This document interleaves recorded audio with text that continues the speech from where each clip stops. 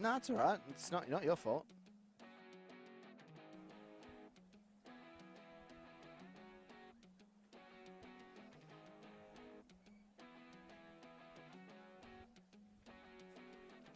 Welcome to Drummoyne Oval for the final of the one-day Limited Overs Cup, and it's Sydney Cricket Club doing battle with Randwick Petersham. In about 100 overs or so, we're going to find out who is going to take out this one-day overs Limited Cup. Is it going to be the Sydney Cricket Club, the home side that has swept aside everyone in front of them in all different competitions this summer, or will it be the upstarts Randwick Petersham, led by the youthful and talented Jason Sanger? Can his Chargers fire up after pulling off an incredible upset win over Manly last week?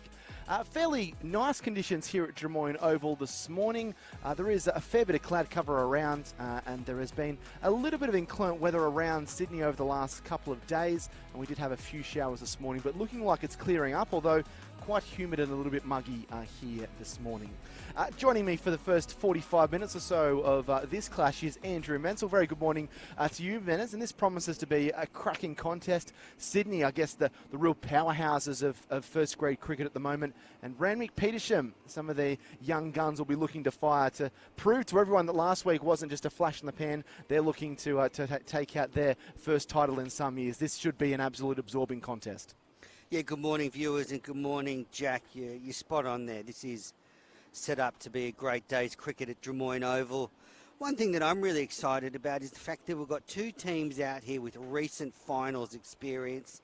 Sydney Cricket Club winning the title 2 years ago and Randwick Petersham losing the final last year. So both of them come in with finals experience, which I think will mean the game's set up for a really tight contest. Yeah, Sydney, if they were to win today, it would be their second one-day Limited Overs Cup triumph in the last 3 seasons, which would be quite a moment for them. And as Men has mentioned, Randwick Petersham looking to reverse what happened last year. This is how the sides have made their way through to the final. As you can see, Sydney Uni knocked out by St George, and then Sydney knocking out St George last week in the semi-final. And Randwick Petersham betting a very good Bankstown side in the quarterfinals, and then able to defeat Manly away from home, having only scored 213. And they'll be hoping that a similar bowling and fielding effort can get them over the line here. But they've won the toss. They've elected to bat. This is how they line up today. Will Affleck, Jason Ralston, Anthony Sams, Jason Sanger is the captain, Tim Affleck, Adam Semple, Daya Singh, Riley Eyre, the Centurion from last game, Matthew Everett, Kalen Maladay and Ryan Ninnan. While for the Sydney Cricket Club, Justin Mosca, Ryan Felsh, Anthony Mosca, Matt Rogers is the skipper, Beau McClintock is behind the stumps, Dan Smith comes in after the loss of Steve Eskenazi, who's gone back to England. It's followed by the brothers pair of Ben Menenti and Harry Menenti, Craig de Blasio, Jack Nisbet and Nick Bills, and Kane Anderson is their 12th man. So they've won the toss. Randwick Petersham elected to bat here on a muggy and warmish morning here in the inner west of Sydney. And it will be Will Affleck to face the first ball. It's Nick Bills with ball in hand. This is the first ball of the Limited Overs Cup final. And a bounce up first up from Bills. And safely negotiated there by Affleck. Yeah, Bills coming off an impressive 5-wicket haul in the semi-final against St George that was played here last week. So, Jack, I had a look at the pitch this morning. I did the classic pitch inspection. You didn't put a key in there, did you? I didn't put a key in there, but it looks a good wicket, an even covering of grass. Definitely be a little bit in it for the bowlers early, but it should flatten out to a relatively good batting wicket. Bills charges in once more, and that's the first run of the morning for Randwick Petersham. Well, Affleck just dropping that on the leg side, and good alertness to scurry themselves through for the single.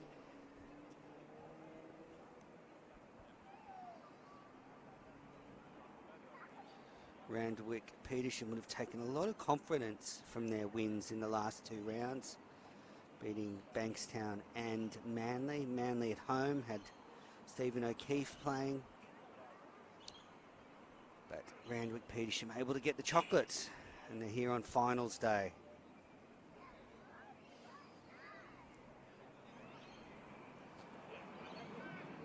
So Matthew Everett to face his first ball of the morning. In comes Bills.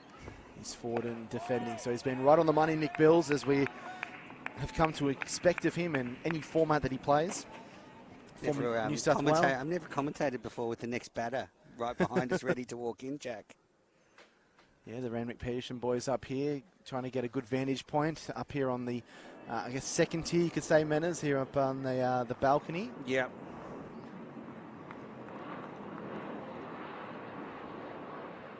But a very absorbing clash that this promises to be. Two sides fighting tooth and nail to take out this one-day cup. Pitched up by Bills and just guided down to third man by Everett. Looked like he was almost going to leave that delivery and just hung the bat there at the last moment to move himself off the mark. None for two. So would Jason Sanger be the next batter in, Jack? I think so, yeah. Had him at 3 last week and Anthony Sams at 4. And then Riley, the Centurion from last game, came in at number 5. Sanger's a wonderful player to watch bat. Got a lovely technique. A couple of years ago, Kerry O'Keefe spoke glowingly about Sanger's technique after watching him score a Shield 100. We were at that game. It was very exciting for New South Wales cricket. Him and Jack Edwards. Bill's in. Well defended onto the onside by Affleck. So he's certainly a player if you're sitting on your couch at home. Hang around for Jason Sanger, who's in next. Real bright spark in New South Wales cricket. Of course, burst onto the scene with his first-class century against the touring Poms a few years ago.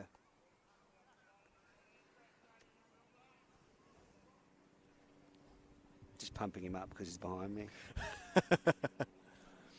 Nice work, Do the Manners. same for Sydney, don't worry. Yeah, that's right. Charging in his Bills. And ricochets off the pad and just dribbles outside the inner circle. And cleaned up by Bo McClintock.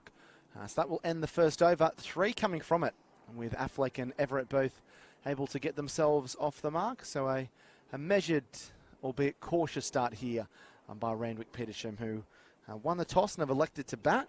The last 2 games that we've done in this Limited Overs Cup, the side batting first has won. So whether that's an omen for Randwick Petersham or whether it's just a silly stat that I've just been able to pull out of my bag of tricks, then I'm sure we'll find out in about 6 or 7 hours' time. But already runs on the board in a final can't be agreed. Undervalued. If you can get the total up to something that could make Sydney a little bit uncomfortable, then the nerves play into it. You start thinking about lifting the title, and all of a sudden things can go awry for a chasing team. Here comes Jack Nisbet into the attack. Well pitched up and pushed defensively down the ground. He's someone that they rate very highly at this Sydney Cricket Club. Jack Nisbet, only 18 years of age. Very tall, lean bowler that hits the pitch hard. He's had a couple of good performances in recent games for the Sydney Cricket Club as well. Had a good day yesterday with the ball in what ended up being a one-day match against Blacktown Mounties that Sydney Cricket Club won. In comes Nisbet. And that one just guided away down towards Bills there at third man, well cleaned up. Only allowed the 2 fielders outside the circle at this stage of the innings. Yeah, 3 for 30 odd yesterday in that game didn't Nisbet take, so that'll be a boost for the youngster coming into what will be one of the biggest games of his short career, you would think, playing in a Premier Cricket Limited Overs final. Big boost for him. The start's really important here for Randwick Petersham, though, isn't it? To keep Sydney at bay for the first 10, 12 overs is really imperative. Nisbet in, and that one is down the leg side, and that'll be a wide. So our first sundry of the morning. Got a bit of bounce there, didn't he, young Jack Nisbet? Yeah, good bounce and carry off this pitch, and also the extra height of Nisbet, extracting some extra lift off the surface, but there is a little bit of grass out there to keep the quicks interested. Been a lot of moisture around Sydney, well, not just the last week, but the last month. It's been showers almost every day, so yeah, that's contributed to this slightly greenish track. Nisbet in, and this one defended. I think it eked its way past the stumps. Wasn't too far away. Everett gets away with it and picks himself up a single.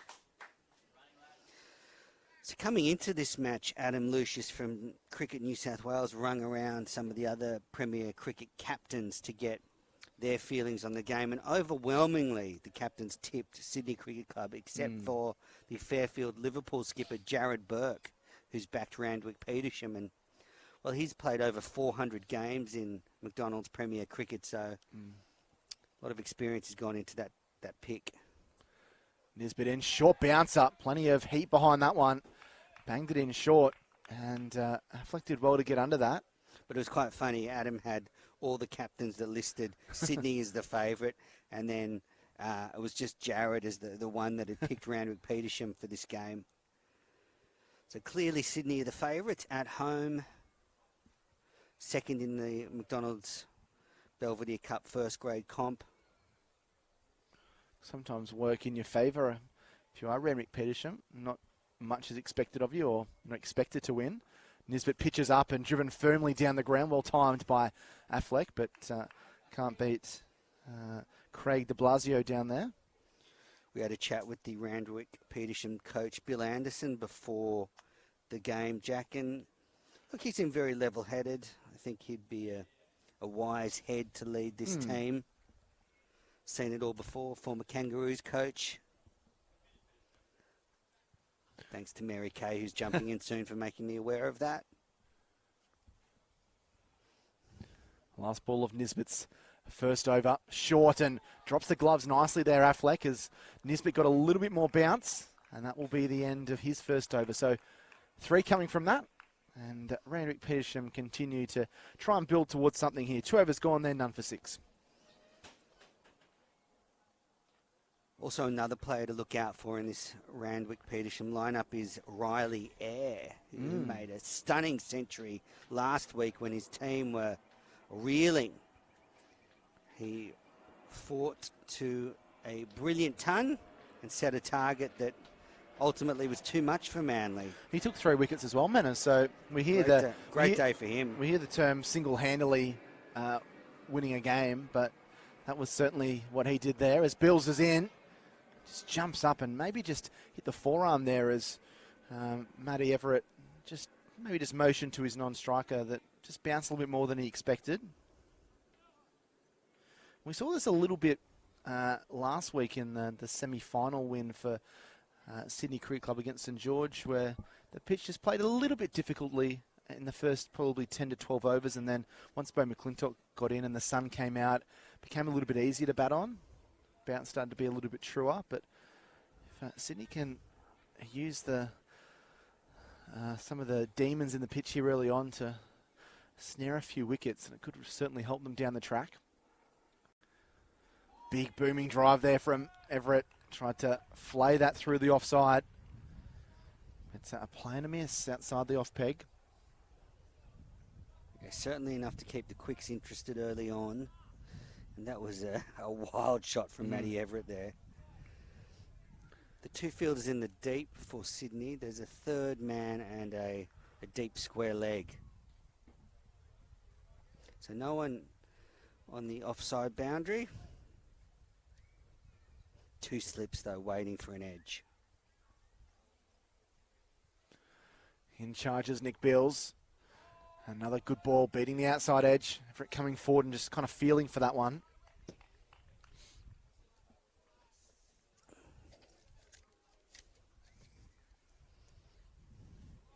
A little bit of cloud around. Sort of sun poking through. Might be a little bit of swing with that new ball. That's right. Yeah, well, it's living in Sydney. Yeah, probably used to this, but we're really unsure what it's going to do. The weather report's saying one thing, but often it does the opposite here in Sydney. Everett faces up to Bills. He drives uppishly down the grounds, and he will get it through that gap down the ground, and they'll come back and pick up 2 here. It might be just a little bit tight, but comfortably gets home there does Will Affleck. A little bit slow to get started there, the batters running between the wickets.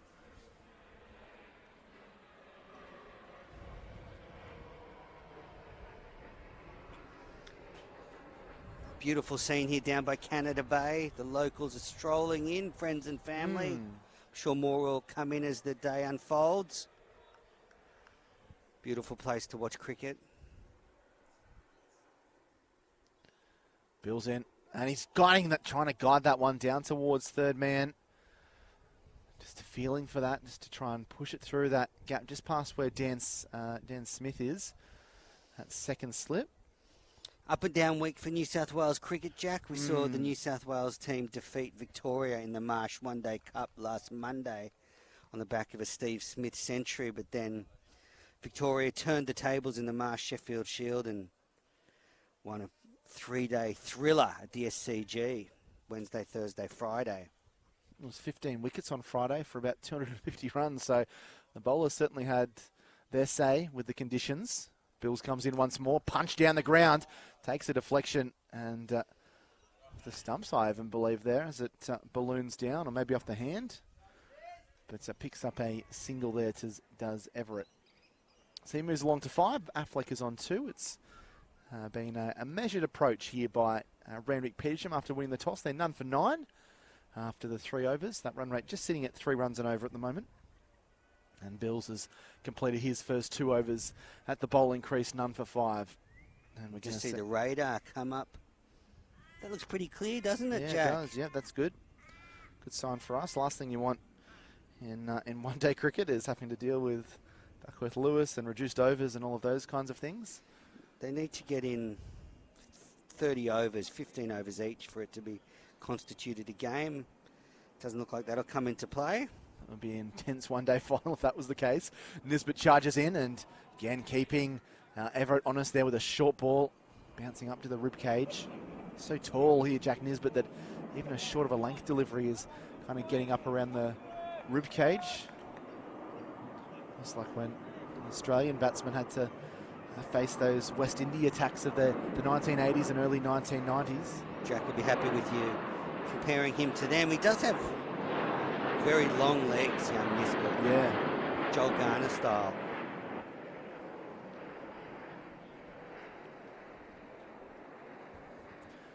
Nisbet to Everett, who lofts this one in the air, safely away. Well timed, but it just lumps in the outfield. Almost like a golf shot. And they're going to come back for 3 here. So a bit of turf gets taken up. Groundsman might not be delighted about that, but good shot there from Everett, who picked up 3 and probably knows that the risk is minimal. As long as you get it over the infield, you're going to be safe. So Harry Manenti there doing the fielding, running around ferociously to stop that one. You always get concerned when a knee or a foot just kind of gets caught in the turf a little bit there, don't you, Manners? Yes, yeah, definitely. We've seen many injuries with knees getting plugged in soft grass. Nisbet in, short. Well played, though, by Affleck, getting high up on his toes there as he dropped it onto the offside. But just really struck me with the ferocious intensity that both players in the Sydney Cricket Club chased after that ball. Just had the feeling of a final. You know, everything gets ramped up 10, 20%. That's why finals days are so exciting. Yeah, so I think we're in for a ripping day. These two teams will be throwing themselves at each other. Deep square leg and a deep third man in place for Nisbet. Affleck again back, drops that onto the leg side, and again, good running. I think this is what you need to do if you're Randwick Petersham. Just try and keep this Sydney Cricket Club fielding unit on their toes. There hasn't really been anything wide or a little bit loose they've been able to go after and free the arms to try and pick up the boundaries, but they're doing well running between the wickets. I think Randwick Petersham's a team that's got better as this season's gone on, Jack. In all the competitions, they seem to be improving. Maybe they're peaking at the right time in the 50 over limited overs comp. That's a good delivery, just beating the bat there of Everett. Nisbet, a highly fancied quick bowler. A lot of raps on him that'll have a big future playing for perhaps New South Wales. Here's that delivery, a good length, and beat the bat. Yeah, he took 1 for 43 off 10 against St George after taking a bit of a pasting early on from some of the St George top order in that semi-final. Bounced back well. I think his first 3 overs had gone for 20, so after that his next 7 only went for another 23. It's been hard to get away here in this morning session. Pitches up and driven nicely down the ground. Beautiful straight drive, and that will be the first boundary of the morning. Lovely shot there from Matty Everett, coming forward and punching gloriously down the ground for 4. He goes into double figures, and the first boundary of the morning here in this one-day cup final. Randwick Petersham, none for 17 after 4. Maybe just a little bit over pitch there, Menace. Confident shot though. Bat face going straight back to the bowler. None for 17. It's a good start for Randwick Petersham. As you said, Jack, last week when Sydney Cricket Club batted first here, they really accelerated their innings as the overs went on. So if Randwick can get through this first hour, see off Bills, Nisbet, then we'll probably have Ben Menenti and Harry Menenti into the attack. That'll be the challenge for Randwick. Bills to continue. This ball slugged out through the onside, pardon me. Not right out of the middle, and it was a little bit risky.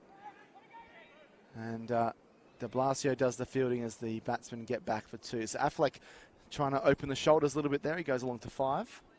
Nick Bill's one of the only players to have played in the limited overs final for 3 different clubs. A lot of experience for Nick Bills. He's a real stalwart of the grade cricket scene. Played a few games for New South Wales. That's right. Yeah, probably considering the amount of wickets he's taken at this grade level, probably a little unfortunate not to have played more first-class cricket, but he's been a superb performer, particularly for Sydney in recent years. And well defended there by Affleck, coming forward and trying to kill any swing there from Nick Bills. Yeah, maybe he needed to do what players like Jackson Bird or Chris Tremaine have done and move away from New South Wales, where there's just a glut of fast bowling talent that we saw on display at the SCG this week in the Sheffield Shield match with Hazelwood, Stark, Lionel fronting up for the Blues.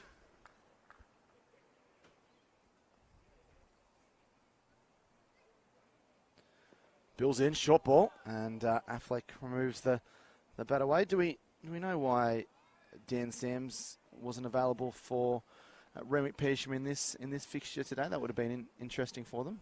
No, I'm not sure, but I'm sure we can find out, considering his brother's not far from us. It's not going to be hard to access information today, is it? At least for one of the teams.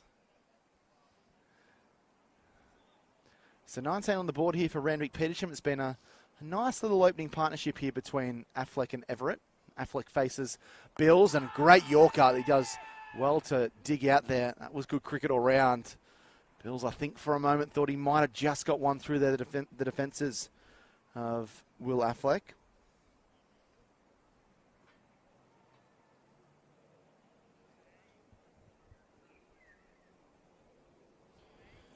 Up there with Ben Menenti. I think Nick Bills is one of the real danger men for Sydney Cricket Club, and no doubt Randwick Petersham would have recognised that and maybe got a plan to counteract that. 5 wickets in the semi-final against St George. Really cleaned up the tail late. St George were pushing for runs. Slow ball outside the off stump. It's left alone by Affleck, who's been very watchful in this over.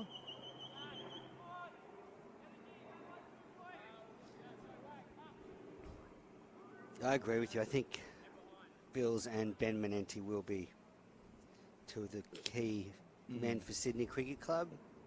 Ben Menenti bowled very well last week. His bowling's really coming on in leaps and bounds in the last couple of years. Definitely. Played a key role in the Sixers lifting the Big Bash title.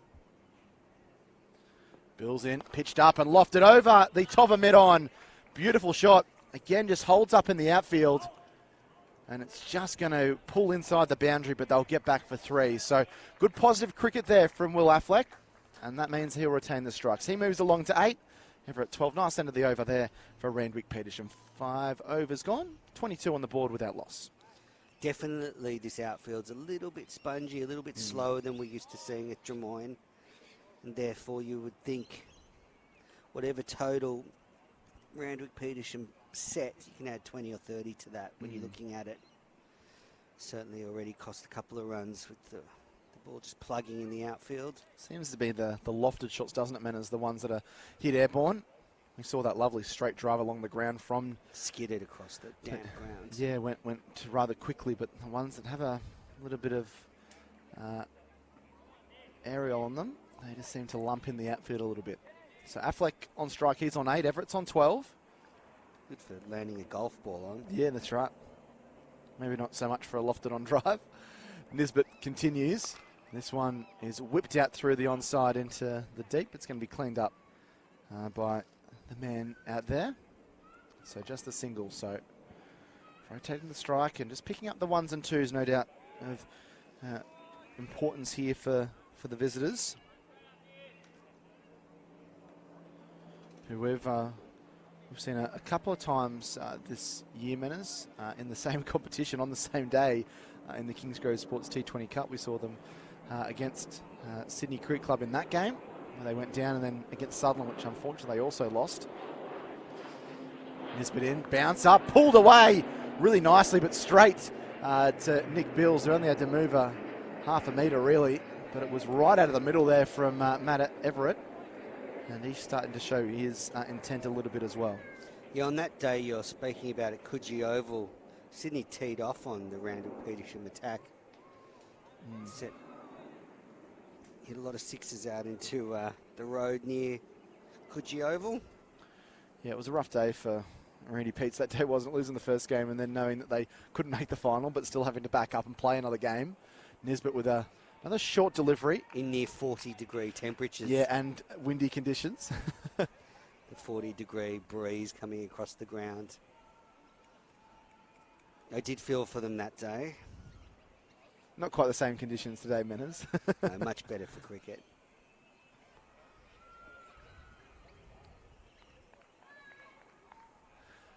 This is a good start for Randwick. They collapsed last week against Manly. Nisbet, it's a good ball, just kind of squares Affleck up in his technique a little bit. Beats the outside edge. We've seen that a few times here this morning. Nisbet looking just to hit that mark. Seen him bowl relatively short this morning as well. So with the height that he has, he likes to dig the ball in short and get it at the body of the batsman. But I think that length is a dangerous length for him to be bowling.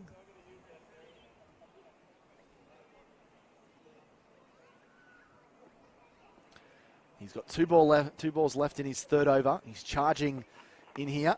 And a good delivery to Affleck that just has him fending onto the offside. Yeah, last week against Manly, Randwick batting first were 1 for 11, 2 for 35, 3 for 38, 4 for 69, and then 6 for 108 until the Riley Air Rescue Mission kicked in. He was eventually the 9th man out, but had 106 off 115 balls to his name.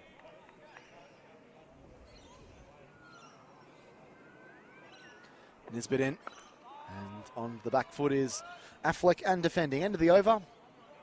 2 coming from that. 6 gone. None for 24 with Affleck on 9, Everett on 13. That's after they won the toss earlier this morning. Elected to bat on muggy and cloudy skies here at Drummoyne Oval. That was the venue for the semi-final win for Sydney Cricket Club last week against St George. And already we're seeing a fair few fans trickle their way into the ground.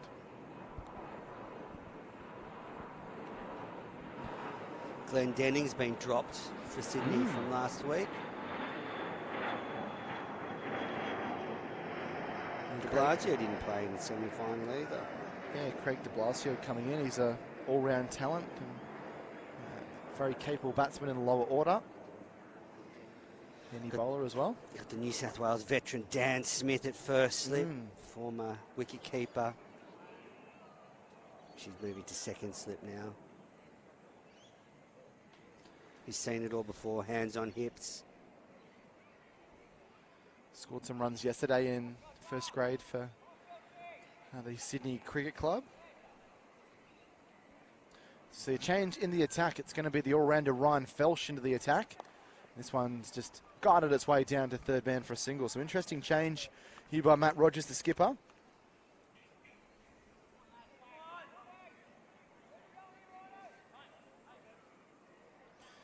.40 odd for Dan Smith yesterday. 42 from just 24 balls. So gearing himself up for a big knock today. Very handy to have a player of his experience and rested for the semi-final. One of those senior players for Sydney. In charge is Felsh, and this ball has taken the outside edge and looped in the air down towards deep third man. So just a single. So a couple of risks being taken by Randwick Petersham, but at the current time they are falling in their favour. Ryan Felsh in the semi-final against St George. 8 overs, none for 61. Took a little bit of tap. Yeah, I think sometimes when he bowls in the later overs, he probably just bowls that length that lots of batsmen like in that swinging arc. But, maybe that's the thinking behind Matty Rogers here this morning, thinking he might be able to get 3 or 4 tidy overs from Ryan Felsh out of the way. He bowled better in the quarterfinal against Northern Districts, 2 for 36. But yeah, maybe get him in early while there's a little bit in the pitch still. That's right. Perhaps Rogers is going to run through the seamers early. Although if it's seaming, it should turn. So perhaps chuck in Ben Menenti early and see how these batters are against the spin. Felsh, and that goes straight to first slip, and Ryan Felsh does get the breakthrough. Got his feet stuck on the crease there, Matt Everett, and just through the hands and a thick edge through to first slip and comfortably taken. So not what Randwick Petersham would have wanted. A good opening partnership has come to an end with Everett on his way back to the pavilion for 14. Randwick Petersham lose their first wicket with 26 on the board. Ball not quite there for the drive. See here on the replay, just a little bit short of a length. Everett found the edge and straight to the first slip, but not a half volley. Slashed at it. And that'll bring Jason Sanger to the crease, wearing number 23, the skipper. Man with 2 first-class centuries already under the belt. And I would say he's the big wicket for Sydney Cricket Club, Very key isn't he? wicket, isn't he? Yeah. He'd be looking to anchor this innings.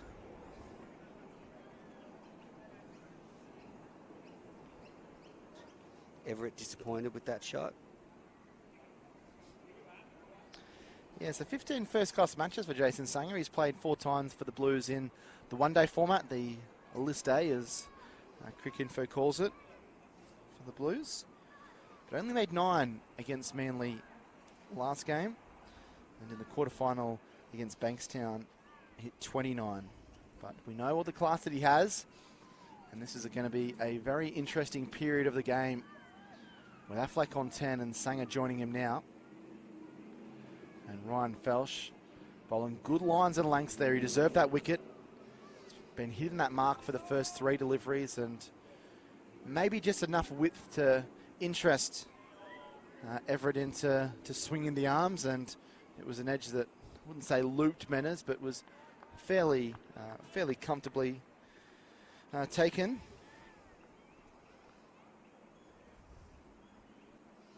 Pretty comfortable chance. Felsh in. Sanger lets that one go, and that's going to go down as a wide. So not quite the ball that I'm sure Ryan Felsh would want to be delivering first ball to Jason Sanger, who just goes down and does a bit of gardening.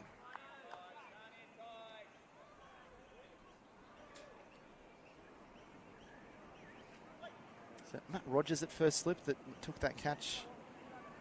Menners? I think it might be. Normally where the skipper is.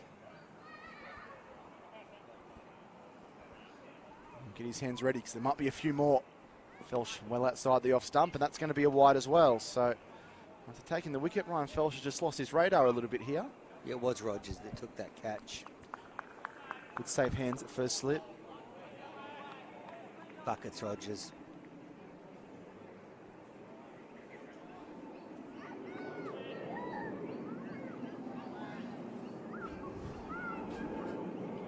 They'll be Pleased with this Sydney Cricket Club.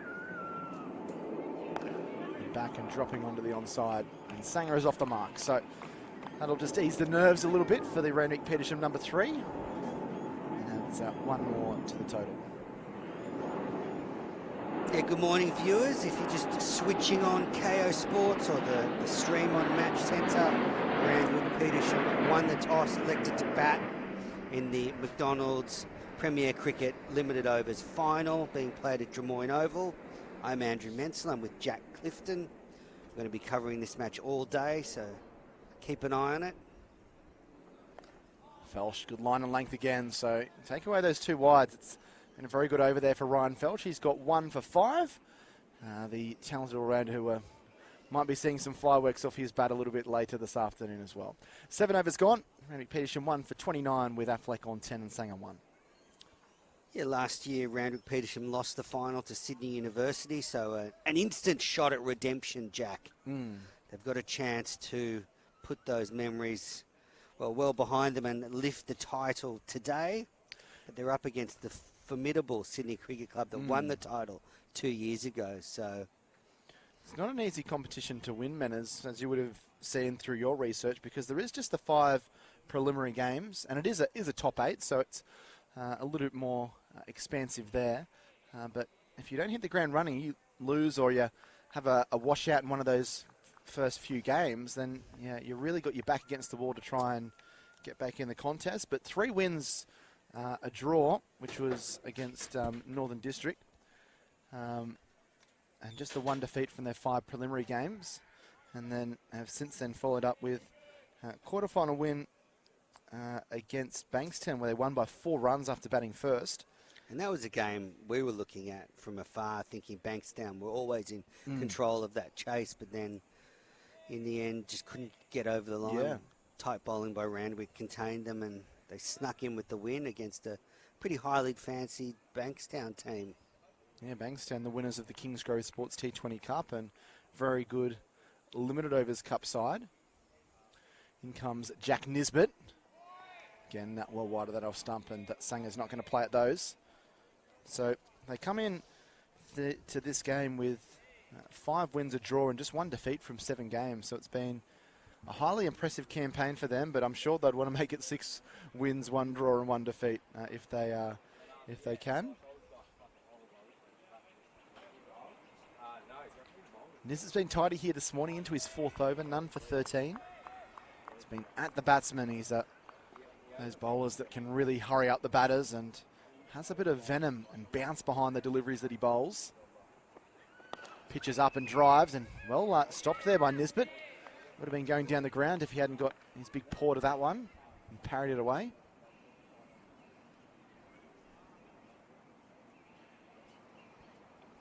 Whereas conversely, looking at Sydney Cricket Club, and how they've gone in the campaign, they're yet to lose a game. So they were 4 wins and 1 draw from their 5 preliminary games, and then quarter-final and semi-final wins sees them 6 wins and a draw. So it's been a fine campaign for them.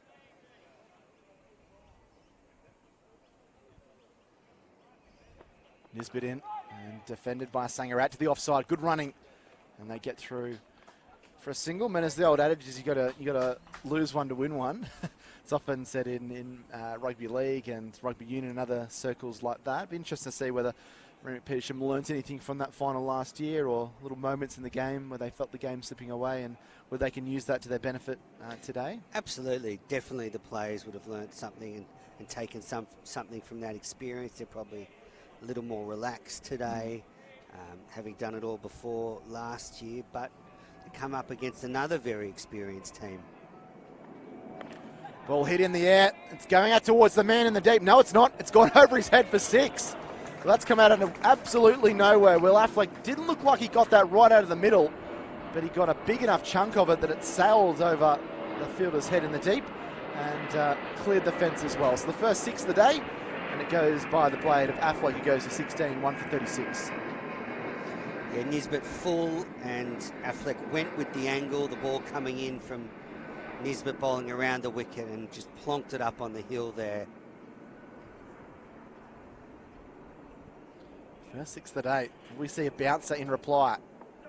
No pitches up and a flick forward and compact in defence there as he defends down the ground. So wonder whether that might be Nisbet's last for this spell, if they just try and change things up as the sun is drenching the outfield now, which is nice to see. 8 overs gone, 1 for 36. That run rate still quite healthy for Randwick Petersham, 4.5 runs per over.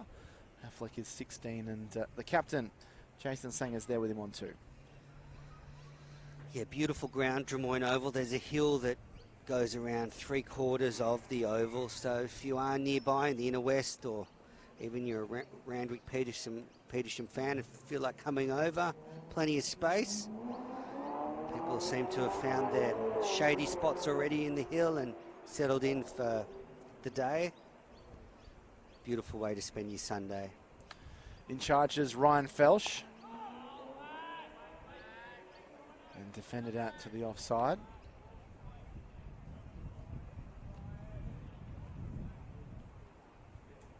Yeah, nice conditions here. It's when we waxed lyrical about this ground last week, both Menas and I, having done a fair bit of first-class cricket and other games here, but it is such a magnificent ground. Lots of shade for fans as well. We've obviously got the Greg Davis stand where some fans have put themselves on some of the cement seating there. Felsch bowls once more on the back foot, defending his Sanger. Then also on the far side, got some beautiful big oak trees that give a fair bit of shade. I know the canteen's been getting big wraps this morning, so if you're keen for a bit of a feed, I know they've got some good things on their menu for today. Beautiful ground here, Drummoyne, very leafy, really nice suburb, really. This area's been very nice for lots of different people to reside in recent years. Felsch comes in, then short at the body, and Sanger, quick between the wickets, gets off relatively easy and just drops a single on the onside. Got the Gavin Robertson nets behind us. So a couple of big names associated to this Sydney Cricket Club, formerly Balmain. And the player of the match today is awarded the Michael Bevan Medal. Another big name in 50-over cricket. One of the greatest players in that form of the game to ever don the green and gold. Felsch pitches up, driven firmly down the ground and pierces the gap. Lovely stroke there by Affleck. Going down towards the boundary for 4. Extremely well timed. And Affleck is continuing his good morning here. He goes along to 20. That was a lovely straight drive for 4. Yeah, just a punch really from Affleck, but so well timed. Slightly overpitched by Felsch. See the timing there, hardly any follow through, and it zipped away off Affleck's bat. It's a good sign for him that he's timing the ball well this morning. Felsch is hitting a good length so far in this spell, but that one just a little too far overpitched. Comes around the wicket now, and Affleck is going to just shoulder arms to that one, let it go through to the keeper. Yeah, he's one of those bowlers, Ryan Felsch, that you like as a captain because he bowls really nice and full, and he's able to get a little bit of swing as well. Sometimes, as you see, can be overpitched, and when it doesn't swing, can be punched down the ground. But as we saw with the dismissal of Matty Everett, he does get it full. He can cause some problems for the batsman as well. So he bowls well to his field. He comes short. That was a good bouncer. That had heat behind it. And Affleck had to whip his helmet and his body out of the way of that one to avoid any injury. So that completes Felsch's second over. Another 5 coming from it. And Randwick Petersham comfortably seated at the moment. 1 for 41 after 9 overs with Affleck the key at the moment. He's gone along to a nice innings of 20 and Sanger 3. And we're seeing a helmet being brought out. So I wonder if Ben Menenti is going to bowl. And that is exactly what's going to happen. So he's come on only 9 overs into this one, Ben Menenti. We know how well he bowled last week. He's been bowling some wonderful spells in the BBL with the Sydney Sixers, as Men has alluded to before, but was probably one of the main reasons they were able to put the brakes on St George's run chase last week in the semi-final.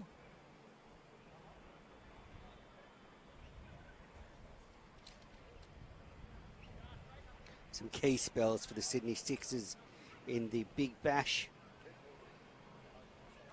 Forms a great spin partnership with Stephen O'Keefe.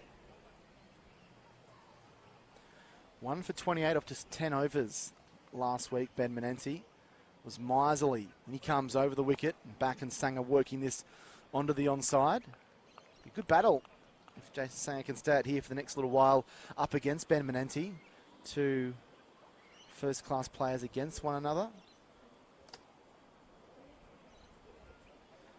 Ben Menenti's been prolific for Sydney Cricket Club. He'd taken 200 first-grade wickets before the age of 23 and has continued on his merry way since then. And defending to the offside as Affleck, and again, good running. Just dropping that. A lot of these singles have been taken when the ball's travelled inside that inner circle. Yeah, they've run well this morning, Randwick, and that run rate's up above 4.5, which is a good, solid start. Wonder if they'll just try and milk Menenti here. Back and works to the onside. That's nicely done. They've got Nisbet right out in the deep here at deep in wicket. Looking like they're bringing the field up more to Will Affleck. We know Sanger's a very good player for his pads, so anytime he gets that middle leg stump line, he's going to clip the ball away all day. Affleck forward and defending. One thing you can do in 50 over cricket that you can't really do in 20 over cricket is see off a bowler. And I wonder if Menenti's the one Randwick will just try and see off. In, and this one hits him on the pad and ricochets away. There's a shot at the stumps and they get another single. So nicely done here. It's going to go down as leg bias, but it's been a pretty good over so far for Randwick Petersham. I'm going to jump out after this ball, and Mary Kay's going to come in for her first dinner commentary this morning. No doubt got some yarns about Bill Anderson, she was taking a picture with earlier this morning, or she had a picture with the One Day Cup and the Michael Bevan medal. Told people not to turn up. Luckily, people have turned up, including the 22 players who are involved. In comes Menenti, thrown up a little bit and punched away by Sanger. That's a good, just really good shot, going out towards the boundary for 4. That was a magnificent shot and a great way to end the over. He's looking good touch, Sanger. He's 9, Affleck 21, and 49 on the board after 10 overs. I'm jumping out of here, leaving the hands of Andrew Menzel and Mary Kay. Thanks, Jack. Just see here, Menenti only dropping a fraction short, but Sanger just rocked back. Played nicely through the line. Welcome to the commentary box, Mary. Thank you so much, Menace. How are you? Really good, thanks. Good start to this contest. Randwick have started positively, and I think we're in for an absolutely fascinating day's cricket. I couldn't agree more, and it's so great that the game is being covered by KO today and that we can be with you in commentary today. And it means that people are watching from all over the world. And I've already received a message from Stephen Eskenazi. Now, many of you know Stephen. He's been playing for Sydney throughout this season. Just take a pause now. Felshin starting you over. They set off for a quick single. The score's now 50. Randwick 1 for 50 after 10.1 overs.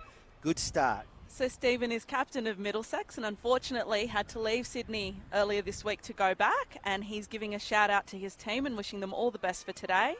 And he's considering that the middle overs of this game are going to be really important, and he's looking forward to the contest between Neenan and Eyre and Menenti and de Blasio. Yeah, fantastic. So hey Stephen. Hey Stephen, hope you're enjoying the coverage. I saw an article in the Sunday Telly today about Stephen Eskenazi. He's Felsh. Sanger's back, pulling that one in front of mid-wicket along the ground. I'm not sure the field is going to stop, but that was so well timed from Sanger, and he's on to 13 with that boundary, swooping on that short ball. Yeah, I think Adam Lucius wrote an article that Stephen Eskenazi is probably in quarantine in London right now, having just left Sydney on Tuesday. So that message, I think, did come from London, so and the poor guy, it's midnight, and he's still cheering his team on, which is great to see. Felshin pushed into the onside, no run. Scored 1 for 54. Big loss for them. He batted very well in the semi-final, made a polished half-century, looked very good. But I guess the strength of this Sydney team is how consistent they've been and the players that they've had over the last couple of years. Big Dan Smith in to replace him. Not He's a got bad wealth replacement. of experience. Not a bad replacement there at all. Exactly. Hope you enjoyed the match, Stephen, from your quarantine. Here's Felsch. Sanger pulls that one in front of square along the ground. 1 for 55 now. Tell you what, Manners, I don't know if I could stay up at midnight. I think I would have passed out by now, so he's doing a good job so far.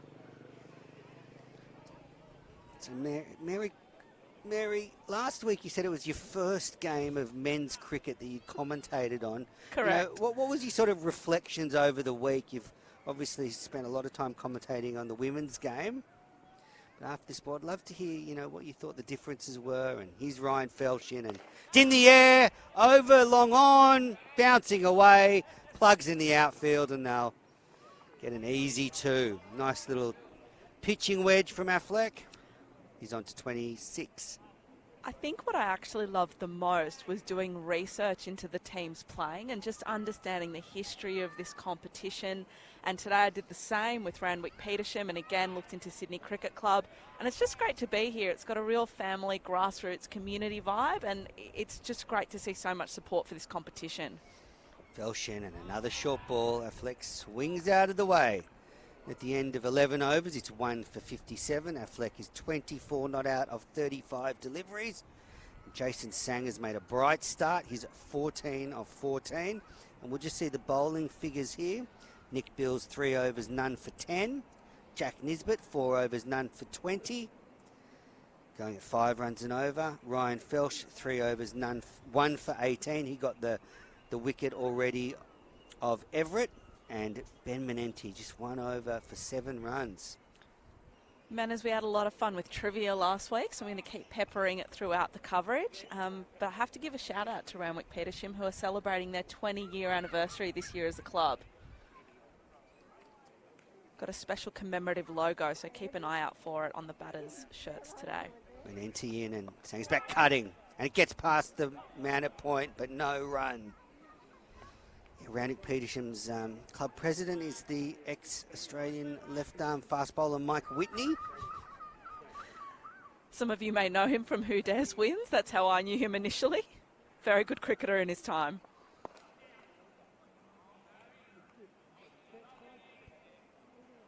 I used to love watching him bowl, Whitney, and a great player and the longest-serving club president in the grade scene at the moment. I thought you were going to say I loved watching him in Who Dares Wins. I mean, I enjoyed that too, not as much as his cricket. Remember he took 7 for against the Indian team at the Wacker. Ferocious spell. Used to move the ball in the air. Here's Menenti in and Sanger drives back to the bowler. Good contest we've got going here, and he's just dropping mid-off back. So he's got a mid-off, long off, a long on, and a deep mid-wicket and a deep point now for Sanger. Uses his feet and pushes down the ground for a single. But I think involvement like that, Manners, is one of the joys of this competition. I mean, I had a chat to Bill Anderson, coach of Randwick Petersham. He's been, helping the club for the last 20 years, as long as it's been Randwick Petersham, and was also part of the Petersham side, actually played back in the day. And that's the end of the over. It's 1 for 58 after 12 overs. Again, showing my age, I played against Petersham in the grade competition before they amalgamated with Randwick. Who did you play for? Mossman. And what was your best ever innings or your most memorable cricketing moment from that time? Oh, I don't think there were many, Mary. Had some battling innings opening the batting in 4th grade. It's 1 for 58 here. You love your cricket, don't you? It's great to see.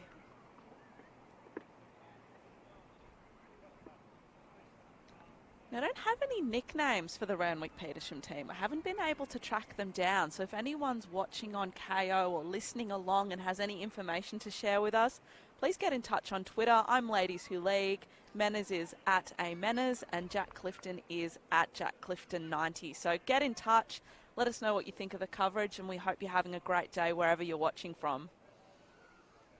Yeah, we'd love to hear from you. Good, bad, indifferent, send it through. Heard it all before. All right, Harry Menenti being brought into the attack and driven to mid-off. Now, when Sanger burst onto the first-class scene a few years ago, Kerry O'Keefe spoke glowingly about Sanger's high front elbow. And for, batting technicians out there or batting gurus who love a classical batting technique, just watch the way Sanger gets his front elbow so nice and high. If you're putting a textbook together, he'd probably be in it. Here's Manenti to him and driven to mid-off. A lot of love for Jason Sanger. If my memory goes back correctly, it was Greg Chappell who suggested that he should come down to Sydney to play in this competition because he was a real star of the future. Has been with Randwick Petersham since the 2015-2016 season. Harry Manenti. Soft hands. 1 for 58 here. That's not a bad rap when Greg Chappell's in your corner. I'd take it. Any of the Chappells, actually, I'd take it. Chappelli. Trevor. Who coached my brother, actually, at one point. Which one? Which Trevor? And actually Nick Bills at one point.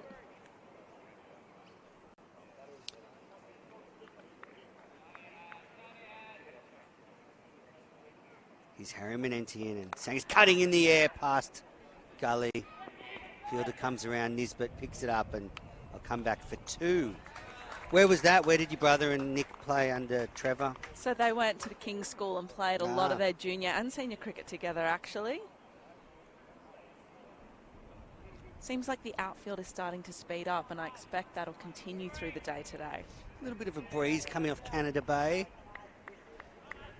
I'll take a breeze. It means I'm not getting sunburnt. Manenti in. Sanger drives, mid-on. Just if you're watching on the coverage, just watch his beautiful batting arc, the way Sanger hits through the ball. Already made 2 first-class centuries. Lucky enough to commentate on one for New South Wales 2 years ago, but he's certainly a player we'll see play many games for New South Wales and maybe even Australia. Who else's batting do you admire, Manners? Whose batting do I admire? Harry Manenti and Sanger drives into the offside. Perhaps technique-wise, we'll and that's the end of the over. It's 1 for 61 after 13 overs. I have to say I'm fascinated by Steve Smith. Completely just fascinated by his career, his batting. I actually started my cricket podcast the week before Steve Smith made his first ever Test century. So wow. I've sort of been podcasting every week following his journey and just the most unbelievable player to watch. Here is Ben Manenti from the Greg Davis stand end, bowls and Sanger's down the pitch. There's a loud appeal, but he's too far down the track.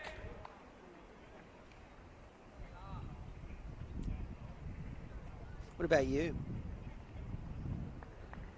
I love watching Elisa Healy bat. And I think she's just shown such tremendous perseverance over her career. Sanger sweeps, doesn't beat the man, or he bounces off his knee and they'll steal a single. And I think has changed and adapted her game over time, particularly in the T20 format. Alex Blackwell did the same. I remember leading into the into the T20s and the WBBL.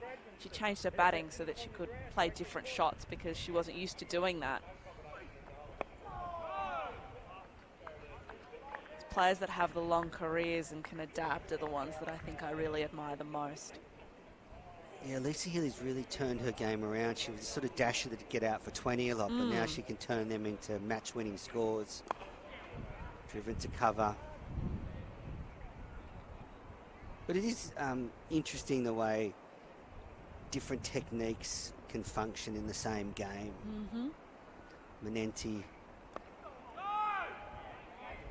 Sanger bats nothing like Steve Smith, but they both could be very successful at the highest level. You see all sorts of techniques. Flex on strike. Manenti bowling around the wicket and he drives past The fielder for a single to Nick Bills, who's patrolling the long off boundary.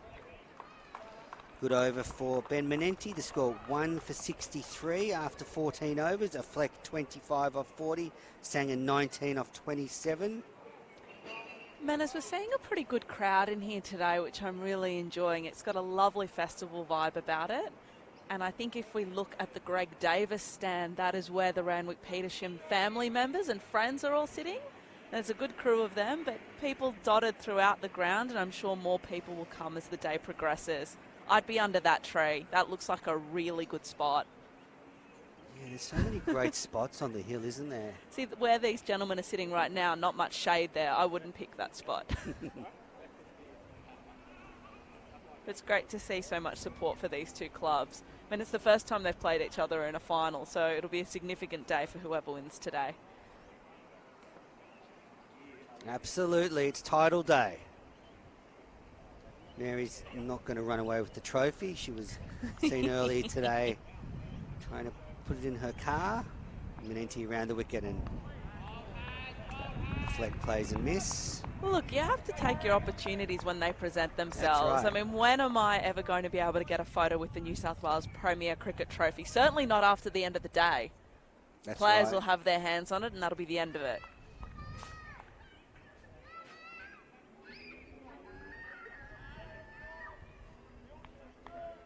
Saw a terrific game here last Sunday between Sydney and St George.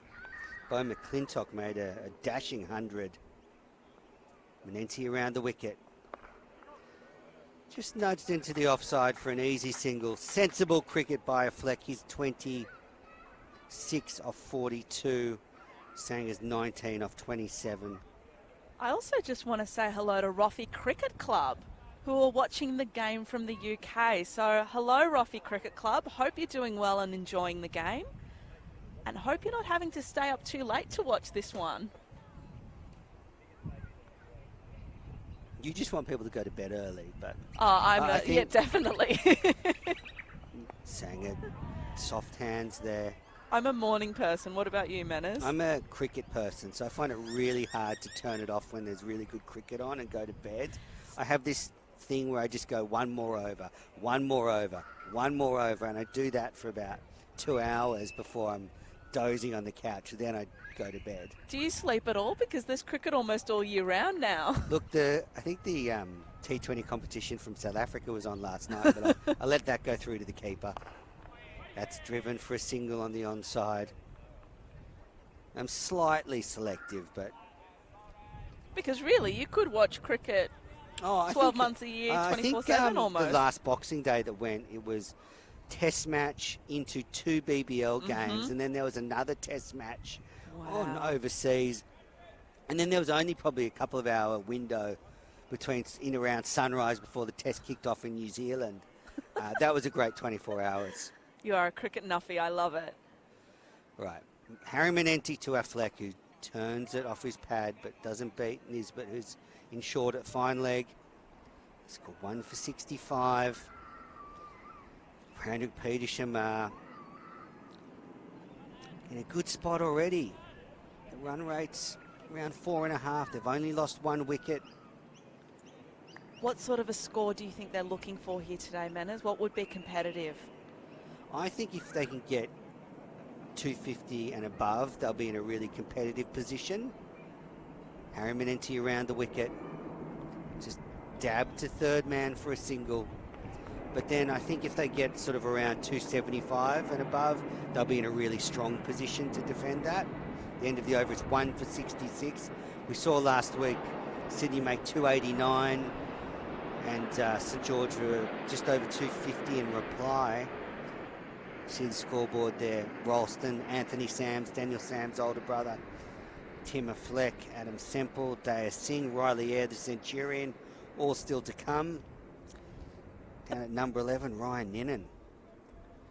A great day for Will Affleck today. I mean, he's playing alongside his brother, and he's often spoken about how proud he is to be able to play alongside his brother.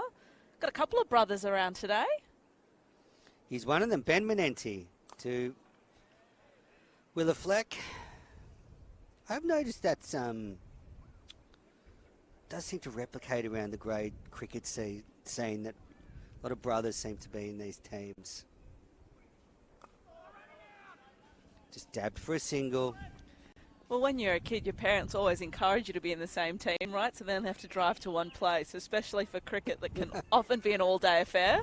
And also, you know, when you've got someone to play with in the backyard, it makes you a better player. Sanger on strike. Ben Menenti in. It's pushed in the air and caught. What a wicket for Ben Menenti. Jason Sanger has just turned on that ball a little too early. It came off the front edge of the bat. Ben Menenti dives to his left and took the catch. That's his first wicket of the day. Randwick Petersham, a 2 for 67 and a big wicket for Sydney Cricket Club. You'll see the replay here. Sanger just looking to turn that in on the onside and came off the front of the bat, and Menenti gleefully takes the catch. That is a big wicket, and Sydney Cricket Club will be up and about now. I'd even say potentially the key wicket. Well, definitely the key wicket. Sanger, a class act. He'd looked good. He'd got to 20 pretty comfortably and then unfortunately was dismissed. We were talking about brothers before. Coming out to the crease now is Anthony Sams, and you mentioned Daniel Sams' older brother. Daniel obviously also plays for this team, but is unavailable for today. Mary Kay, a massive Sydney Thunder fan, so she's got a Sydney Thunder drink bottle there. To be fair, I've actually got a Sydney Sixers version of just that drink about to bottle say, as well. I was just about to say, I bet you've got a Sydney Sixers one. You played through the V nicely with this one. Both clubs probably think you're their supporter. I think the thing about it is, particularly in the women's game, you get to know so many of them through your cricket interactions and you can't help but support them. And additionally in the WBBL, it's just wonderful to see cricket go from strength to strength. So I certainly do have a soft spot for both teams, but a lot of other teams actually as well. But Daniel Sams, obviously such a great player for the Thunder. His older brother now out there. Anthony. With a flex at the other end. Keep an eye on Anthony because he's a player that can play 360 degrees. So we'll be playing hopefully some beautiful cricket shots today. Ben Menenti, after taking the big wicket of Sanger, throws it up and Sams defends back to the bowler, changing the field since Sanger's got out. They've brought the field in. There's just one sweeper on the onside. Jack Nisbet's out at deep mid-wicket, but there's a slip in now. Short cover. He pushes to the man in short. This is classy stuff from Ben Menenti. Looking very fit, isn't he, Manners? Very fit.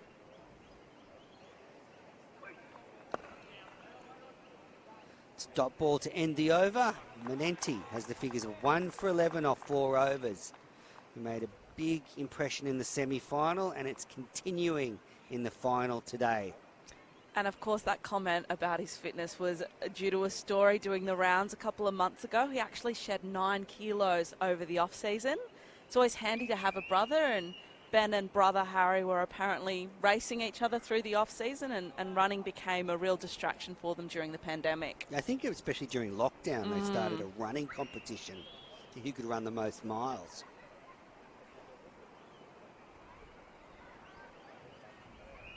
Not a competition I'll be challenging any of my brothers to No, later we won't when be I go having the home. same competition in the commentary box, I can tell you that much. Harry Menenti bowling around the wicket to Willa Fleck, who's on 28. A lot of responsibility on his shoulders now after getting a start to try and anchor this innings and hold it together. This match, I feel, just in the balance now, Mary, isn't it? It's very exciting, isn't it? One ball can change things so significantly. I feel that wicket of Sanger's just opened the game up a little. That Sydney, who could just see the run rate increasing and partnership was looking good between Sanger and a Fleck now. That wicket's just opened the door. Dab to Gully. It gets past Gully and they take another quick single. They've run well between the wickets this morning at Randwick Petersham. They've taken every little opportunity. Which is what you need to do, and I like that intent early in the innings, not waiting to the overs of 40 to 50 to do that. So frustrating for the bowler if you're rotating the strike constantly.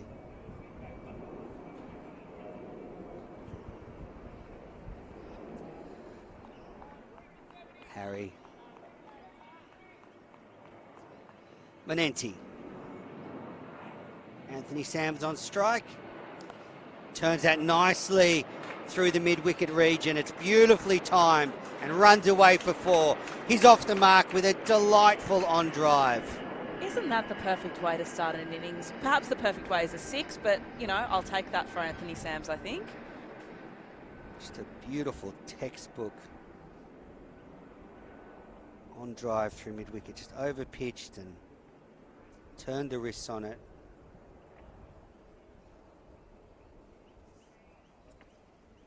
Two for 72. An appeal, but a muted appeal. They get a single. Manners, I think this is a really crucial partnership for Randwick Petersham because Anthony Sams is known as a player that likes to keep, you know, the runs ticking over. So if they can score some quick runs between them and get this innings going, we could see momentum shift again. Absolutely. They just need another little partnership here. Plenty of batting to come. Sams, 5 off 5. He picked it, Mary. He started well. Harry Manenti, and it's nudged to gully and slight hesitation between the batters, but they trot through for a single. 2 for 74 after 16.5 overs. Just on Roffey Cricket Club, I don't think any of them are going to bed soon because Ben Manenti actually played for them. Ah. So they're having a great time. Do we know where in England they are? I can find that out. I'm sure they'll tell us in a moment. They play in the Sussex Premier. They're Sussex Premier League champions at the moment. Founded in 1904. Manenti in, and it's steered off the back foot. Wide of gully by Sams.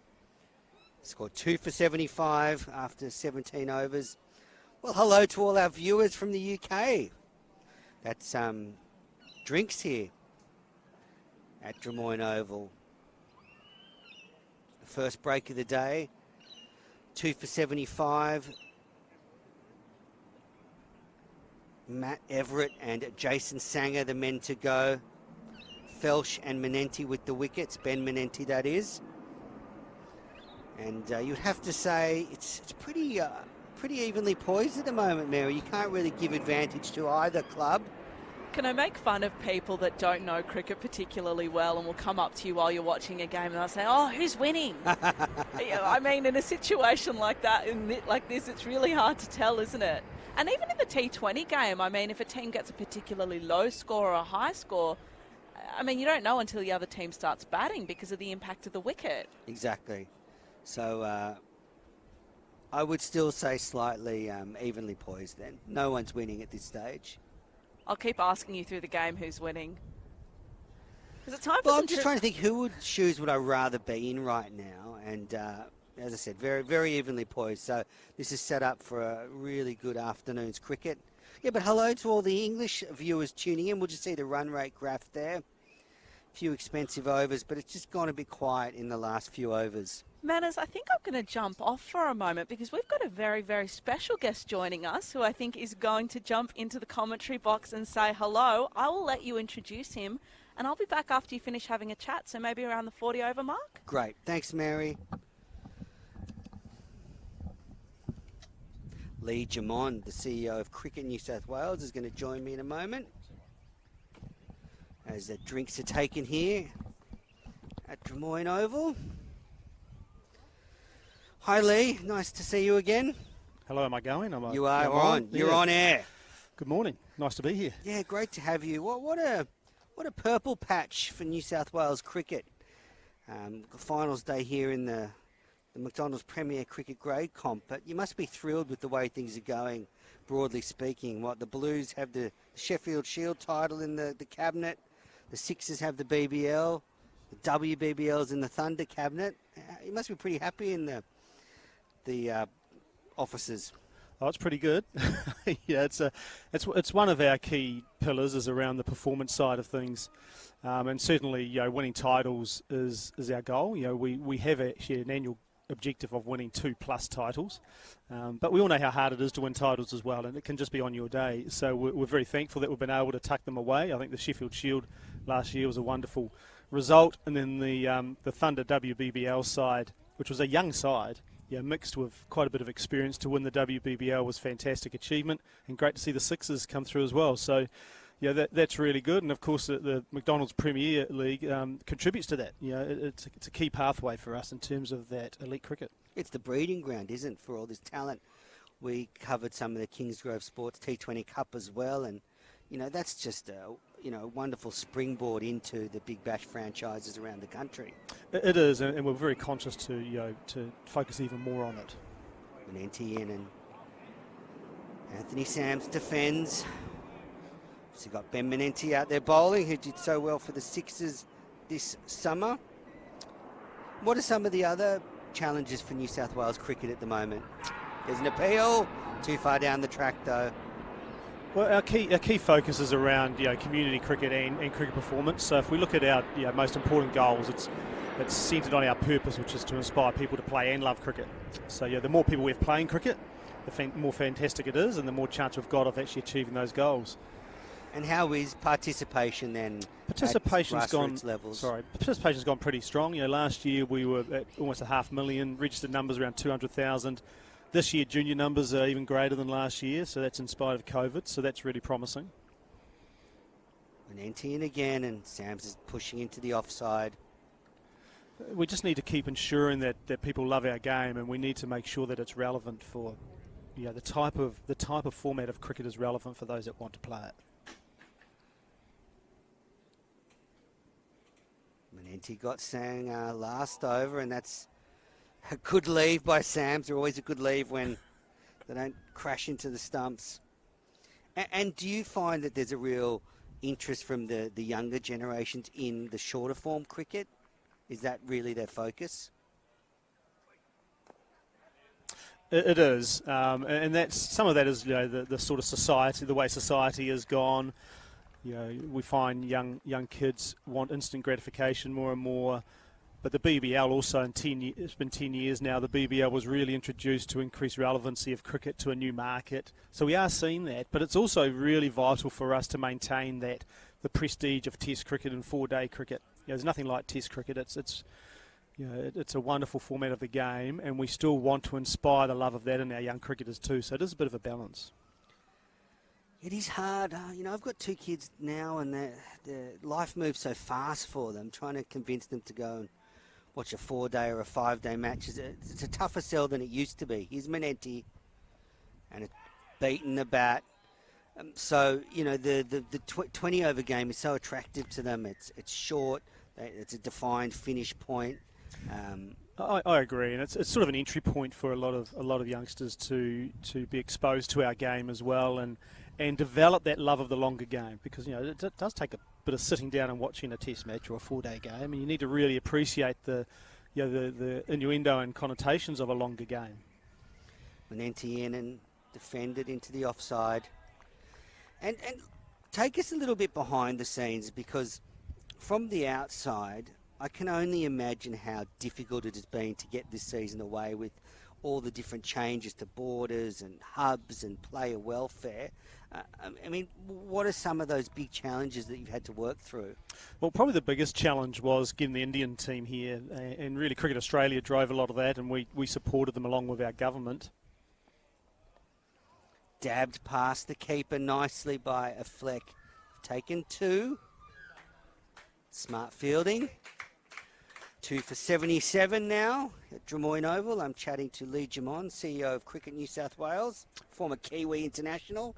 So that was an really important first step, because to get India here, it's worth pretty much $300 million to Cricket Australia, and of course that money flows through into grassroots cricket as well. So that was vital. But the borders changing and closing meant you're continually having to play what's in front of you, to use a cricket analogy. Manenti in and defended. So we had our Blues team jumping on a plane with very short notice to get to Canberra so they could get to Adelaide to play the Sheffield Shield Hub as an example. We had our Big Bash teams wanting their families to come in for Christmas, then being told they couldn't have their families at Christmas time because there'd been an outbreak somewhere.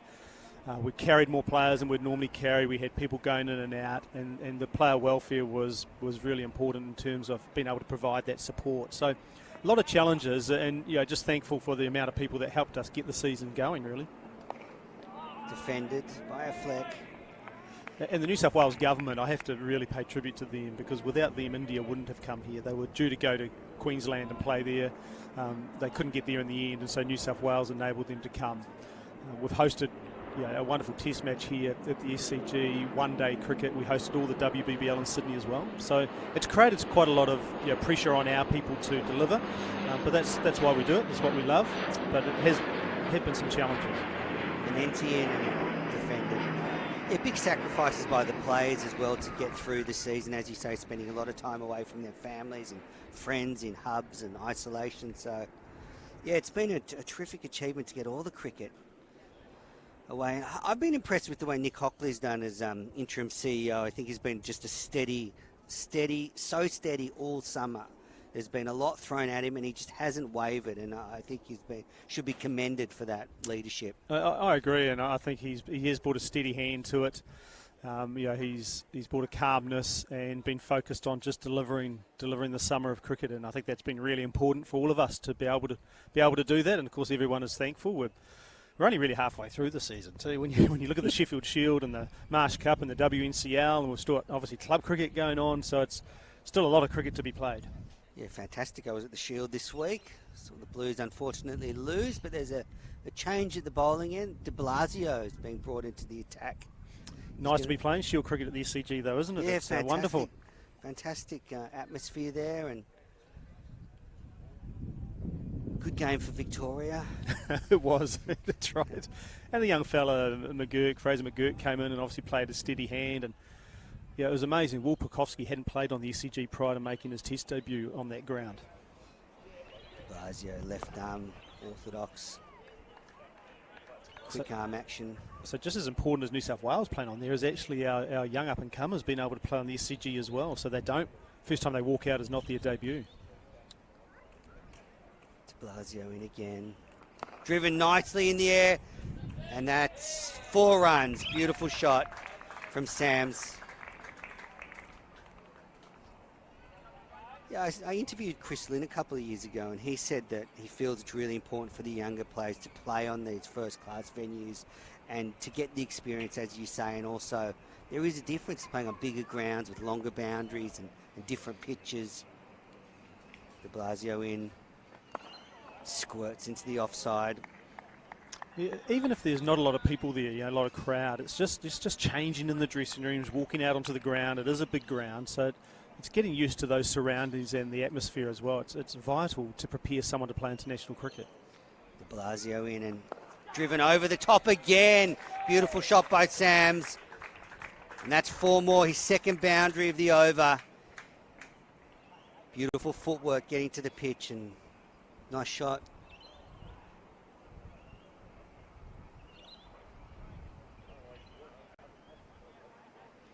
What a moment this week for young Mitchell Perry from Victoria to bowl to Steve Smith and then get him out. Driven down the ground for a single. Oh, and that illustrates why it's also really important that our best players play Sheffield Shield and play as much first-class cricket as possible. It's obviously a great test, but also, once again, wonderful preparation for young cricketers and players to come through and pit themselves against the best in the world, and Smith is. And Perry, got him out with a beauty in the first innings. De Blasio pushed into the onside. Easy single for a fleck. And how's the coverage of this Premier Cricket been received at Cricket New South Wales? Fantastic that the Kingsgrove Sports T20 Cup and now the 50 over limited overs cups being televised. How have you seen that? Oh, it's fantastic. Great positive feedback, and we were just so rapt to be able to get it across the line to enable it to be covered. And, to be able to have it on KO is fantastic as well. And I think what it does, it's actually enabling to lift up the profile of Premier Cricket, to establish it to where it should be, and we're very cognizant of that. This is a way in which we can do it. We've got our head of cricket, Greg Mail, here. We've got our head of male cricket, Michael Klinger, who was appointed last week, both here watching the game as well. And to be able to have it broadcast in this way is, I think, a testament to the quality of the Premier Cricket in New South Wales. Harriman Enti pushed for a single. There's a throw at the non-striker's end, but the fleck was pretty quick off the mark there. It's good quality cricket, and it's played on wonderful grounds. Drummoyne Oval is a wonderful ground, hosted international cricket. And I think that's the thing I really noticed coming from New Zealand is just the quality of Premier Cricket, the standard of play, but also the quality of facilities and grounds that the players play at. Doesn't Ed Cowan call it Sydney Test cricket? It's so fiercely competitive. Yep. You're right, it is a great standard of cricket. The viewers have been treated to some fantastic dashing batting and bowling in the last few weeks. There's an appeal, but a muted appeal. We saw Jack Edwards 2 weeks ago score 92, I think, came straight from the Sydney Sixers celebrations. That's right, out did well. to the middle. We've seen Ollie Davies, a young fella, come through the club cricket scene and obviously made a mark with Thunder and made his one-day debut recently. We've seen players such as John O'Cook, Ben Manenti, who's playing here today, make their way in T20 cricket as well. So it's great to see that pathway. Manenti in again, and I think it's also a way of building up the community around these clubs if there's a little bit more exposure to it. And everybody's on social media and on their phones, so if you can engage with them on those platforms, then you're just going to generate interest in their local clubs. And we'd love to grow that. We'd love to make these cricket matches that are broadcast sort of a community event as well, and have some, there might be some village feel to it that we can bring the local community in. So we're working on an event focus for this as well. Pushed away by Sams. He's looked good so far in making 15, just 20 deliveries. Willa Fleck 34-57. He's got to anchor the innings. Do you still follow the New Zealand team much, Lee? I do, yeah. They're still close to my heart, obviously. And my son, who's in Christchurch, will be going to the T20 match at Hagley Oval in Christchurch tomorrow night, Australia versus New Zealand. So, driven off the back foot uppishly. Bills is coming around and will keep it to 2. So Australia playing New Zealand in 5 T20 internationals starting tomorrow, a Monday afternoon. Great way to start the week. Get home from work, turn on the telly, and there's going to be a ripping contest from Hagley Oval. Obviously, the Kiwis are into the Test Championship final. They are, yeah. I know that's a sort of an interesting way to make it to the final. I think they've obviously performed very well at home, struggled a bit away from home. Manenti in again, and that's pulled in the air, and that's 6 onto the hill. That was a beautiful shot from Sam, just rocked back and hit it like a traceable at flat and onto the hill, and ball's being retrieved. It's now 2 for 96. Sam's is 23 off 22 deliveries. And that's really a shame that with the Australian team not being able to go to South Africa, isn't it, and not really push the case to make the final at Lords or at Hampshire, wherever it might be. So New Zealand have got there very much on the back of their home performances. I think, to be honest, I think it's a stretch to suggest that New Zealand is in the top 2 Test playing nations. We saw how they performed against Australia over here last summer and really were outplayed. However, it's sort of the nature of the environment and the world we live in that they've had to find 2 finalists in a different way. There's not much between the top 4 teams, I think. It depends on the conditions. De Blasio around the wicket. And Fleck plays into the onside. Yeah, I don't think there's much, but I've started a campaign that if New Zealand and Australia are playing in the final, why are we going to England to play it? Why not play it somewhere out here? De Blasio. Pushed into the offside. Anyway, that's my little campaign. Well, I can only assume it's because of the timing. Obviously, You're not going to play a Test match in June here. I can only imagine that's why. But you'd hope that the number 1 qualifier might have home ground. Eventually, that would be a great thing to bring in. De Blasio in and back cutting. Played up in Darwin or something. Yeah, well, you couldn't, Jude, could you? That's right. This looks a good pitch out here. Yeah, really good pitch. I had a look, a little bit of grass, but it seems to be coming onto the bat nicely. And as the ball softens, I think it'll be good to bat on. 2 for 97. Randwick Petersham edging towards 100. De Blasio, slow run up, and there's a quick single. There's a throw at the keeper's end. And he's been given out. Flex run out. A tight single. And a Fleck run out for 35. Very disappointing for him. He looks so good. We'll see here. Sams is back, pushing it onto the onside. The fielder comes in, underarms. And tight decision. And Randwick Petersham are now 3 for 97. That's a shame because that partnership was just building, wasn't it? Yeah, they were looking really good. Yeah. Run-outs can so often make such a difference in these games, can't they? They can, and yeah, that was very tight, and I'm not sure he was expecting to be called it through as well. Looks like Mary's come to boot me out of the chair. After this over, we'll unceremoniously kick out the CEO of New South Wales Cricket. But I'm more than happy to make way for Mary. Thanks so much for She's doing joining a wonderful us. job, as you are, and we really appreciate the coverage that you provide and for our sport, so thank you for that. It's a pleasure, and thank you so much for joining us today. Just quickly, though, how have you enjoyed, I think you've been in the job, 2 years now since you moved from the Thunder? How have you enjoyed your 2 years in the role? I love it. I'm very fortunate to work in a sport that I love, and we don't often have a chance to do that, or do something we really love doing. So, we've got some good people. We've got some exciting times ahead of us. We're building a brand new cricket facility, of course, which we'll move into in 12 months. It's a $50 million ground. So it's just wonderful to be part of the sport. So enjoying it immensely. It's an immense contribution you've already made since entering the job. I did notice the SCG nets are gone, ripped up. Yep. So they'll be replaced, but in a different position in 12 months' time, hopefully. So it's part of the new stadium development. De Blasio defended. Riley Eyre coming off a sensational 100 in the semi-final. Yeah, a bit of history there. Obviously, I'd spent many hours in the back of those nets watching the New South Wales and Australian sides preparing.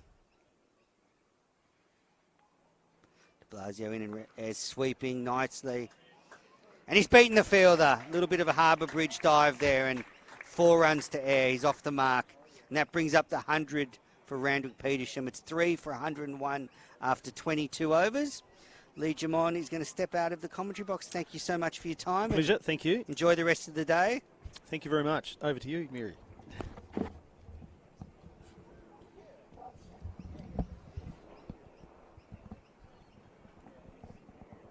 So joining me back in the commentary box is Mary Constantopoulos. Manners, I can't believe you let Lee think that I was kicking him out. You gave me a signal. Well... You're stitching me up here. Oh, well, since you've left, unfortunate run out for Willa Fleck. He batted so well. Looked to be building a big innings, and then an unfortunate run out. Now, Jack Nisbet's being brought back into the attack. And it looks like Riley Eyre is picking up where he left off last week, the young Centurion. This is a wonderful opportunity for him. Nisbet into Sams. Drives nicely. Won't get past the field, but he'll get a single. And I just wonder if Sams, well, he'll slightly feel some guilt over the run out of his batting partner Willa Fleck in the last over. I think in moments like this, particularly a final, you need to take that moment and let it go. He's got a really important role here, Anthony Sams. And Jack Clifton's kicking me out of the commentary box now. Well, let's just make it clear that Jack was doing that to you, and it certainly wasn't me. I've had nothing to do with any of these changes. Nisbet back in. Defended. Sorry, what were you saying? Well, I was just saying that Anthony has such an important role in this innings now, particularly for Riley, who's quite a young player. He'll be looking for some mentoring, I think, because I know I say it every time, but this is now a very important partnership for Randwick Petersham. Certainly is, and run-outs can so often turn a game. Let's hope that's not the case for Randwick Petersham. Love that their nickname is the Randy Pete's. I think that's really sweet. Yeah, my nickname's Randy Andy, so we've got that in common. Here's Jack Nisbet. Off the front of Ayres' bat into the offside. Just tried to turn it away. Couldn't do it. Who's winning, Manners? Well, still evenly poised. It is evenly poised, but I would say Sydney, with those 2 wickets of Sanger and a Fleck, probably just slightly have the advantage. But Anthony Sams is powered to 24 off 24 deliveries, playing so well. We saw him hit a beautiful 6 a couple of overs ago up onto the hill. So if he stays out there, they could set a really big target. Nisbet in. Yeah, they take off for another single. Oh, they're living dangerously, and that return struck Sams. But I love it, Manners, because they're not leaving anything out there. Today is a final. You have to take your opportunities, and I love that intent with the running between the wickets. That seems to have been present actually throughout the whole innings so far. I think you're right. There's been that intent to turn the strike over and take every run on offer. And in this case, when you've got a left and right-handed batting pair, you've got a young bowler in Nisbet who probably still working on, switching between the left and righties. And just put them off, and didn't put him off that time, because that was an absolute corker that beat the bat of Anthony Sams. Extra lift and carry. Long legs Nisbet with a beautiful delivery. See here. Look at that. Angled in and held the line. Too good for Sams. Nisbet has a big future. Shades of Glenn McGrath about him. Now that you mention it, he sure does.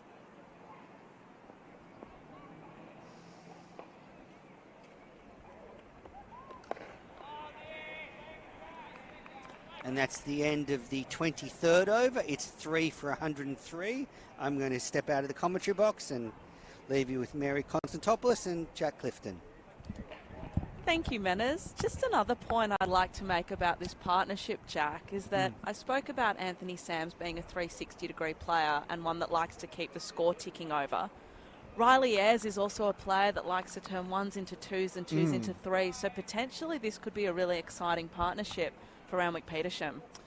Yeah, it certainly could. There you can see the Manhattan graph, which I only found out was called a Manhattan graph the other day. I was about to ask, I didn't know it was called that. If anyone's got the background on that history, that'd be great to know. I imagine because there's a lot of high-rises like that in Manhattan. Maybe. Just trying to piece 2 and 2 together. But as you can see, runs dried up a little bit of late, as that obviously happens when wickets fall. And it will be Riley Ayre to face de Blasio. Oh, good ball. Whiz past the outside edge there as Ayre tried to come forward and defend. Yes, Mary has spoken about it's a very intriguing part of the game here. Another wicket. Randwick Petersham are in just a little bit of trouble. There again, trying to just guide that through that third man region. It is vacant, so if you can get it fine away from Nisbet, he'll probably get 4, and if not 4, at least 2 or 3. But still early on in his innings, that hand-eye coordination, not quite there at the moment. Oh, he sweeps nicely here. He picks out the man in the deep, but gets off strike and gets himself a single. Jack, I'm having too much fun today. I really am. I've just heard from Roffey Cricket Club again. Apparently Ben Menenti has an unpaid bar tab from his time over there. It's good to see they're not holding any grudges. No, none at all. None at all. Blasio throws this one up, and going back and cutting, there's an appeal for LBW. Certainly looked like he came off the bat first. Tell you what, Sydney are up and about. They have been very noisy in the field today. Here's another look at it.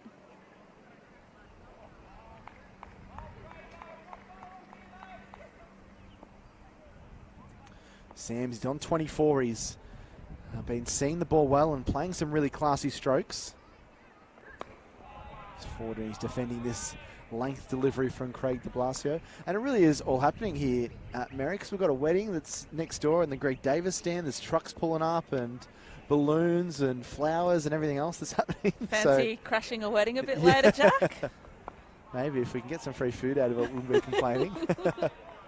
So that ends de Blasio's third over. A tidy one as well, just a single from it.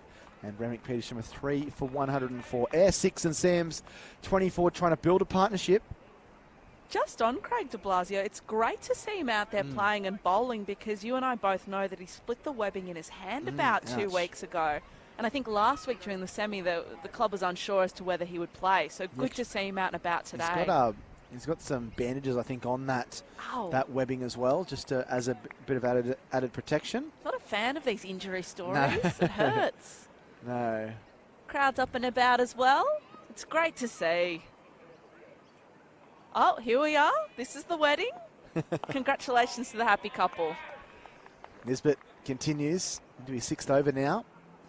But they're just starting to just put the brakes on a little bit here on the home side. Trying to create another wicket.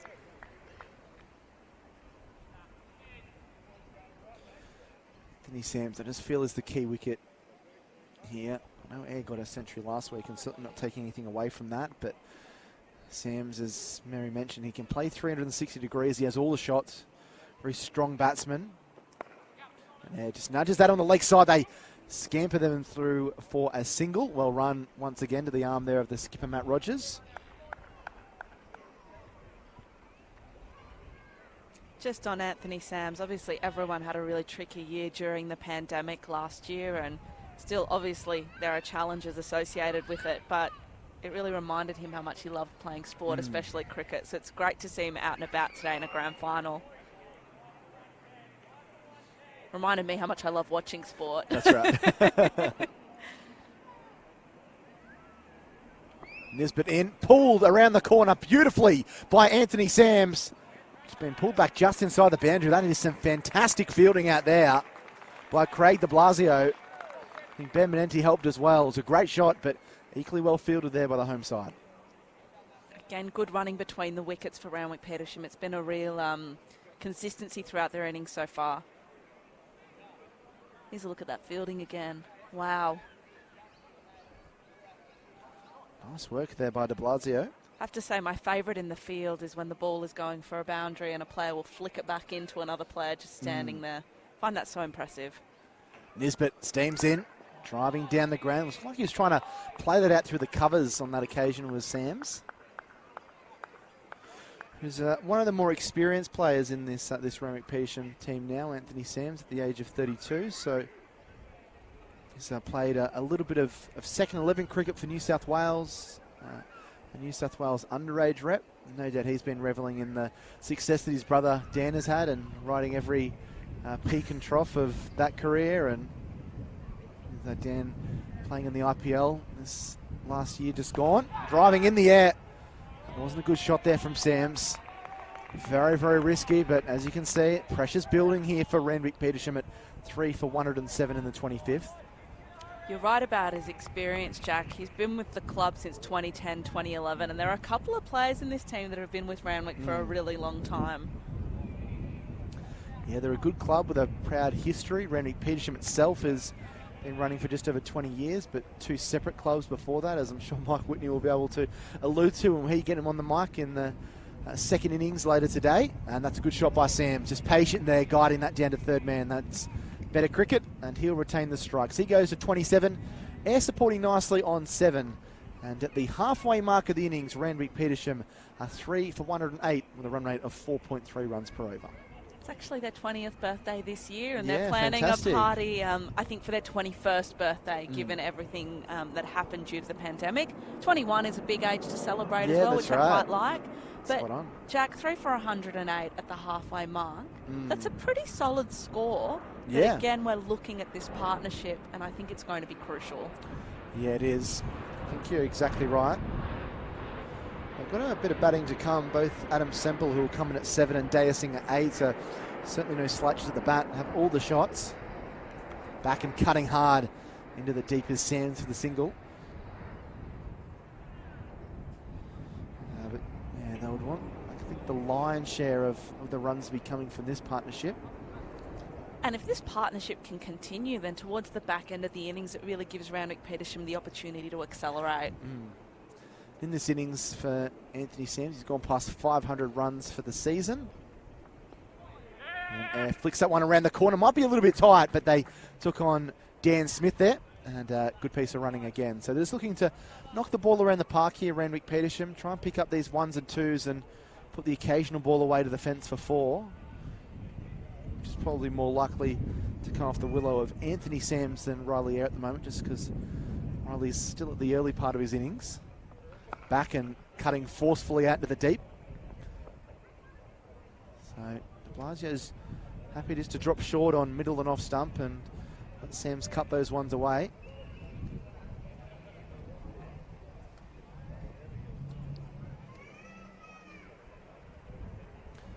De Blasio none for 19. And he trundles once more. Thrown up, and that's a good delivery. Short of a length, and just has Riley Eyre prodding forward there in defence.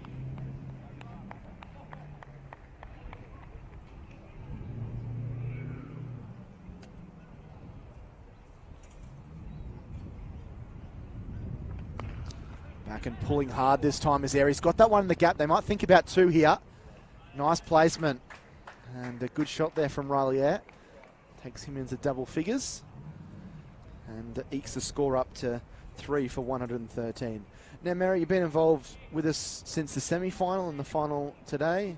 Might be a question more suited for later in the afternoon, but what's been the highlight of you being involved with these broadcasts of this Sydney grade cricket scene? And bowls him!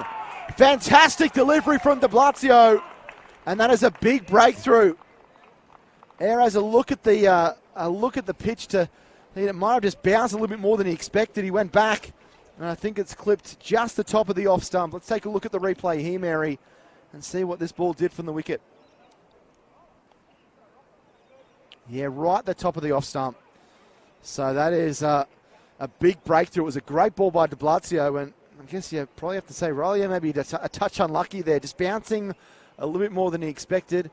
And now just a little bit of trouble brewing for Randwick Petersham. 4 for 113. The Centurion for the semi-final is out for 10.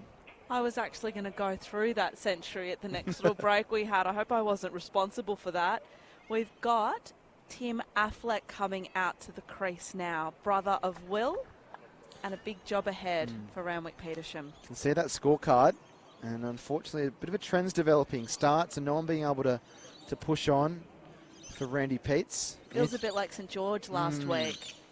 Anthony Sams certainly the key on 29, but he needs to have someone to support him. Tim Affleck in now, and we've got Adam Semple after that and Daya Singh.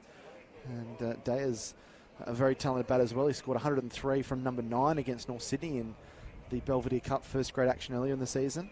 Adam Semple's been a very consistent performer for Randwick Petersham with the bat for a long time as well. So not panic stations for Randwick Petersham yet, but they need to try and build a partnership here, and each time you lose a wicket just piques the interest of Sydney Cricket Club and gets them up for the fixture. As if they weren't already up for this fixture.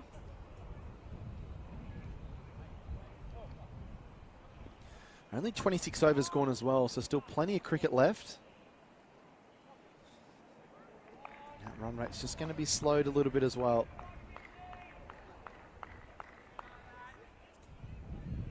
You can see Alex Glendenning running the drinks for Sydney today. He played in the semi-final victory, but de Blasio recovering from injury sees him make way. Nick Bill's back into the attack and defensively pushed out to the onside there by Sams. Probably a good person to have in there at the moment, Anthony Sams, not just for his cricketing ability, but the experience of having the 32-year-old there that can just calm the nerves of some of the batsmen out in the middle. And Randwick are really fortunate. Randwick Petersham, I should say, are really fortunate in that they have a couple of players with that experience. Adam Semple's still to come, and he's been with the club since 2006, 2007. Can't tell what this weather's doing though, Jack. Yeah, very sunny out there, but still plenty of dark clouds around. Driven square of the wicket, lovely shot. Down towards the boundary, we pull back just inside, and they'll only get a single. That's unfortunate for Tim Affleck. They probably deserve 4. Timed that really nicely, but he is off the mark. He's on 1. Jack, do you think we'll continue to see the outfield quicken up during the day?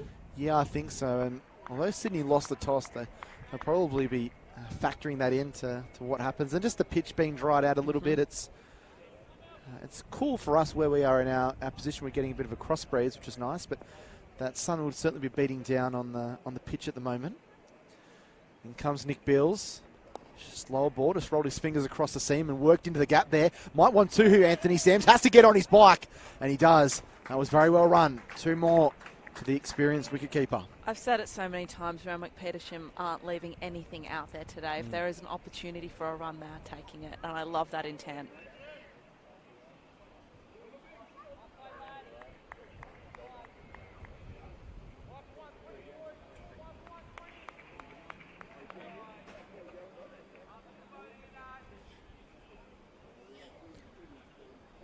So Bills in his 4th over. He's got none for 14.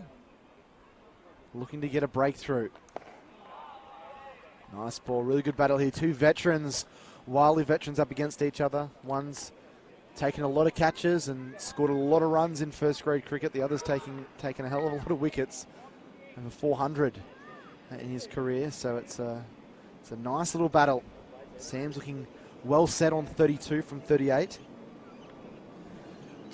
Sorry, go on, you keep going, Jack. I'm just going to say fighting to keep his side in this fixture at the moment. You feel if Sams goes, it's real trouble signs for the visitors. He does nicely to clip this one off his toes for a single. Just on Nick Bills, he's only one of 3 players to represent 3 clubs in New South Wales Premier First Grade Limited Overs finals. So plenty of experience for Nick Bills. The other 2 clubs are North Sydney and Manly Warringah. Bit of trivia for you. Yeah, he's been around a little bit, hasn't he, Nick Bills? And when Menazar were on in commentary before, just saying probably a little bit unfortunate not to have played more first-class cricket. Just a handful of games in the Sheffield Shield and the List A competition for Nick. Comes around the wicket, cutting dangerously and in the air, but well enough away from the fielders to collect himself a single and thus retain the strike. So Affleck is on 2. He's recently joined Anthony Sams, who is the clay glue holding this innings together at the moment. He's on 33. And Randwick Petersham, after winning the toss a little bit earlier this morning and electing to bat a 4 for 119 after 27 overs, a run rate of 4.4 runs per over. He's doing some reading leading into this game, and for Nick Bills, the most respected player he has in New South Wales Premier Cricket is Daniel Smith. So it's good to see the 2 of them playing out there today together. Make a joke that Daniel Smith has retired several times, but he is out there today. Yeah, that's right. Surely I can call him the veteran. Yeah, I think that's fine. So Craig de Blasio is bowling this next over. And he comes for his first delivery. He's got 1 for 21, de Blasio. And dropped onto the onside there by Affleck. So they're getting some good service out of the left-arm spinner.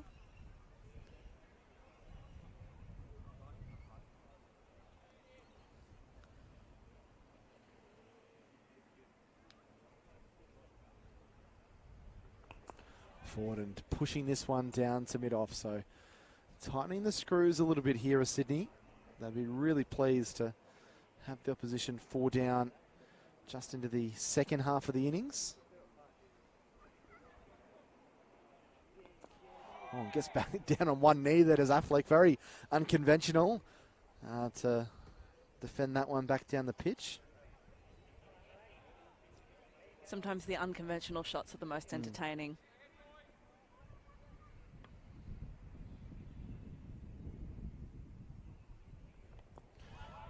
Forward here and defending this one. Just square the wicket where Jack Nisbet is fielding at point.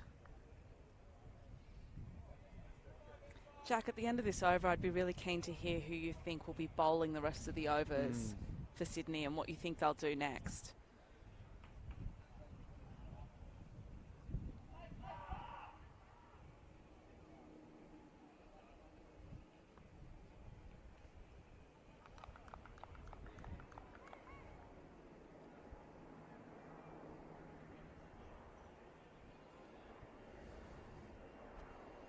So after a little bit of a delay, we see de Blasio continue into his 5th over. But he's right on the money at the moment. He's got some protection out in the deep, but he's Bowling really good lines and lengths here to Tim Affleck early in his innings.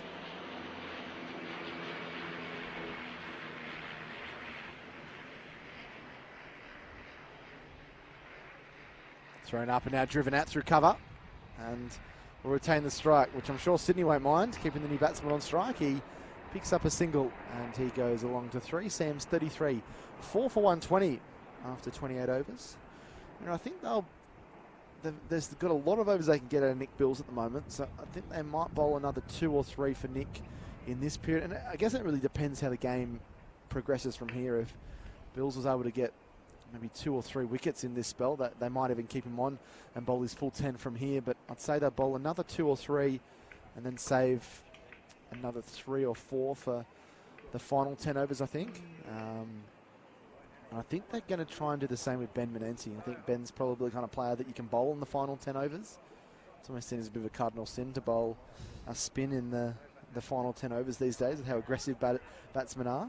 But I think, yeah, those might be the 2 that do the lion's share of bowling the last 8 to 10. I think Jack Nisbet in there as well. Interested to see what they do with Craig de Blasio here. It's got 5 overs, 1 for 22. Be tempted, Matt Rogers, I think, to maybe just bowl him out. He's only going for 4 and over. Maybe get another 5 overs, only conceding 18 or 20 runs. Bills around the wicket continues. This one tucked away nicely by Affleck.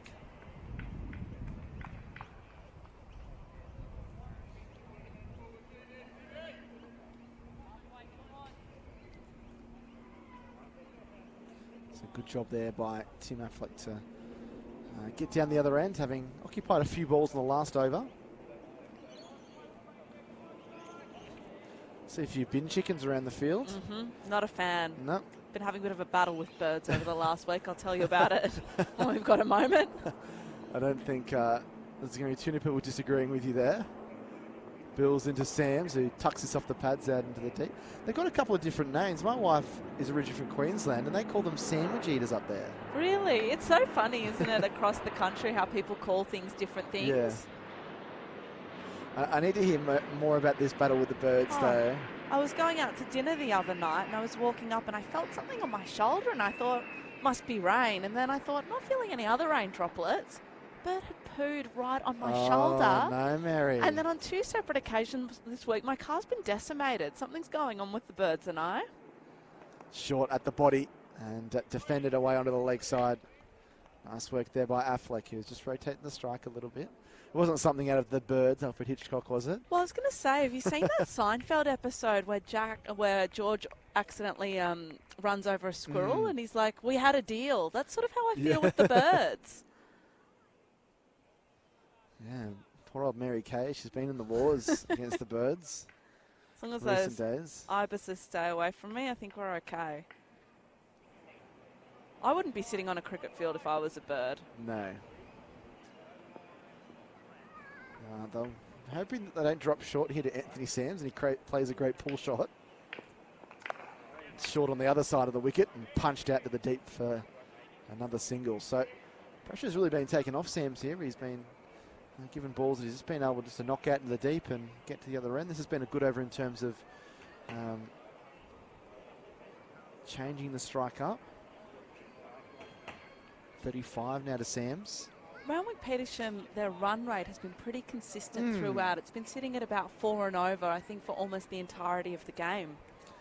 Yeah, if they can keep it around this and maybe only be 5 down when they get to the final 10 overs, could give them a chance to launch and maybe hit 70 or 80 from those final 10 overs.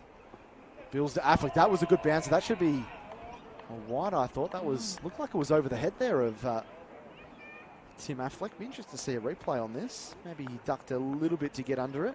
How tall's Tim? Yeah, I know. Got out of the way of it. That was the main thing. Here's a replay here, Mary.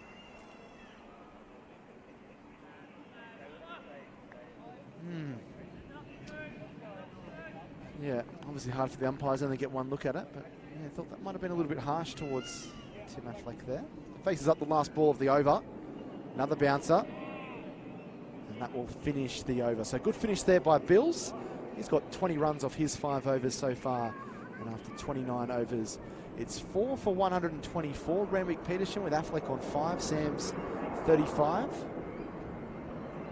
Now, Jack, I've given a couple of shout-outs to the UK because we know we've got some people in the UK watching. I'm also wondering whether we've got anyone from Ireland tuning in because Randwick Petersham actually have a partnership with Cricket Island, and we might be having some special guests later on that you can chat to about that. Wonderful for the club and perfect because Randwick Petersham are obviously green, and that really suits the Irish. That's right. We're used to seeing at least one Irish player join the team over the summer. Don't think that's happened this year because of COVID, but a great partnership between those two countries and the sister club that they have over there. De Blasio into Sams, who's back and cutting out to deep cover for a single. Yeah, they played a match against an Island 11 in 2015, which was attended by many people here at their home ground of Coogee Oval. And if you're Irish, we're better to live, right? Yeah, that's right. Yeah, well, maybe that's why there's a few expats from not just Ireland but the UK around that Coogee Bondi region. Pretty nice place to live. A few expat Kiwis in that region as well. Might struggle to find an Australian actually out there. Feel right at home. De Blasio on the pads and worked away. It's nicely done here by Affleck, who, after struggling a little bit, and when I say struggle, I mean in terms of rotating the strike, he's done really well just to be able to knock the ball around the park here. It's already gone to 6. Just sense it's getting a little bit warmer here as well, Mary. Crickets are out and buzzing, and the cloud is just starting to dissipate a little bit. Still plenty of shade for the spectators, which is great, and a nice breeze for us up here in commentary. Yeah, very nice breeze indeed. Breeze has just started to pick up as we've spoken about it. Sam square drives out to deep cover point for the single. So Randwick Petersham pretty content just to push the ball around the park and maybe try and pick up 3-4 runs and over at the moment. I think as well they'll want to bat out their 50 overs, so wickets are crucial. And if they continue to tick over at this rate, they'll be in a good position to really take on the final 10 overs, which could get exciting for us, Jack. Thrown up and driven down the ground.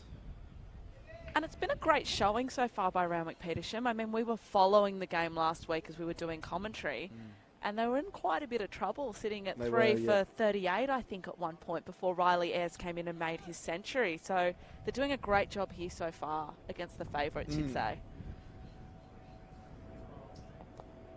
Coming forward and defending.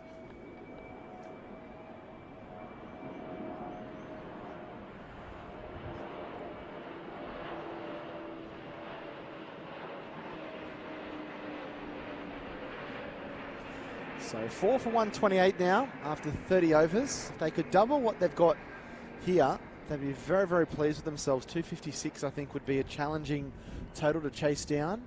Wickets in hand are going to be the key, though. They generally say in the modern game that what you get in your first 30, you can double in your last 20. And we all know how important runs are on the board during a final. Yeah, I think anything over that 230 mark is going to would be an interesting chase, and then if you can get around that 250, 260 total, I think Randwick Petersham would be feeling confident that they can back their bowlers. Of course, they hit 255 in the quarterfinal against Blacktown and won that fixture by 4 runs. So able to back themselves up.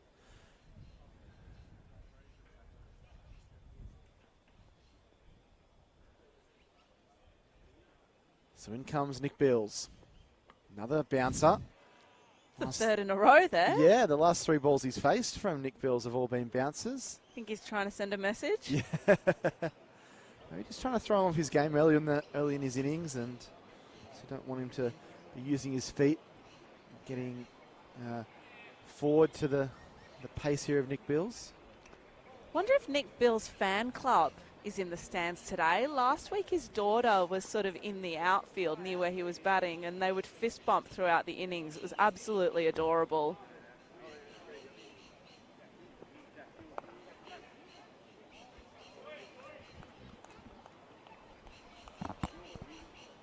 It's a big day for the players, but also a big day for their families. I mean, we know cricket is a sport that takes up a lot of time, a lot of commitment, so it's great to see them all out and about today as well, enjoying the day.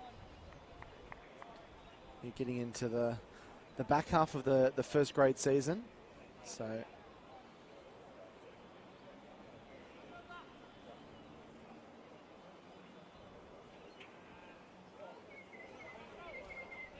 Sams waits for Bills to deliver. He's 37 not out.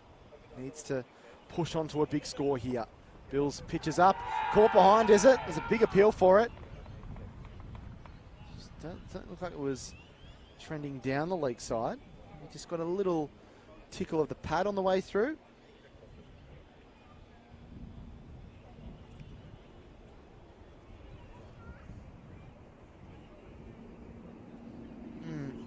Might have been a little bit fortunate there, Nick Bills. That looked like a bread and butter wide there.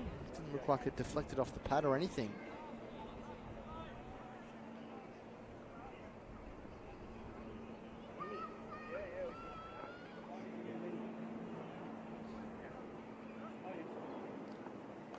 Oh, it's a nice drive. You won't get any runs for it. That was that classical cricket there from Anthony Sams.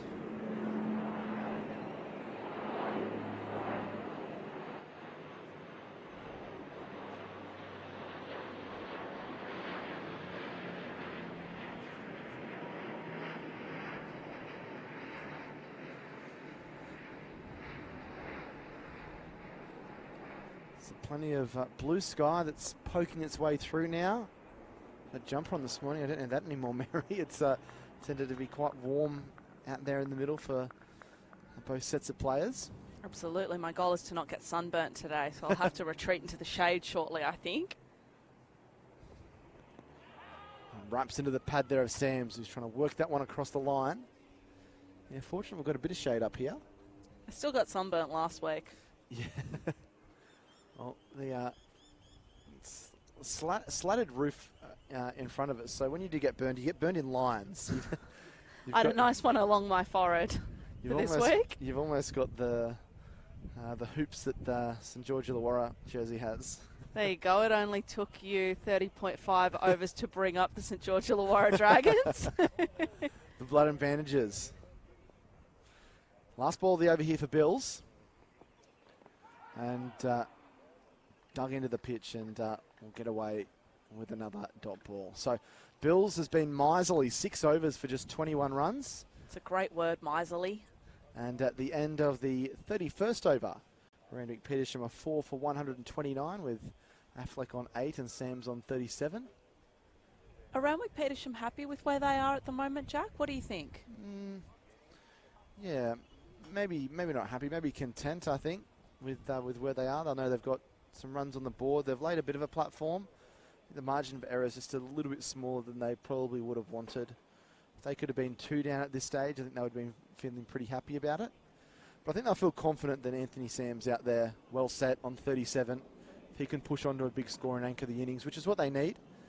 If Anthony can stay there for a good part of these final 19 overs, then there's plenty of other players that can stick around with him. And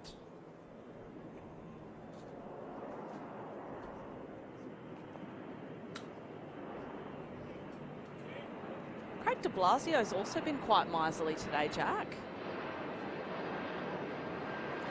yeah, he's been very good.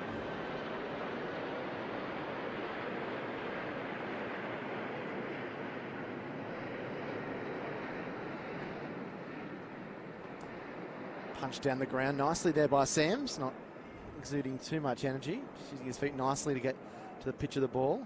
So much quicker when a spinner's on, isn't it? The over completely just flies by. Yeah, certainly great for over rates, isn't it? It sure is. Seeing Ryan Felsh warm up in front of us, so might be a bit of an indication that the all-rounder will get a chance at the ball soon. Took a wicket earlier this morning.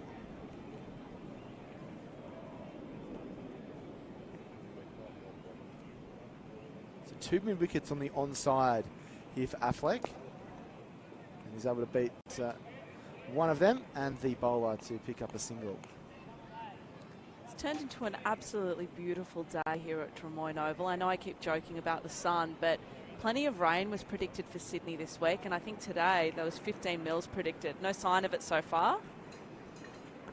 Forward and driving down the ground nicely. Nice use of the feet there from Sams once again. Looking to utilise that space down the ground to pick up the singles, keep the scoreboard ticking over.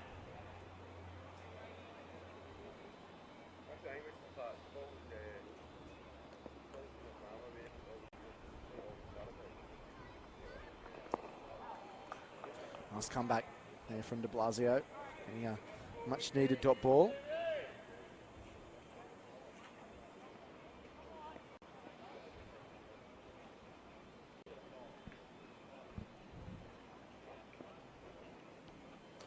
Thrown up plenty of air, almost enticing a bigger drive there from Affleck, but he's happy just to knock it down the ground for the single. So end of the over, Affleck has moved along to 11. Sams is still there on 39.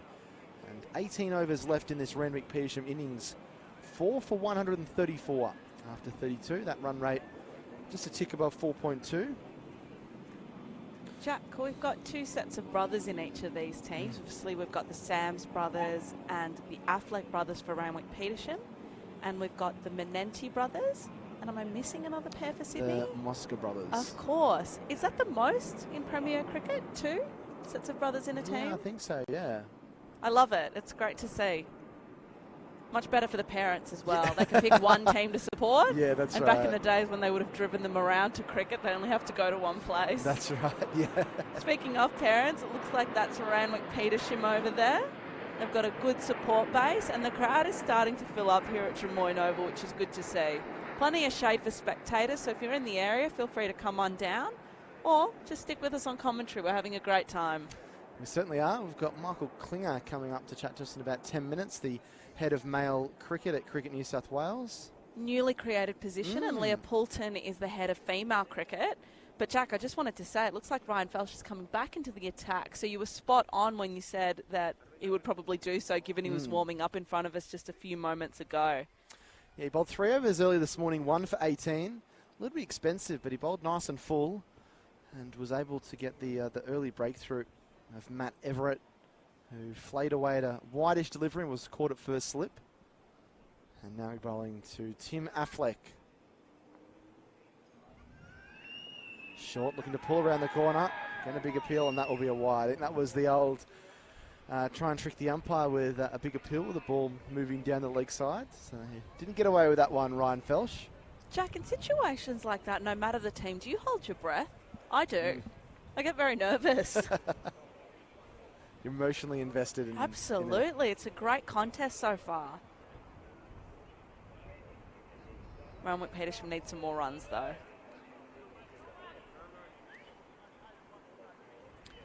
Yeah, I wonder what the plan is moving forward for the visitors here. Ryan Felsh in and nicely glanced off the pads. He wants a second Affleck. He's not going to get it. Good fielding out in the deep there from Jack Nisbet. And keeps it to just the single. Whether they're happy to knock the ball around and maybe get 4 and over for the next 8 or 9 overs and get that score up to about 170, and then maybe try and get a big 70 or 80 from the final 10 to get up towards 250, or... You've got quite a nuanced plan there. I thought the plan would just be to get as many runs as possible, but I quite like that. You've put a bit more thought into it. Maybe they're not thinking too much. Maybe they're just playing every ball on its merit at the moment.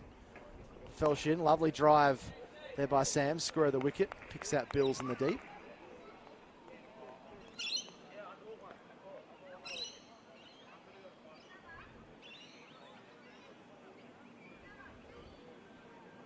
Bills will be hoping that after he's done his bowling, he can put his feet up and isn't required too much with the bat a little bit later on. That's surely always your hope as a bowler.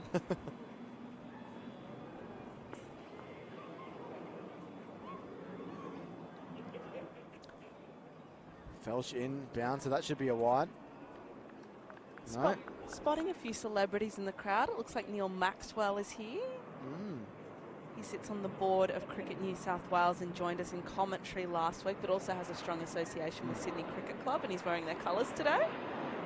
Yeah, we've got a few first-class runs and first-class wickets around us, don't we? The likes of Mike Whitney and Michael Klinger and Neil Maxwell. I'm going to go retreat now, I think. I have no first-class runs, Well, neither do I. experience or anything. No claim to fame for me.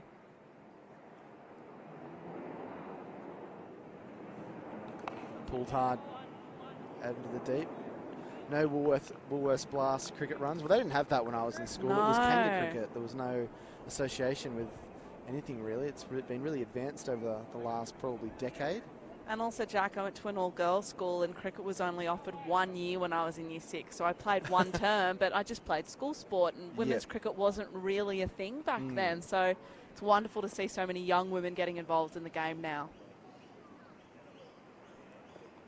Well, short of a length. It's dropped on the offside by Sams. Nicely done. As, they're just picking the singles off Ryan Felch in this over. 5 from it with the 1 ball remaining. Did spend many, many years watching my brothers play cricket, though. That's right, yeah. Did you get dragged along when... All the time. I used to really enjoy it, actually. You get to know people when you're watching cricket because you're spending a lot of time with them. Yep, that's it. I was always well looked after. Much like the kids in the crowd today, actually. Fell short ball, very good bouncer.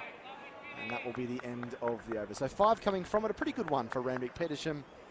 4 for 139 as Anthony Sams inches towards a 50 in a final. He'll be hoping he can go well past that. And has been well supported by Tim Affleck of late, who's hung around for a little while. And Semple is seeing the next 2 in that I'm sure will play a handful of hands for Randwick Petersham in this batting quest. And right, still at about 4.2 and over, so... Hasn't changed. No, it's stayed between that 4.2 and 4.4 for pretty much the whole innings, I'd say. You can say a lot about Randwick Petersham. You can say they're consistent. There's the wicket takers. Felch 1 for 23 from 4. Menenti very tidy, 1 for 11 from 5. And de Blasio 1 for 31 from 7. Talking of Ben Menenti, they're going to go back to him. He's been very, very tight today. Just 28 runs off 10 overs last game against St George. And it's 11 off 5. So his last 15 overs, he's only conceded 43 runs. Back is Sams cutting out through the offside for the single.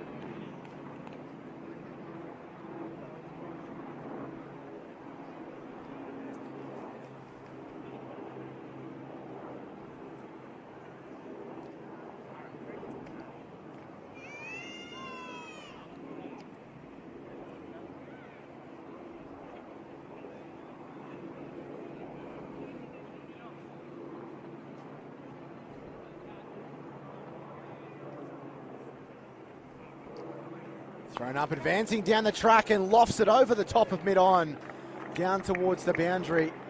It's going to be pulled back just inside the rope and they'll only get 2. It's a good positive play there from Affleck.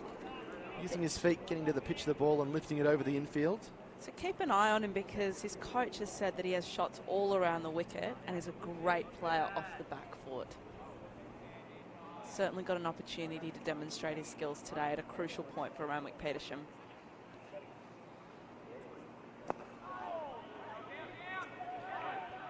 Think about a single, a little bit of a mix-up there. He advanced quite far, didn't he? Tim's eager for runs here.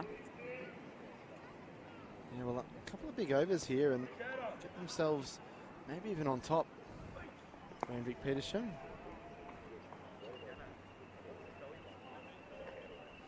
Bill Anderson, the coach of Randwick Petersham, having a bit of a watchful eye over what's happening. Oh, nice fielding by Menenti. He's done everything, Bill Anderson. He's coached in cricket, but probably more people might know him for his voice in rugby league. I mean, he coached the Australian team, but was a commentator when Channel 10 had the rights to rugby league, which was a long, long time. I think before we were born, or maybe when we were very, very little. Graham Hughes was calling the action for Channel 10. It's come a long way, broadcasting rights, and what a great opportunity it is for us to call this. But you think of rugby league now, where every single game is shown. There was a time where there was maybe 1 or 2 games a weekend and they were 45-minute packages. It's great to see sports really kind of exploded into this digital age. I have a horror story about delayed coverage. Oh, no. My first year as a Parramatta Eels supporter, which was 1998, Parramatta were in the qualifying final for the grand final against Canterbury.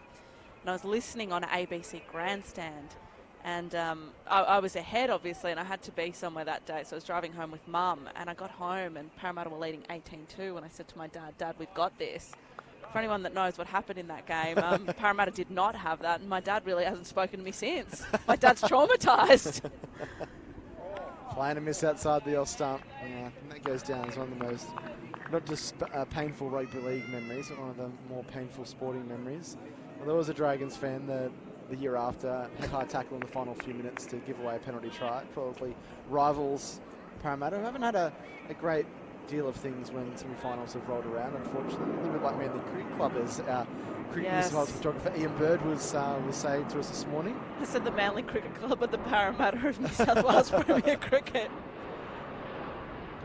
Felshin, nice cover drive out to the deep for a single. That was my first year supporting rugby league. It's a hard start, isn't it? Well, you know what though? It sets you up for, you know what's coming. For you know, it sets you up for pain, and there's been a lot of pain since.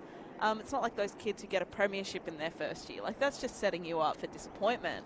Well, these Roosters fans have had won 2 in a row, and Storm fans, can you imagine? What a life.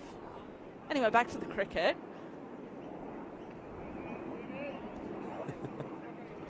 I just revel in my pain. I feel like on strike here, he's 15, just a bit of bit of movement in the field. Dan Smith is at short fine leg.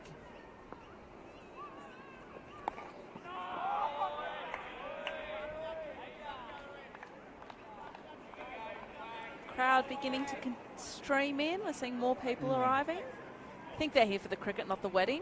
But, you know, you never know. Could be doing a double. We might get a few extra fans that bit of a passing interest in this fixture. It's pretty enthralling so far, so I wouldn't blame them.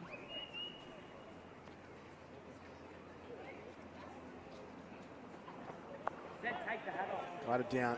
Well played there by Tim Affleck. There's just a bit going on there between Timmy Affleck and Ben Menenti. A few little words exchanged by Benny, having fielded a couple of balls from him, and just have a little bit of something to say as he made his way down to the non-striker's end there. This partnership is blossoming though. 43 for Sam, 16 for Affleck, 4 for 144. Anthony Sam's just edging closer and closer to that half century. Felsh steams in, pitches up, worked off the pads. Out there to square leg for a single. I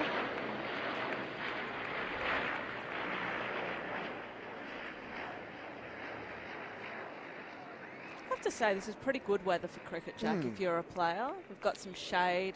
The sun is popping in and out throughout the day. Yeah, well, certainly nicer conditions than when Menas and I commentated Randwick Petersham last time. I was about to bring that up, 40 actually. 40 degrees, strong hot winds. I had awful allergies, sneezing all over the place. So Felsh short at the body. That was a good delivery, well aimed down there. So Felsh finishes his 5th over. He's got 1 for 26. And as drinks come on the field, Randwick Petersham move on to 4 for 145. I think Mary Kay is going to move on out of here, and I'll see you. You try and find somewhere shady. That's exactly the plan. You enjoy this next little bit, Jack, and I think we're bringing in a special guest now.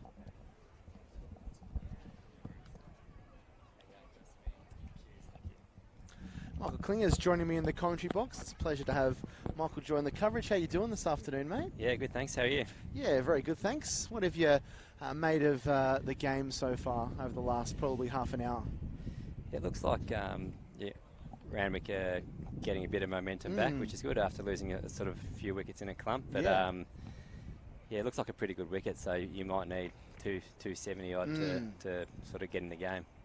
Yeah, a bit of partnership developing here between Tim Affleck and Anthony Sams, which is good. But the last 10 overs is going to be the key. We've got 15 to go here. As a former player that has been in these kind of situations, you can see the brains trust of Randwick Petersham out there talking.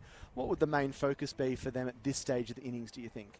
Yeah, I think probably the next 5 or 6 overs are crucial because you don't want to be going into the last 10, 6 or 7 down. Yeah, so yeah. if you can keep building now for the next 5 or 6 overs at sort of a runner ball, and then that gives you in a pretty good position to launch at the back end on a ground that can it's not huge square, so you can get sort of 8 plus and over at the back end. So, Michael, you've recently started a new role with Cricket New South Wales as the head of male talent. Can you give us a bit of an overview? I know it's probably early on in the days in terms of doing that role, but could you give us a bit of background about what that involves and what your experience has been in these first few weeks? Yeah, it's been a busy week. I was meant to start last Monday. I'll come over to Sydney for last Monday, and then with the lockdown in Melbourne, couldn't get up here till Thursday morning. But so the first few days of work were, online for Melbourne, so that was quite difficult, to be honest, because you're trying to meet the guys and you're not seeing them face to face. So, but it's been really busy from Thursday. A lot of meetings, getting to meet all the people I'll be working with, and I'll be working with the New South Wales Blue Squad, the Pathways, and the Big Bash teams as well. So, it's going to be a really exciting role. I've moved over just myself at the moment, but then my family, down the track will, once we get a bit more time to get our heads around it, we'll come over hopefully and really settle and take the job on, which will be great. You've been everywhere, Michael. I know you've been down coaching in Melbourne. Where was home for you originally?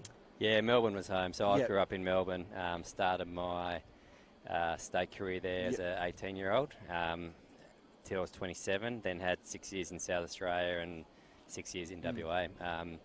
Enjoyed all those experiences, enjoyed living in a few different places and working with different high performance departments, and it's this is a change again, but it's hopefully those experiences, sort of seeing and being involved with different organisations and high performance sort of systems will help me in this role to get a pretty good view of what goes on around Australia. Yeah, very exciting, I guess, for New South Wales. We're probably a little bit biased, Menas and I, because we cover a lot of the New South Wales Sheffield Shield coverage, but the players that come through, not just the players that are currently with the Blues side, but when you look at kind of under-17s and under-19s New South Wales, it could be a future Steve Smith or a future Josh Hazelwood, there must be very exciting to work with really talented players coming up through the years as well. Yeah, it's a huge catchment area, and some of the best players in Australia come through New South Wales. So my role here is not in the actual coaching stuff. It's more a management role that's going to be working with the coaching staff and setting with setting the best. He's got him. LBW trying to sweep across the line with Sams. That's a huge breakthrough for Sydney. Sams going for the big shot across the line, wrapped on the pad. And Ben Menenti continues his good form. He's got 2 for 14 now. And Sams departs for 44. And that is just what Randwick Petersham didn't need after the drinks break. 5 for 145. Yeah, probably not what we talked about just before. Probably didn't want to lose the wickets here in the next 5 or 6 overs. But if Randwick can build here and then sort of keep a few wickets in hand to go hard at the end, will be good. Yeah, so back on. Yeah, my role is really just about setting up the systems and the programs and working with the coaching staff to be able to give them the resources to I suppose, develop the best possible programs for all the different teams that they'll be working with. There's been a bit of a change, particularly when you're looking at the New South Wales men's side with Phil Jakes coming in. He's done a very good job, made the Sheffield Shield final in his first year and won it last year, and a bit of a COVID year, and New South Wales are kind of up there again. He's a proud New South Wales boy, being from Wollongong. You're going to be working closely with Phil in this new role? Yeah, definitely. So I'll be working closely with the New South Wales Blues team, and again, trying to basically support Phil any way I can to be able to give him the best opportunity to succeed, and the team and the players as well. So I'll be working around obviously the list management, and just trying to basically provide the resources to give him the best opportunity to have success. You had a very long and distinguished first-class career. What's the transition like when you make that decision to retire and then move into coaching? Yeah, I haven't missed playing, to be honest. I played till I was 38 in Australia, and then had one more sort of T20 comp in England. I was at Gloucestershire for 8 years, so the actual playing side of it, I don't miss. So I've really enjoyed the transition. Firstly into coaching, but before that I was doing a bit of management sort of roles in WA as well, with the Western Australian Institute of Sport, and did a bit of professional development actually back in Melbourne with the Melbourne Footy Club, more in a management space. So it's been really nice to now get a full-time role in the management space, which is something I probably always was looking to do down the track. And it's really exciting to be able to work with different setups and different teams within New South Wales. So 5 for 145 here. Manenti comes in again. This one takes the outside edge and squeezes it through that gap through gully. And they'll pick up a couple here. Adam Semple. He's certainly no slouch coming in at number 7. All-round talent. We'll see him with the ball a little bit later this afternoon. But he's got a job to do with the bat. And after a fairly bright start, Randwick Petersham find themselves in spot of bother here at the moment. 5 for 147. 14 overs remaining. Affleck 16. Semple 2. How difficult is it for players to come in at this kind of situation? Obviously you've got a bit of time to be able to build your innings, Michael, but you've also got the back of your mind, you've got to start to accelerate the scoring eventually. It must be tough with Sydney, who've been on top. They've bowled and fielded, I think, very well today. Yeah, I think the most important thing is just coming with a plan. So, you got 14 overs to go, have a plan on what you want to do to start your innings and when probably is the right time to go hard at the end. But, what Sydney are doing really well is they're trying to squeeze the new batters. Right, you can see they're bringing the field in. So it might be them having to take a calculated risk to hit 1 or 2 over the top to then get the field out again. So it'll be interesting to see what they do here. So Ryan Felsh, the all-rounder, we're going to see him this afternoon, a very aggressive batsman at the top of the order. He's got 1 for 26 from his 5 overs of medium fast bowling. And he thought about that one. Did Affleck. It's going to go down as a wide, so a bonus there for Randwick Petersham. It is 250, maybe not par here, Michael, but do they need to be trying to get close to a 250 total here from their 50 overs, Randy Peets? Yeah, I think that'd be a good target now. I suppose in a final, defending anything's not a bad thing. If you can build up some pressure, and there's always a little bit of pressure on the batters coming out when you're chasing a score. So even 220, 230s. You never know, but it does look like a pretty good wicket. Nice.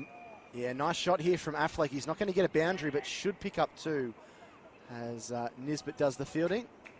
And 2 more added to the total. So that's 150 up now for Randwick Petersham, with Affleck moving along to 18. He's certainly a key wicket at the moment.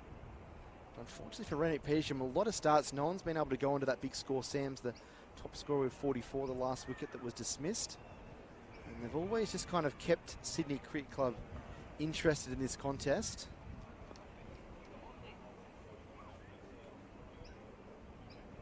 I might fancy maybe just getting a few runs from this Ryan Felsh over. There's Dan Smith fielding it back with square leg.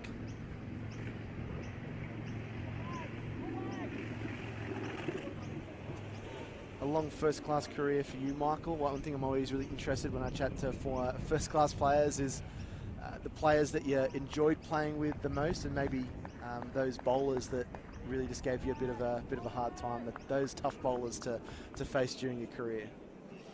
Yeah, on the bowling front, probably in my early days, coming up against Andy Bickle at the Gabba and Michael Casperis at the Gabba, that was always.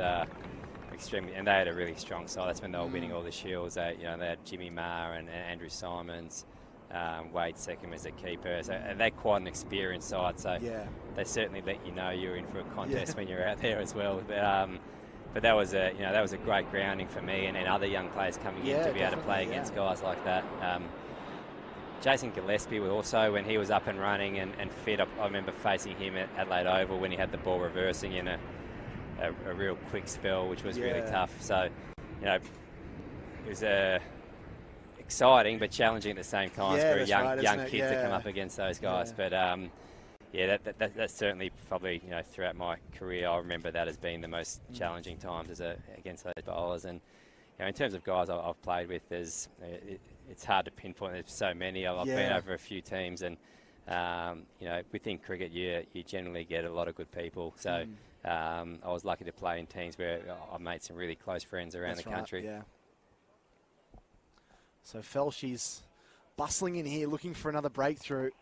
They probably feel, Sydney, if they can get another one here, then the cards might just fold a little bit for Randwick Petersham. 1 wicket can often bring 2, and 2 can sometimes bring 3. So it becomes a really important period of the game. And now with Randwick Petersham 5 down, they've just got to be a little bit careful when they get into these final 10 overs about how aggressive they are going to come at the home side. Key is Affleck. He's been there for a while now on 18. As he faces up to Ryan Felsh, and he pulls this one over the top of square leg for 4. They needed that, and that goes straight through the gate that's open and probably into the dressing room. That's an important boundary there for the Randwick Petersham side. So 5 for 154. Now Affleck's moved along to 22. When you were growing up, Michael obviously played cricket when you were small. Did you ever imagine that you might be able to play at a level that you've been able to, that has such longevity in your career, but be able to meet so many great players? When was the moment that you thought, oh, I might have a opportunity to play at quite a high level here, whether that was thinking that you could play grade cricket or take that next step up into first class cricket? Yeah, it was probably I always wanted to be a professional cricketer. Yeah. You know, I love playing junior cricket, and probably when I made my first grade, I was lucky enough to make my first grade debut as a 15-year-old, and had a pretty good start in my first couple of games. And then I sort of felt like I could match it with adults as well. Yeah. Like before that, it was very much about playing, junior cricket, and I was lucky enough to be in the pathway system at Victoria. But to be able to score runs against, Premier first opposition, right. Yeah. I felt once I was able to do that, then I belonged a little bit more, and felt that I had the ability to make it to state cricket and hopefully further one day. So that was probably, as a 15-year-old, playing the last couple of games of a Premier Cricket season and doing okay was probably the time that certainly felt like I could make a decent career for myself. Yeah, that's right. Yeah. Sapflex on 24. Semple is on strike now, and Menenti into his 8th over. Remarkable figures, really. 2 for 16. They just haven't been able to get him away. I guess that this shows the advantage of someone like Ben Menenti that's been in the Sixers system, has no doubt had some high quality coaching from Greg Shippard, the head coach there, down to some of the assistant coaches. I guess just being in that system and bowling against a Moses Henriquez and a Sean Abbott and some of those other guys, you can really bring that experience when you come back to first grade cricket. And just playing high pressure cricket, he's probably bowled in front of, maybe not so much this year with COVID, but previous years in front of 30, 40, 50,000 people, and high pressure games. And he also bowls the tough overs, so he bowls a lot of power play overs as well. So to be able to do that and be successful at it in a final when the pressure's on, he's obviously set up really well.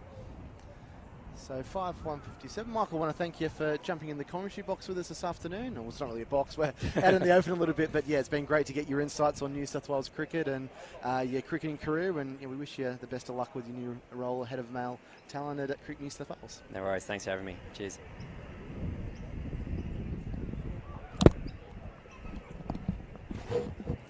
Thanks, Michael. So 5 for 157 now. And so we've just got past 12:30 local time, 12 overs remaining. And a precarious position as Andrew Menzel's welcome back into the commentary position. Manners, good to be back with you, mate. It's ebbed and flowed this game, hasn't it? Randwick Petersham probably made a good start and that slip a little bit, but Fafleck and Semple can build a bit of a partnership here. They might be able to launch towards something where they feel confident enough to bowl towards here this afternoon. Bill's in and defended back down the pitch. Good afternoon, Jack. You're right, it's evenly poised at the moment. I think if you look at the scorecard and they just had the scores up there, what will frustrate Randwick Petersham is the fact that there's been a lot of starts for the Randwick top order, but none of them have been able to go on. Willa Fleck 35 off 60, Sanger 20 off 30, Sam's 44 off 60, but none able to go on and make the big score. His bills and pushed into mid-wicket, no run. Yeah, so shame none of those batters that got starts could go on make a big score, because that's what sets up those big targets. But with just over 11 overs to go, what would you think from here, Jack? Around 250 is what Randwick could be aiming at? Yeah, I think they will. I just feel like it might be a little bit out of reach at the moment, Manners, with them being 5 down. Maybe 230. So obviously, would love to have 250 against Sydney because they have so many quality batsmen. But as you know, it's very, very hard to launch in those last 8 to 10 overs if you are 5 down. If there's another wicket that's lost in the next few overs, difficult. So yeah, I'd probably be. I know we were taking guesses last in the semi-final about where the runs would end up. I'd probably be looking at about that 230 mark, maybe 235. But I feel Affleck probably has to bat quite deep into this innings for that to be the case. Bill's in to pull around the corner. It's a good short ball. He's used that very well today. It's been spin again that's turned this game towards Sydney. Ben Menenti, 8 overs, 2 for 17. Displaying all the class that's seen him break into the Sydney Sixers team. He just seems impossible to get away, doesn't he? Just those subtle changes of pace. Doesn't bowl any loose stuff. I think Randwick have tried to sit on him a bit, knowing that he's one of the better bowlers that they'll come up against today. But certainly put the screws on. Bill's in, and cramps Semple for room there. He can only just go on the back foot and defend. And de Blasio brought into this game 7 overs, 1 for 31. I think he's bowled pretty well. Big wicket.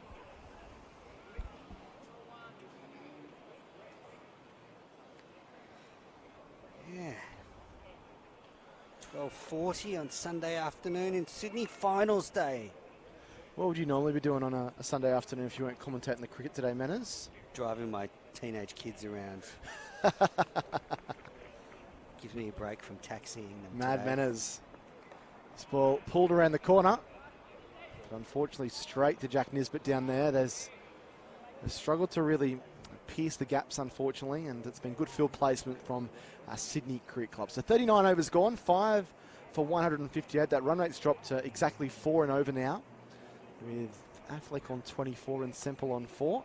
And Bills, despite not taking any wickets, has bowled really, really well today. He's used all that experience and guile that he's got.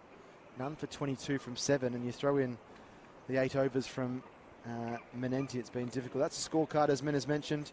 Not too dissimilar to what we saw from St George last week. A lot of starts and no one able to push him that big score. Menenti getting the 2 big dogs out, Jason Sanger and Anthony Sams. That's what you need from your top players. And here he is. Man of the moment, Ben Menenti. Semple defends.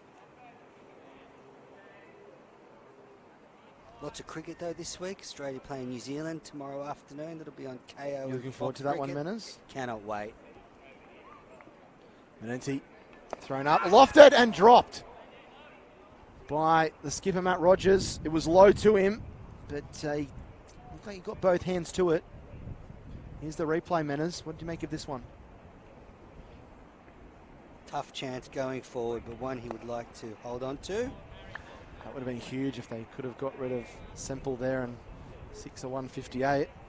Randwick Petersham would have been in just a little bit more drama than they are at the moment. Tough chance though.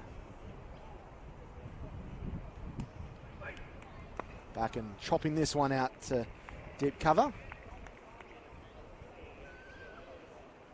Things have just got a little bit sedate here as Randwick just try and jockey for a decent position coming down the straight.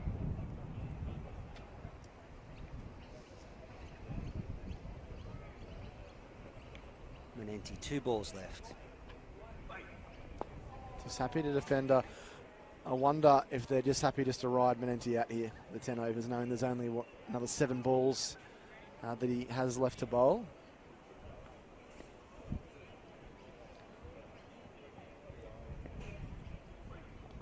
Again, forward and defending. This is impressive bowling from Menenti. He finishes his 9th over, 2 for 18. Between him and Bills, they've bowled 16 overs, 2 for 40. Really put the clamps on this attempted run getting for Randwick Petersham. 10 overs remaining, 5 for 159 with Affleck on 24 and Semple 5, and the umpire signalling the power play, the 5 over power play is taking place. It's got the bowling figures there. Really see how Ben Menente's been able to keep control of the run rate.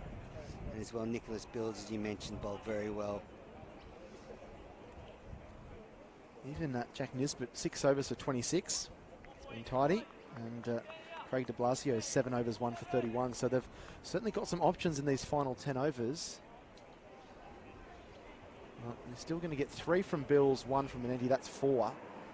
And potentially get another 4 from Nisbet if you wanted. You can get 3 from de Blasio if they want to stay with the spin option. Will Bills here? That studies 8th over Menners. Bowling de Blasio in these last 10 overs could be a bit of a risk. All right, here's Bills. Still searching for his first wicket and looking to break this partnership as he comes into Adam Semple. He's trying to force that through the offside, and the veteran Dan Smith across there. Spoke before about the T20 between Australia and New Zealand tomorrow afternoon. What a great way to start the week. Everyone has a little bit of those Monday blues, but for a cricket fan, you can wake up tomorrow morning and see the shining light on the horizon after you've got over your Monday-itis, a bit of international cricket. And WNCL Tuesday, Sheffield Shield Wednesday to Saturday. And then I'm sure there's some cricket on Sunday people will be able to watch. Every day of the week. Driving down the ground to Semple. He just hasn't been able to get his timing and his placement just right in this innings. Hello to all the Randwick Petersham supporters and Sydney Cricket Club supporters that have tuned in to watch this coverage. Really delighted that we could be here and cover the McDonald's Premier Cricket Limited Overs final. Such a great day for all these players.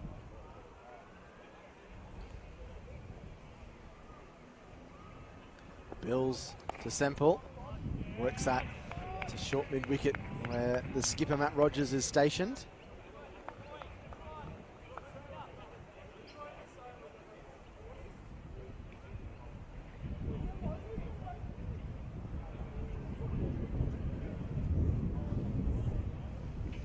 Don't go anywhere. Mike Whitney's going to join us later on in the coverage.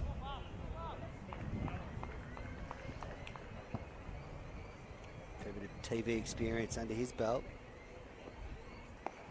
Semple just can't get him away. It's 4 dots in a row.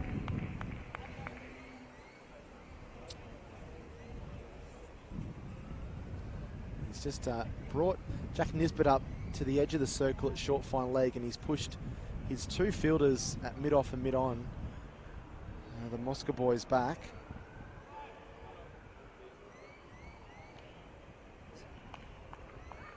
Deep third man, deep point, deep long off, long on, deep square leg, all patrolling the boundary.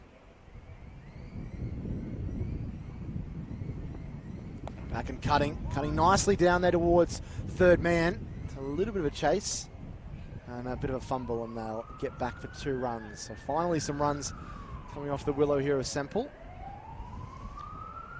who did hit 29 not out in the quarter-final win against Bankstown. Scored some valuable runs in the lower order. This is obviously a lot sterner of a task. We saw last week that Randwick Petersham were able to defend a target just over 200, so it seems like they're just trying to get something in that order from here, aren't they? They've certainly... it might be fairly similar. 52 would be the task if they'd wanted to get that from 9 overs. That's just under 6 and over. Lovely cover drive there by Semple, picks up a single and ends the over. 41 gone. 162 on the board, 5 down with Affleck 24 and Semple 8. Sydney Cricket Club have really taken control of this effort in the last 10 overs. They've been able to really shut down the scoring. I think Anthony Sams was such a vital wicket because he was looking so good out in the middle there, hitting the ball delightfully to all parts of the ground. We saw one big 6 hit up onto the hill, just smoked it. But Menente got him, and then after that the run rate has careered back. Well, it's now to 4 and over. It was around 5 and over for a good period there. So Menente to bowl his last over. Nicely done there by Semple. Worked into the gap. They might think about a second here. And might have been a little bit of a mix-up for scampering back there was Tim Affleck. Already seen one run out today with Willafleck run out. That was costly, I think. He was well set there. Been out there for 60 balls. Made his way to 35. Looked like he was going to drop anchor and tight run.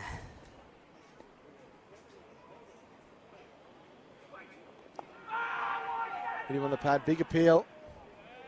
Seen a few of those appeals from Menenti today with the batters advancing towards him using their feet. It's very hard for a spinner to get an LBW. Umpires are reticent to give a player out when they're so far down the wicket. Back and short, punched away nicely. Gets it into the gap and gives Ryan Felsch a little bit of work to race around the boundary, and 2 more there to Affleck. Nice shot.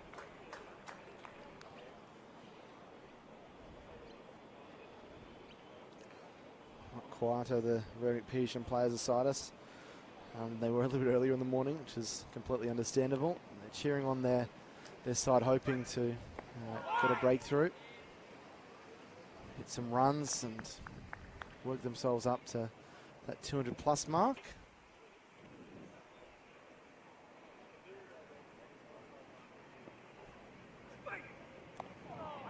Chopped away. He wanted the single, but not on Jack Nisbet's arm. He's been very good in the outfield. The gangly quick. Sun shining at Drummoyne Oval Beautiful now. Isn't it, Manners? Drying that pitch out. It's not really what Randwick Petersham would want. They'd like these clouds to come in. Down the leg side. That will be a wide, so we'll need to re-bowl that. But this has again been another brilliant bowling performance by Ben Menenti, and maybe potentially match-winning bowling performance with how tightly he's put the screws on this run effort by Randwick Petersham. Thrown up and defenders. That's the over. 42 gone now. 5 for 166. I'm going to vacate the commentary box, and Mary Kay is going to come and join Andrew Menzel for the final 8 overs. Thanks, Jack.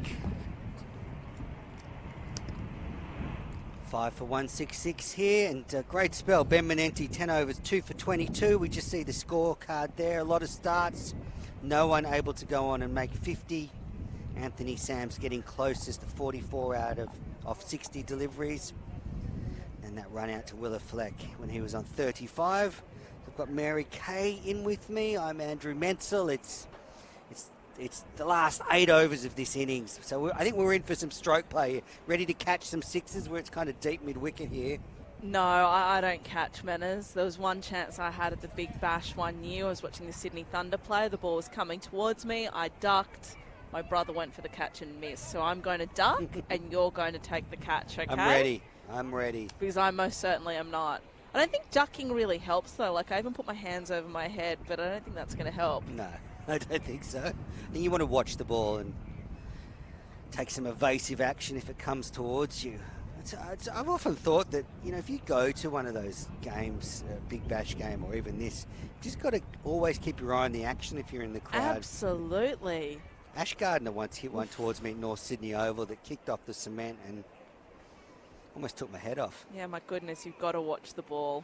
All right, so it's Harry Menenti going to take up the attack from the hill end. And you have to say, Manners, that it really is do or die now for Randwick Petersham. They've got 8 overs to go. How many runs can they get? Menenti bowling around the wicket. Driven nicely through the covers, but doesn't beat the field. Dot ball.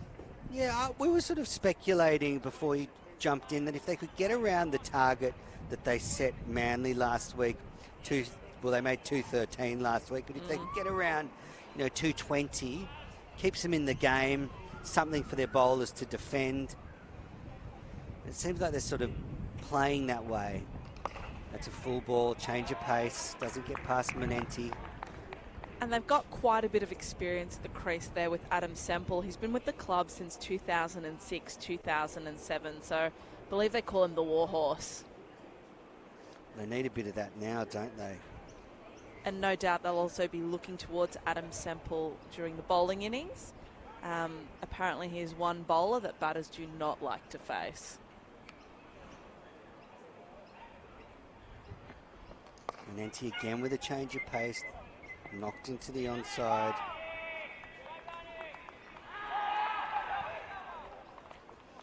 Sydney up and about. They've been very noisy throughout the innings.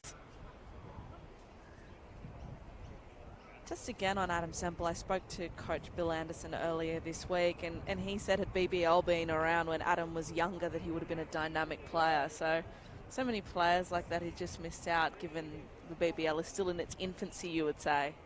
Yeah, and that's what's so great about it now is there's another avenue for players to become professional cricketers. Get in the block hole. Well, if you think of someone like Chris Green and how much success he's had in the T20 game, he's someone that certainly hasn't had much other experience in other forms of the game at that higher level. Yeah, and can still make a really decent living out of it. And travel around the world. Yeah, he's had a great last couple of years. I think going to the CPL and the IPL and the PSL. Menenti and Harry Menenti, that is, and ducked and sort of nudged to third man, but no run for Affleck. And for women's cricket, that's surely the goal, that you give women the opportunity to travel around the world playing cricket professionally, just like the men have that same opportunity.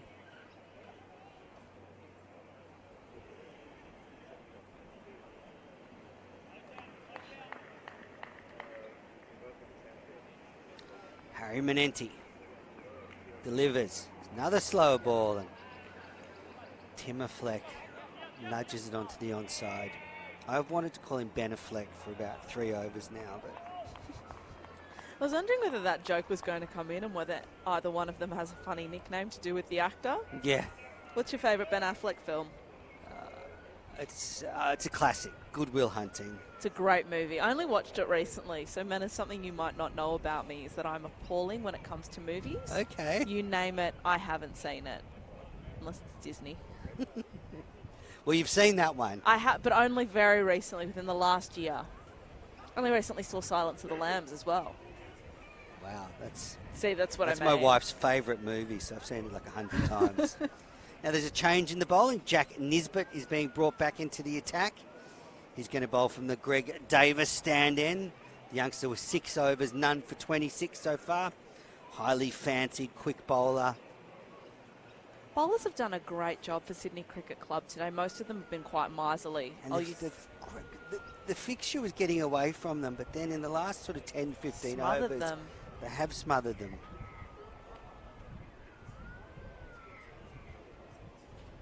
Just shows the quality of the bowling in this Sydney team, and it's one of the reasons they've been successful as well, and how consistent they've been over the last couple of years with the same group of players. Bit of a powerhouse in the McDonald's New South Wales Premier Cricket level, Sydney Cricket Club. Looking for their second title in 3 years in the 50-over version. Nisbet in and nudged on the onside, and they take off for a single. The bowler, the youngster, very energetic in his follow-through, goes and grabs the delivery. We're going to do a score prediction, Menace. How many do you think Randwick Petersham will get? Oh, I like this. I'm going to say 221. Okay, you were closer than me last week. I'm going to go 233. Oh, I like it. You've given them a bit more. I have. Why not? I'm usually quite a conservative person, so I'm going to take a bit of a risk. Nisbet delivers, and there's a big swing at that. Semple's tried to hoik that one onto the hill. 5 for 170 now. In the 44th over, and that run rate's just dipped below 4. 40 balls left in this innings. So if they were to get one a ball, that would be 210. Need to probably do a little bit better than that. Nisbet. It's hit in the air, and it's 6. Affleck has got under that one and hit it a long, long way. There you go. You were talking about one a ball. That's a good way to start, isn't it? Yeah, 1 6 a ball. They'll get a big total. Getting some help from the people in the crowd. That's always helpful. One of the challenges of not having a crowd, of course, is that the players have to go fetch the ball themselves. Because it's a final, though, plenty of supporters have come in. There's, I don't know, at least 150 people here. Might even get some of the wedding crowd later. How lucky are they to have a Premier Cricket final here on the day of their wedding? Must be good vibes. Good luck. Every bride's dream. Your bride's dream, Menace? I did take my wife to the Lord's Test in the 2001 Ashes on my honeymoon. So, look, there's a little bit of negotiation that did go into that. But you've had a long and happy marriage. Yeah, 20 years this year. So. Congratulations. All right, well, what can Nisbet do? He's just been dispatched onto the hill. A fleck, he's playing well. He's on 34. Someone needs to go on and make a big score. That's a wide ball, and the umpire signals such, just pushed too wide, the youngster Nisbet.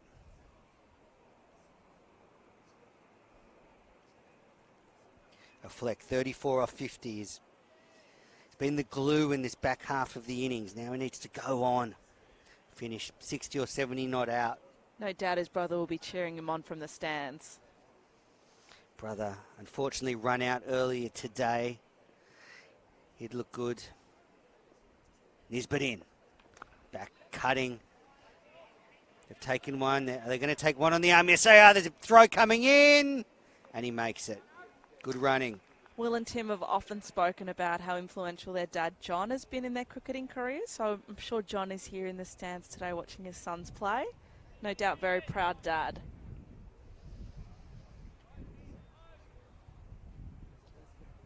This would be my dad's dream. He watched all of my brother's cricket games, all of them. Nisbet in. And pushed into the onside. They'll take one. You said that your brother played some cricket with Nick Bills, who's playing for the Sydney Cricket Club. Knew Billsy growing up. Very good cricketer consistently. And a lovely young man. I'm guessing Billsy was better at cricket than your brother? Yeah, he was. My brother was pretty good. My brother was a wicket keeper, so spent plenty of time with Nick Bills. Actually, both my brothers were wicket keepers, funnily enough. Runs in the family like the Healeys. Yes. All right, Nisbet into Semple, who's swinging away at that one, and it bounces once before deep mid-wicket, and they get one. Elisa Healy does play for this club, and her father was the president here for a while. I'm not sure if he still is. There's a famous wicket-keeping family right there. Absolutely.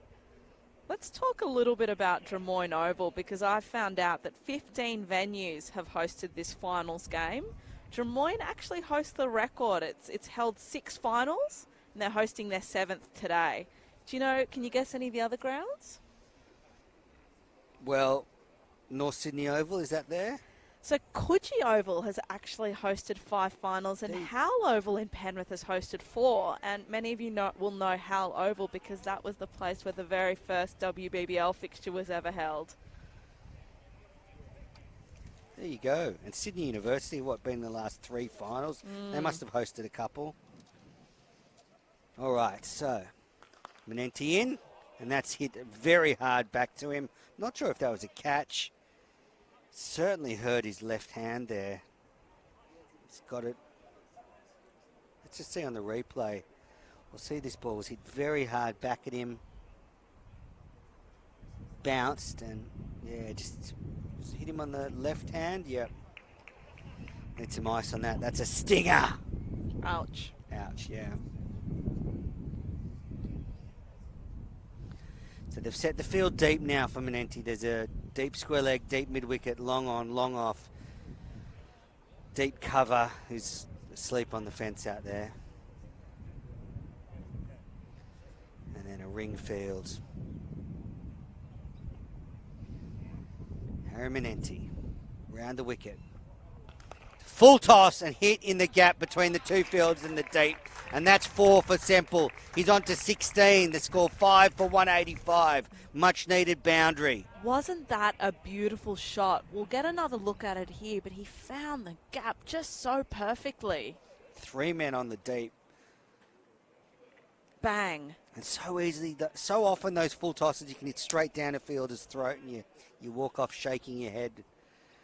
Randwick ready to launch, it looks like. Manenti in again. It's a short ball, slower bouncer, pulled in the air. The man's coming around. Nick Bills couldn't catch that one. Ben Manenti does the fielding, keeps it 2-2. Couple of little divots in the outfield now. All that moisture, I think, over the last couple of weeks is, it's very soft. 5 for 187. 33 balls left in this innings. Could be an exciting finish. It's right up in the block hole from Harry Manenti. Just want to call him HM or something. BM and HM. That's okay, that works. Has and Baz. Has and Baz. Not sure whether they'll appreciate that. Come on, Hazza.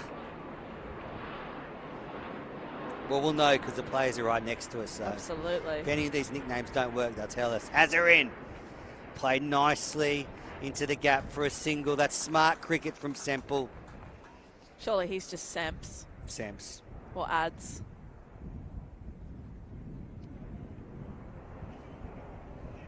Oh, isn't that interesting? We've got numbers 52 and 53 out at the crease at the moment. Tim Affleck with number 53 and Adam Semple with number 52. Harry Manenti in. It's a slower bouncer and nicely weighted by Affleck, and he'll just get one. That's the end of the over. It's 5 for 189. Tim Affleck's 38 not out. Semple is 19 not out. Just 30 balls left in this innings, and I think your score of around 230 is looking good here, and we'll set this game up for an exciting run chase this afternoon by Sydney Cricket Club. Which will be good for us, Manners, because we had an exciting run chase last week as well when Sydney Cricket Club set a formidable target of 289. Spoke about the Manenti brothers, but there's the Mosca brothers who like to give the ball a bit of tap. There's also Ryan Felsh, who's a dashing top-order batsman for Sydney Cricket Club. Dan Smith, the New South Wales veteran. Retired several times, I imagine. Yep. And Beau McClintock, the wicketkeeper who made 100 last week. It's better than a run of ball, so yeah, a lot to come from Drummoyne Oval. Also going to have Mike Whitney coming in at some point during the second session. Very excited about that. I hope Randwick Petersham are doing well so that he's in a good mood. Well, he's probably always in a good mood. Felsh being brought back into the attack, replacing Nisbet, and that's cut out by a Fleck. He'll get one run.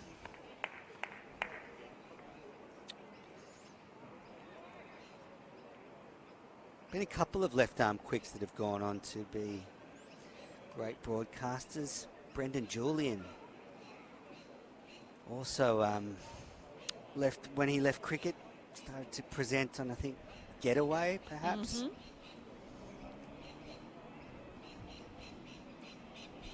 Felsh in again, and that's a wide ball.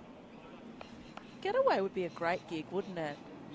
I think Witt did that as well. He did. And he does that the Sydney Weekender now. That's right. Well, we'll be able to ask him about it. Maybe he'll have some tips for us. Yeah, he might have some holiday tips because we can't go overseas. So. And there won't be any, well, there's always cricket, but I won't be commentating any cricket next Sunday, so. Get out of Sydney. Felsh to Semple. Taking a quick single to the man in short. That'll bring... Good credit to Mike Whitney. I mean, my understanding he's been president at Randwick Petersham for 20 years and was involved with the Randwick side before the two teams merged. It's great to see him involved in so long and giving back to the club that, you know, gave him so much as well. It is fantastic, and that's one thing that's become apparent going to all these Premier Cricket grounds. Here's Felsh. That's bowled! A Fleck tried to put that one onto the hill. It was right on the money from Felsh, and he gets his second wicket. does Tim Affleck have bragging rights over his brother? He's scored just a couple more runs. Here's another look at that delivery. Wow. Straight through. Attempting the big hit there from Tim Affleck. And he's gone for a well-made 31. He's got Randwick Petersham into a good position with 27 balls left in this innings. There's still plenty of batting to launch at the Sydney bowling attack and set something they can defend. And if I'm not Sorry, that's Felsh's second wicket. I was going to say, if I'm not mistaken, it will be Dyer Singh coming to the crease now. At a pretty crucial point in the innings, you'd say. Yeah, certainly. And he can have a bit of fun. 6 for 192 now, 27 balls left. Just need a little cameo from one of these players. Semple or Singh, just to get some quick runs. It's beautiful warm conditions now. Sun shining.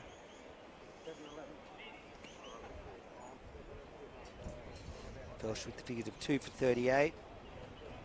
Just see the replay from behind, you'll see right on the money, Felsh angling across the left hand, the cannon into off stump. Guess that was the problem with the Fleck there, trying to hit against the angle. Now, Dyer Singh, who's coming to the crease now, came to the club from Blacktown.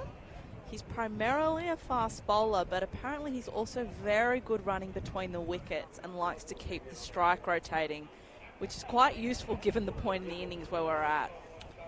Yep, absolutely. With 27 balls left, they'll be looking to take every run, scamper every single, find a few boundaries. He may even play the role that Caleb Malladay played for the team last week. He had a nice little cameo at the end and scored 12 off 4 balls. So they'll be looking for Dyer to do something similar to that. Here's Felsh. Singh's first ball is turned nicely past fine leg. What a start from the number 8, and he'll get 2 straight away. Good placement.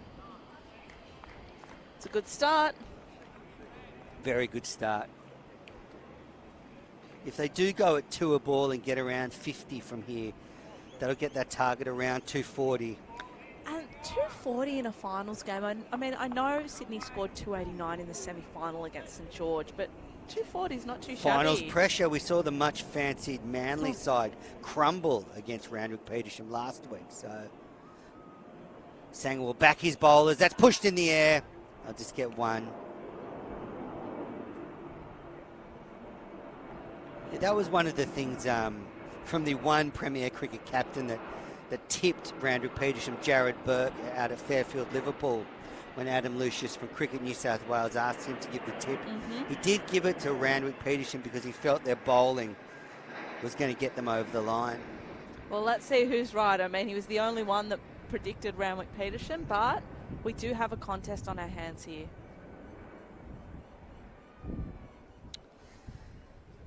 Felshin. Oh, he's beaten Semple there, who was trying to launch that one. The end of a successful over. It's 6 for 195 here in the McDonald's Premier Cricket Limited Overs final. I'm Andrew Menslam with Mary Constantopoulos. And we look at the bowling figures here. You'll see how impressive Ben Menenti was. 10 overs, 1 for 22. Craig de Blasio, 7 overs, 1 for 31, a handy spell. Nick Bills, 8 overs, none for 25. I wonder if we'll see him bowl a couple more overs. I'm sure we will. In fact, I think right now he's got the hat off. Got the ball in his hand right now, so that was a very good prediction, Manners. One of the few players to play for 3 different clubs in this limited overs final. So he brings a wealth of experience into this big game. Trying to spot his cheer squad in the crowd, Manners. Oh, don't do this. You got the heartstrings going last week. I know, you're a dad of 2. Him, Billsy going and kissing the daughter, was it, I think? Yeah, daughter, fist pumping. It's very sweet. And he took 5 wickets and took a great catch. A good day for netballs last week. Yeah, really good day.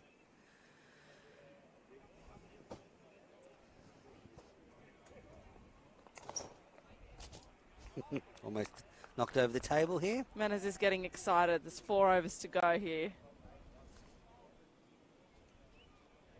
6 for 195.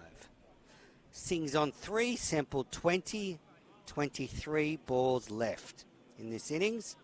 And then Sydney Cricket Club will have to chase the target down for the title.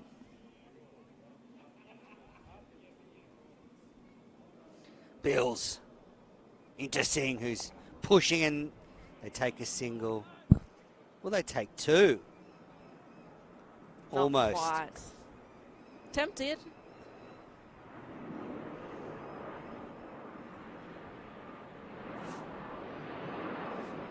The run rate now just over 4 and over. 6 for 196. Semple's on strike. And for Nick Bills, there's a long on, deep mid wicket, deep square leg. Fine legs up in short inside the circle, so there's a gap if you can just get it behind the wicket. There's no one patrolling the boundary there. Short third man. Gully, deep cover, regulation cover. Where's Semple going to try and find the boundary? Here's Bills. Full toss and only hit to long on. Oh, long on's misfielded that one and it's rolling towards the rope. Luckily, Ben Menenti was backing him up, and I think it only cost them 1 run there. It's almost a very costly error there in the field. But to be fair to Sydney, their fielding has been very good throughout this innings. Not too many missed opportunities. Oh, they've fielded very well. Just coming to the end of this innings. It's got a little bit dozier in the field. Here's Bills. Full toss, and that's scooped over the keeper. One of my favourite shots in cricket, that The one. ramp shot. We saw the Mary Kay ramp shot, and Semple's back for 2. It's just a lot of fun. It is a lot of fun, and the gap's there. There's no one behind the wicket patrolling the boundary, so if you can get a tickle on it. That one not quite coming off the middle of the bat and kind of went straight up. The Mary Kay ramp. Thank you, Adam Semple. The paddle, the glance. I like the reverse ramp, which is over the offside. Bills. Hit in the air, high and handsomely for 6. Straight over long on's head by Semple. That was a glorious shot.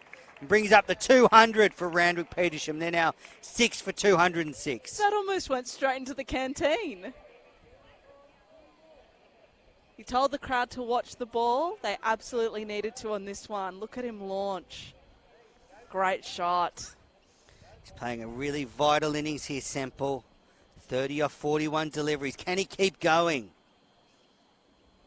Bills in.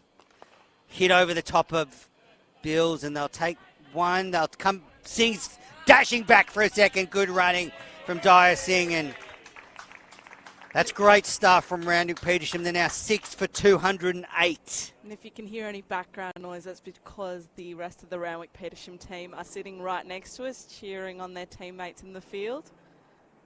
They were very happy after that 6 from Adam Semple.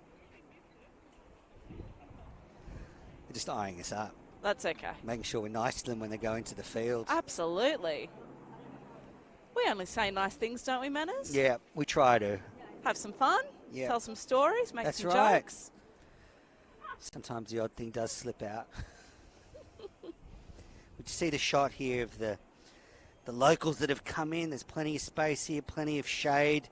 You take your pick between the seats up in the stand there, or shady spot under the trees on the hill. I'm taking the shady spot under a tree, I think. It's a throwback to classic cricket viewing. Obviously, not many of the major venues have hills anymore. It's one of my favourite places to watch cricket. It's really up there with North Sydney Oval for me. I love North Sydney Oval too, but here's Harry Menenti swung around. Singh pushing off the back foot, and they'll take a single. Are they going to take one to de Blasio? No. 6 for 209. Semple's on strike. He's on 32 and starting to play really nicely, isn't he? It's an exciting end to the innings. Really enjoying it. I mean, that's Adam Semple's experience. He's been with the club for such a long time, a cool head out there, and that's exactly what Randwick Petersham need at this point in the innings. It was probably around 2011-12, was it, when Randwick Petersham won the title last time? Absolutely.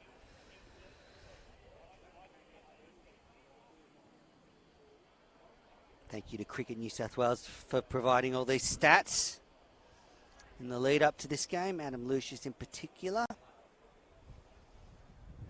We do some of our own research too. Of course, Mary Kay's getting to know all the coaches at Premier Cricket level. And the players too. I've been seeing if there's anything interesting on Instagram. But with Jason Sanger, no Instagram, but thousands of fan accounts. Dug out by Semple. That's a good delivery by Harry Manenti. Jason Sanger's a great player, so that was unsurprising for me. Yeah, played a lot for the Thunder. Bowls handy leggies. I wonder if we'll see him roll the arm over today. Thought I'd get an answer out of him straight away. Not long to wait. But he wasn't listening. Here's Manenti. What will Semple do? That's another good delivery right in the block hole. Well, the Manenti boys are bowling well today. Brings Singh on strike. And just 15 balls left in this innings. The score 6 for 210. What did I say? 2-2-1? Let's go with that. I think I said that. I said 2-3-3. Yeah. Let's see what I happens. think Mary Kay slightly the favourite here. All right, Harry Manenti. Singh waits. Rolls his fingers on that, and Singh turned it past short fine leg, and it's going to run away for 4. Deft little shot by Singh. He was able to place it just to the left of Jack Nisbet, and it ran away for 4. He's primarily a fast bowler, but he's doing a great job at the end of this innings.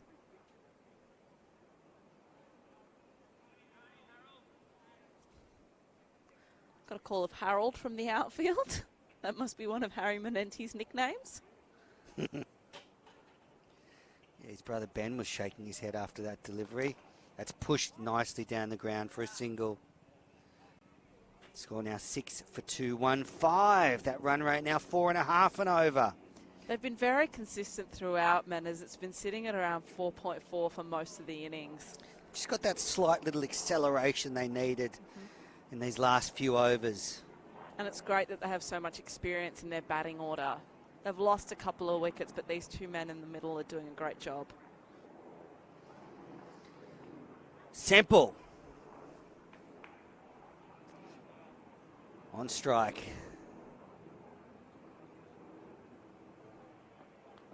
He whipped that one past short fine leg, and Semple has simply hit that for 4 more. He's on to 37. Randwick Petersham loving it in the crowd. They are, and that's the end of the over. It's 6 for 219. Just 12 deliveries left in this over, and well, Semple playing a lovely little innings. Just turned that one past the man in close, and it scooted away. What do you think they're saying in the middle now? It's probably just go for it. 2 overs to go, 12 balls, wickets in hand. Yeah, I think that'd be pretty much the message, but I guess you still want to try and score off every delivery. They know Nick Bills is an experienced campaigner, so he'll bowl a couple up in the block hole there, just get some bat onto them and turn the strike over. I'm going to smash through my prediction of 2-2-1. They could even get 240, 250 from here. A couple of boundaries. We've seen Semple clear the rope. If he could clear the rope a couple of times and they keep rotating the strike, 240, 250 could be the target, and that's going to be a really interesting chase this afternoon. And Singh's also having a handy cameo here, sitting on 10 off 7 balls. Nick Bills to Singh. Full ball, and he's thrown the one-handed bat at that and goes to fine leg for a single.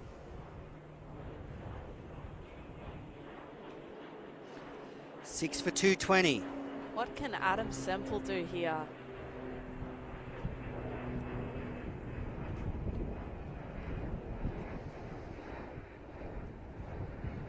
think we're in trouble. I think there's going to be a few balls disappearing into the crowd with Semple on strike. I told you to be ready for the catch, Manners. I'm not catching it. 3 men on the deep in the onside. He has to get it over their heads.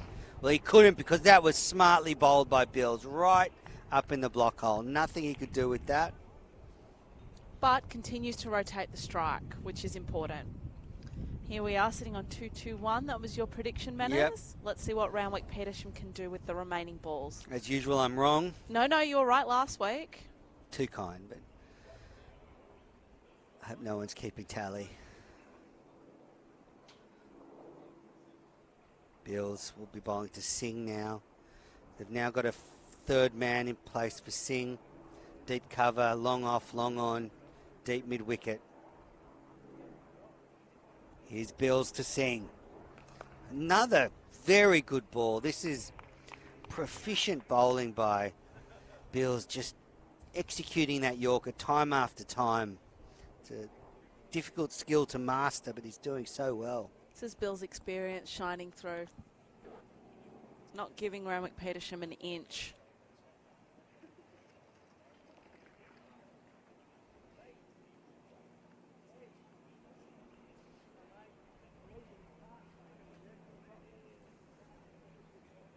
Semple. He's made a polished 38 off just 46 deliveries. Hit a couple of big sixes. Here's Bills. He's down the track, hitting in the air and found the gap. One bounce, 4 more. Great shot from Semple. There's 3 men in the deep and he found the gap and Ben Manenti's gone to fetch it. He could reach his half-century, Manners. Oh, look, here we go. There's Ben getting the ball. Turn of the wrist. No, you love your technique, Manners. Oh, I love a good batting technique. Will he reach his half-century? I think he might. 42 or 47 balls. Adam Semple at the crease. Full toss and hit in the air. And Nisbet's able to stop that one and I'll just get 1 run. Well, Bills is lucky to get away with that full delivery because the way Semple's been hitting them, that could have been dispatched over the boundary. Brings Singh on strike. Last ball of the 49th over. 7 deliveries left. Randwick Petersham have worked their way back into a very good position in this game. Maybe 10, 12 overs ago, it looked like they weren't going to be able to get the target this high, but some good batting. Bills. Singh throws the hands at that and they'll get 1. Will they think about 2? No, they won't. I heard no Semp from the crowd, so that's a no. 1 over to go. 6 balls. 6 for 228. Semple 43, Singh 13. Can Semple be the only Randwick Petersham player to make a half-century in this innings? We'll soon find out. 6 balls left. And is it Harry Manenti bowling the final over?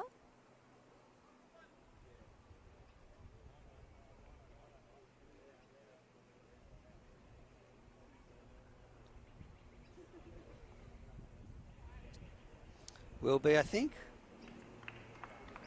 Harry Manenti gives his hat to his teammate.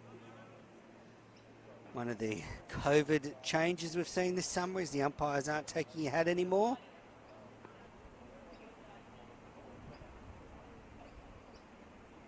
All right, Manenti to start the last over of the Randwick Petersham innings. Here he is. Seeing, oh, that's a wide. Change of pace, but pushed way wide of the off stump.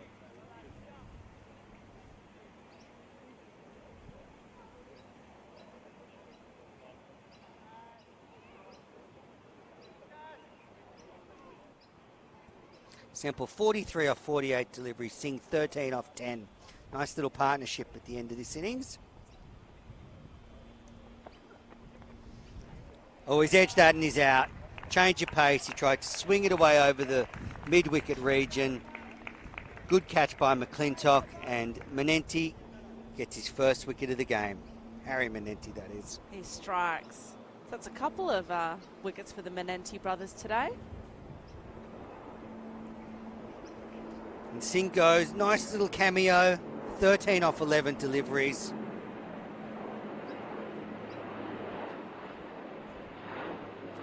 And it looks like Ryan Neenan is coming in now to finish off the over for Randwick Petersham. Either way, Singh sort of did what he needed to do. Absolutely. They put on 37, those two. And a vital little partnership. Has a little chat to Ben Menenti as he comes off. Seems pretty friendly. Ben seems to be a bit of a chatterbox. He's a chatterbox. Had a chat to us while we were commentating last week, didn't he?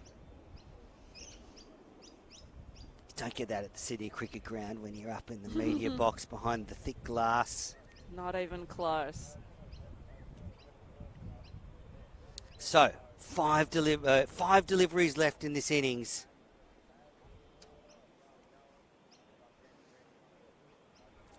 Ryan Neenan on strike. Former first-class cricketer who also played a couple of games in the IPL a while ago. So pretty good pedigree. Ended up in Australia and good pickup by Randwick Petersham. Wouldn't get many IPL players playing in the Premier Cricket comp, so... Well, that's a great delivery. What a start from Harry Menenti. A Yorker to Neenan, and he's out first ball, and Menenti is on a hat-trick. Terrific Yorker here. And Neenan goes first rock. See Menenti, a lot of experience, and yeah. And unfortunately, that makes Ryan the 81st player to be dismissed for a duck in a New South Wales Premier First Grade Limited Overs final. Well, at least it's part of history. Absolutely. And this must be Kalen Malladay coming out to the crease now. As I mentioned, he had a really handy cameo last week against Manly. Scored 12 off 4 balls. Now, how many hat-tricks have there been in the final? That's what we need to find out.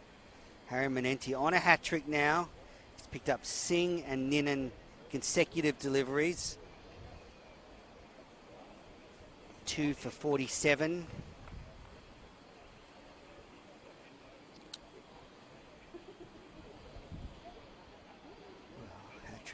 Hat-trick delivery. Very exciting, I'm isn't excited. it? With 4 deliveries left. Can Randwick Petersham just get a couple of boundaries away and get that target up around 240?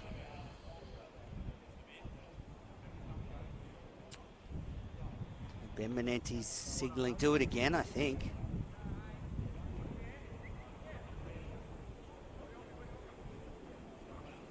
Ben Menenti quite talkative out here in the outfield.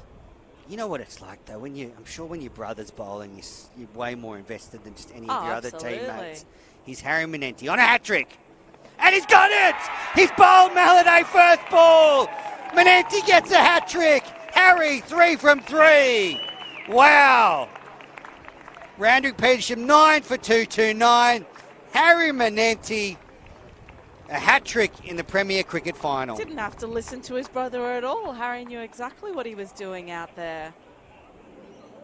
That's caused some real damage in this final over, and his teammates getting around him. Let's have another look at the delivery. Andrew needs a breath, a breather. Terrific delivery, right bang on middle stump. This is perfect death bowling from Harry Menenti, right up in the block hole. Really couldn't be any better, could it? And this last over going very well for Sydney Cricket Club, not so well for Randwick, but they do have 229 runs on the board. Bit of a rush to get the pads on when there's a hat trick. We see Jason Ralston coming out to the crease now. Probably thinking at the beginning of this over he'd just be able to loosen up, get ready to go out into the field, but not quite. Harry Menenti had something different to say. 3 balls left in this innings, and what a stunning performance by Harry Menenti. 3 wickets in 3 deliveries. His brother took 2 wickets. Between them, they've taken 5 of the 9 wickets. Surely, for poor old Jason, he just has to survive this ball. All right. Can Manenti get 4 and 4? He's got a number 11 to bowl What's that at. called? Double hat trick.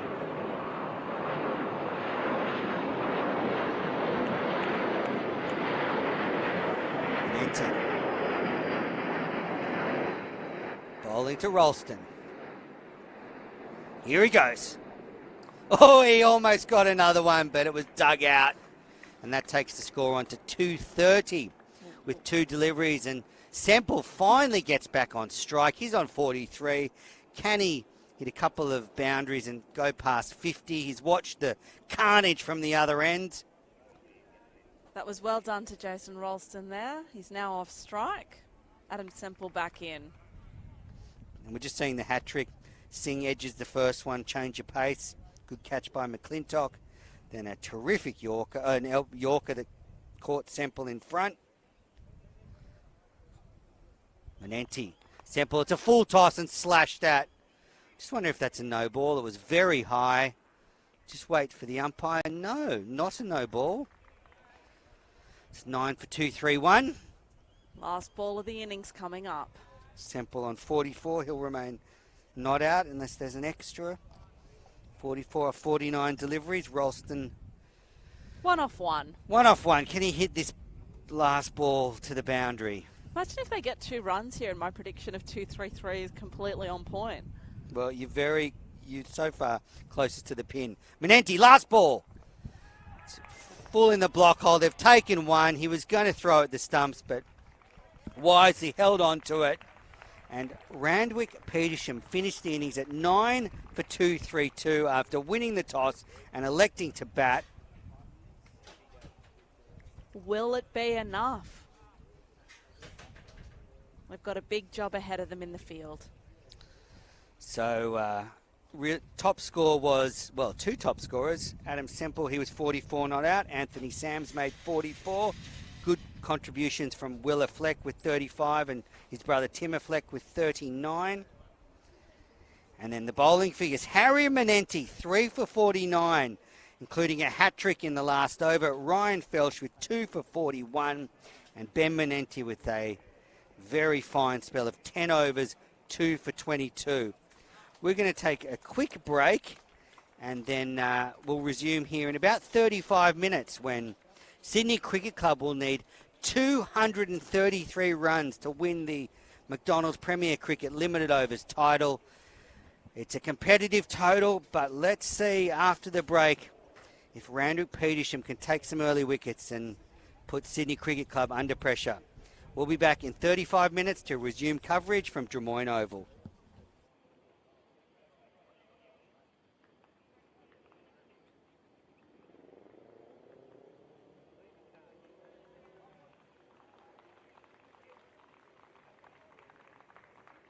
To get away here in this morning session.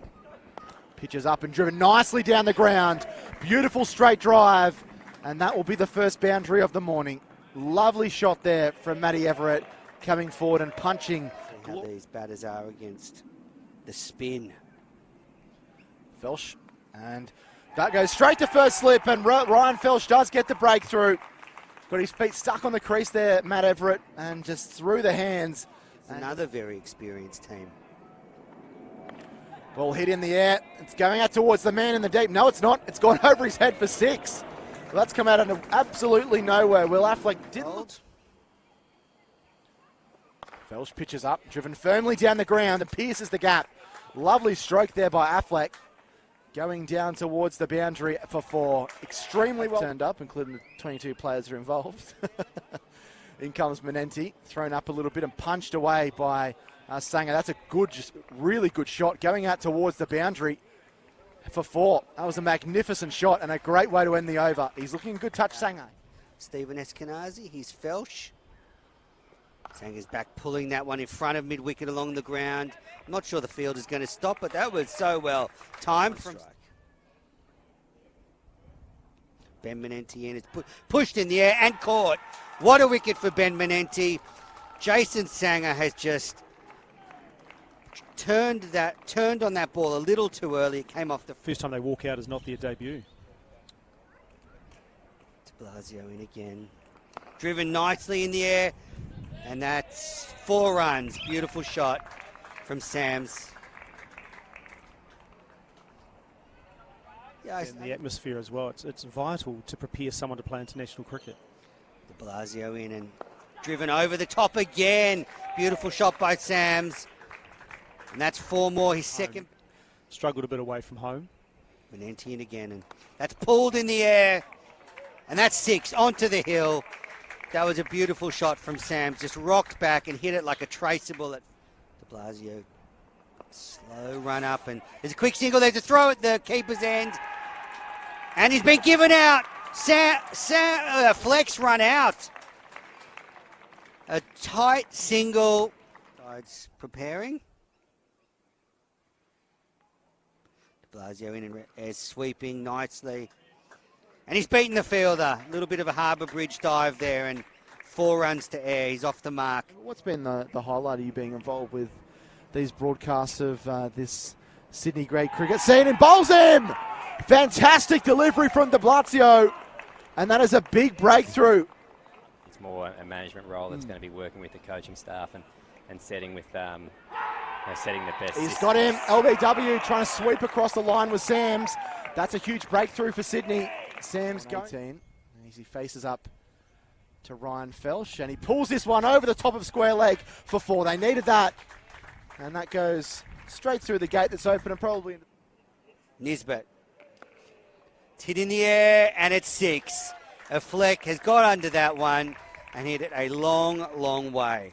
There you go. You were talking about one a ball. That's a good way. Harry Manenti round the wicket. Full toss and hit in the gap between the 2 fields and the deep. And that's 4 for Semple. He's on to these Premier Cricket grounds. Here's Felsh. That's bowled! A Fleck tried to put that one onto the hill. It was right on the money. Bills. Hit in the air, high and handsomely for 6. Straight over long on's head by Semple. That was a glorious shot. Brings up. Singh waits. Rolls his fingers on that, and Singh turned it past short fine leg, and it's going to run away for 4. Deft little shot by Singh. He was able to. His Bills. He's down the track, hitting in the air, and found the gap. 1 bounce, 4 more. Great shot from Semple into this innings. Oh, he's edged that and he's out. Change of pace. He tried to swing it away over the mid-wicket region. IPL players playing in the Premier Cricket comp, so... Well, that's a great delivery. What a start from Harry Manenti. A Yorker to Ninan and any of your other teammates. He's Harry Manenti on a hat-trick. And he's got it! He's bowled Maladay first ball! Manenti gets a hat-trick! Harry, 3 from 3.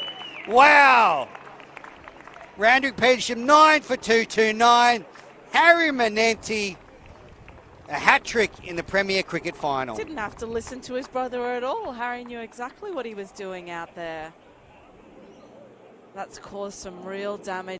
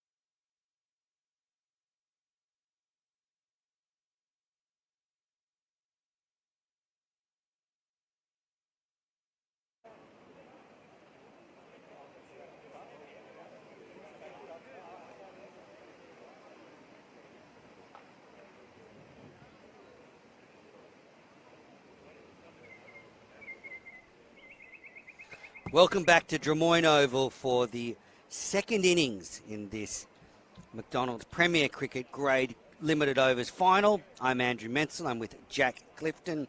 And Randwick Petersham won the toss and elected to bat earlier today and made 9 for 232, with Anthony Sams and Adam Semple both making 44. The top scorers, Adam Semple, not out, as we see the Drummoyne openers walk to the crease. And as I said, joining me in the commentary box is Jack Clifton. And Jack, this game set up for an exciting afternoon with Sydney Cricket Club needing 233 to lift the title for the second time in 3 years. Yeah, very interesting times, isn't it, man, as Randwick Petersham were able to scrape up towards 232, and it looked like they might not be able to reach that mark. I'm sure they probably felt like they maybe left 15 or 20 runs out on the fields, but it's always good in a final, as we've spoken about before, to have runs on the board. Just seeing a hat-trick that occurred in the last over of the Randwick Petersham innings. Harry Manenti, first one to go was Singh, then Ninham was out, first ball LBW. And then Maladay came to the crease, and he was the hat-trick victim, bowled. An absolute jaffa for Harry Manenti. And I hear his father and partner in the crowd to watch it all happen. So, great moment for him and a great moment for Sydney Cricket Club. A hat-trick in the McDonald's Limited Overs Premier Cricket Final.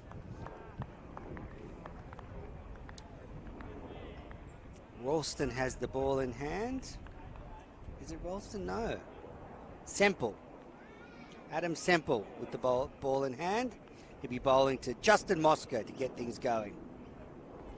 First ball steered nicely past gully for a single, and Mosca off the mark straight away. So we were speaking in the lunch break, Jack, that Ryan Felsh is on strike now. It's a bit of a dasher, and if he can get away early, it's going to be a tough task for Randwick to defend this target. But conversely, they get him out early, get into that middle order as quick as they can, then they can break this game open. Yeah, I think you like to bowl to a player like Ryan Felsh because there's an opportunity that you can get him out early on with him throwing the bat all around the ground, so there's more of a chance of a breakthrough coming. And they certainly need an early wicket, I think, here, Randwick Petersham. I don't think they can afford to let Sydney push off to a 75 or 80 run opening partnership. Semple, second ball of the innings. Felsh to face his first ball, pushes to gully, no run.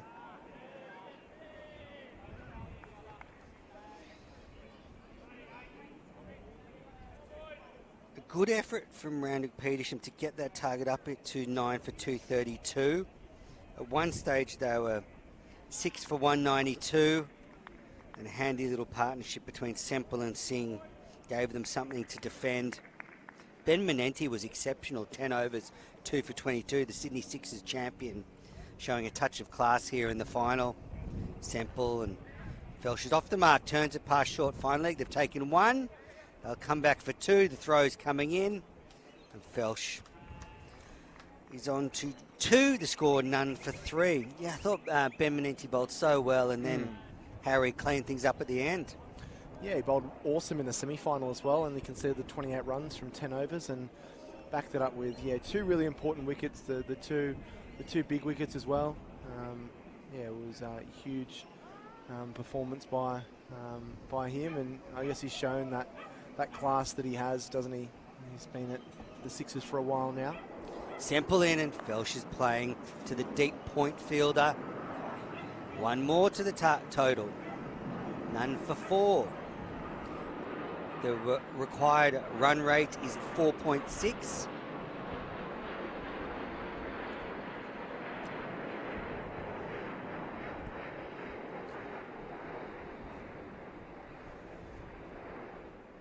Yeah, solid start there from Ryan Felsh. He's come in and seen the ball and hit the ball. A couple of nice shots to start with.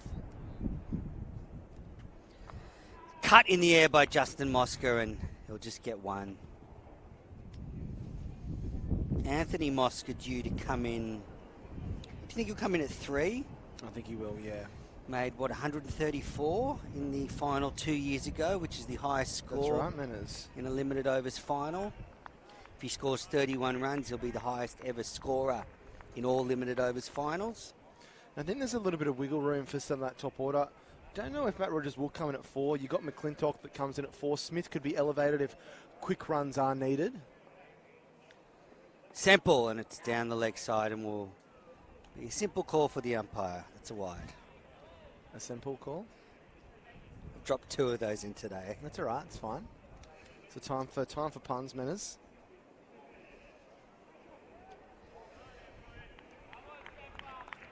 Beautiful scene here at Drummoyne Oval by Canada Bay. Lots of locals have come in for this match. Friends, family, supporters of the club.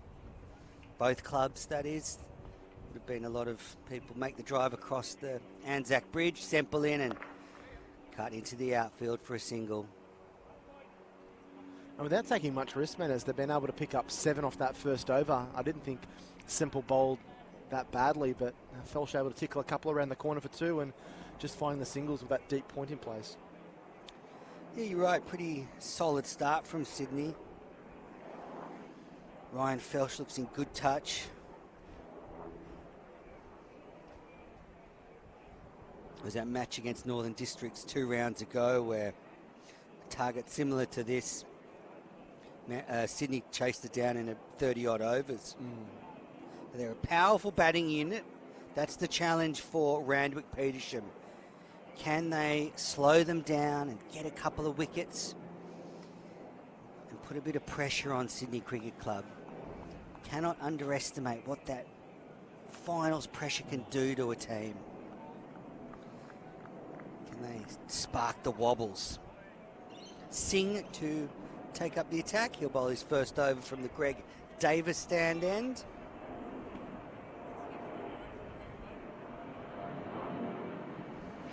Got the bandana, rocking the bandana, and here he is. Springs in, slashed at, and comes off the edge and flown for 4 towards the vacant third man area. Felsh is away, his first boundary.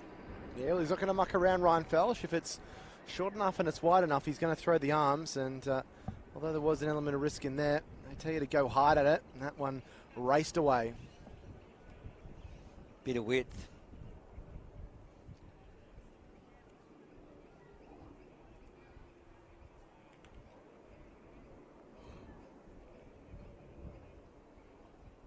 One slip, gully, point.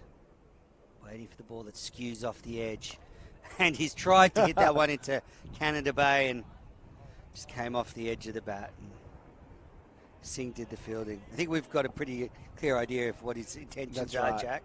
Yeah. He's just sweating on anything in that swinging arc or a little bit short, a little bit wide, and he is going to go after it. And this is really pivotal because if they can get rid of Felsh, might just springboard Randwick Petersham's hopes here. But if he connects with 2 or 3 of those big ones, it's going to tell danger signs for the visitors. Singh in, new ball in hand, and that's beautifully driven through the covers. There's a man at long off running around. He'll cut it off. But easy 2 for Felsh. He's now into double figures. He's on 10. Yeah, if Sydney could get an early wicket and expose Mosca and McClintock and Smith to the newish ball, it could present a few opportunities for them. They've laid a good platform, 13 already, only just into the second over. Yeah, Sydney want to get this over and done with and start celebrating. That's right. Singh bowling over the wicket, and it's driven powerfully back and it's hit the batter. Almost got hit by the bails flying up as well. It's hit his non-striking partner, Justin Mosca. Looks like it's hit him on the left hip or hit him in the box maybe. Powerfully hit straight drive by Felsh. There was one where I think, didn't Andrew Simons hit one and it hit Michael Clark's pad and he was caught off his pad? Yeah, he hit his bat actually and just ballooned up. But yeah, that was a close one. Ryan Felsh is probably spewing that his teammate got in the way. That was hit very hard. He looks an ominous touch, doesn't he? He does, and probably a bit of ice will be needed on Mosca's inner thigh there when he comes off. Nick Bills is running the drinks now. He's changed out of his whites. Casual Bills. Short ball and slashed that, and that'll be 4 more for Felsch. He's come out swinging, and that's dispatched over the point region. Yeah, good shot, but it's a poor ball. You can't be banging it short and wide and not expect to be punished there, particularly with the field up as well, Manners. We've already seen Felsch play that shot once. He should have learnt from that day of seeing, but just dropped it way too short. And that's a shot played with great authority. Easy pickings for him. He's off to 14. Short and wide. Felsch.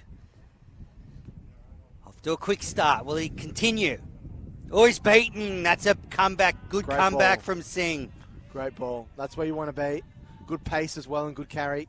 But that's a very good over there for Sydney. 10 coming from it. And after 2 overs, Manners, they've already scored 17. And that required run rate has dropped down to 4.5. So that current run rate is 8.5 if they can. And that's the thing that an aggressive player can give you at the top of the order. And obviously, Adam Gilchrist, top of the Australian order for so long, can just lay a platform. If that person only gets 30 or 40, you've been scoring at 7 and 8 and over. All of a sudden, that run rate of 4.5 is down to 3.8 or 3.9. Especially a middling target of around 230. Sometimes you can get in a bit of trouble. Simple to Justin Mosca, who defends for Justin Mosca. There's 2 slips, third man, point, cover, mid-off, mid-on, a deep square leg, and a short fine leg. If I'm Justin Mosca, even though Felsch just belted me with a straight drive, I'm still thinking, just tuck one, get up the other end, let Felsch do his stuff. He looks like he wants to take him on. Perfect scenario for Justin Mosca, just to tickle one and get to the other end. Looking good in defence.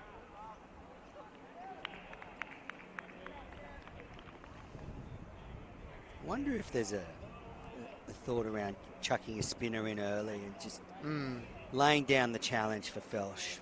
Moves take a little bit of pace off the ball as well. Yep, exactly. Yeah, well, Even Neenan bowled well last week. I think if it continues in this trend, Manners, then yeah, there's something's going to need to be changed by Jay Sanger, but it's still very early on. Sample in, defended. You can tell it's a big game of cricket when you get the chief cricket writer from the Australian turning up. Pete Lawler has wandered in, sees everything. And the McDonald's Premier Cricket Limited Overs final is a big occasion. Been an entertaining tournament, hasn't it, Manners? We didn't have the pleasure of watching the preliminary games or commentating them, pardon me. But we've got to do the quarterfinal, the semi-final, and now the final, and we've seen some great cricket on display. Some really good individual performances, some great team performances, and this final is pulsating at the moment. Just turned into the onside for an easy single by Mosca. Yeah, it's been a great tournament. We started covering the quarterfinals, started out at Manly Oval where they hosted Fairfield Liverpool, and that was an exciting game in which we saw Liam Hatcher, fresh from Stars cricket, wind up and bowl to some of the Sixers and Thunder players, and Jack Edwards and Ollie Davies. Manly looked really good that day, but then last week they were knocked out by this Randwick Petersham club, who bowled exceptionally well last week.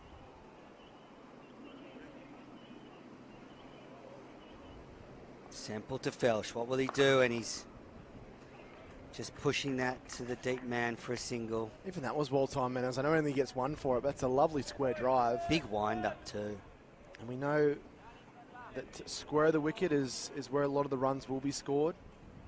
So they've just probably got to alter their lengths a little bit here, Randwick Petersham, not get too consistent in their lines and lengths. Ryan Felsch certainly showing his form and, hey, potentially auditioning for a BBL contract next year or New South Wales contract. This has been a good over from Semple. Yeah, good comeback. None for 19, just 2 coming off that over. Felsch has scooted to 15 very quickly. Justin Mosca on 3. The target is 2-3-3 for Sydney Cricket Club to lift their second title in 3 years. Randwick Petersham They need to bowl well and defend this target. Losing finalists last year to Sydney University that love to turn the tables on Sydney from here and lift the title. Hoping to have Mike Whitney join us in the commentary box at the drinks break. He's the club president at Randwick Petersham. One of the great fast bowlers from New South Wales in his day.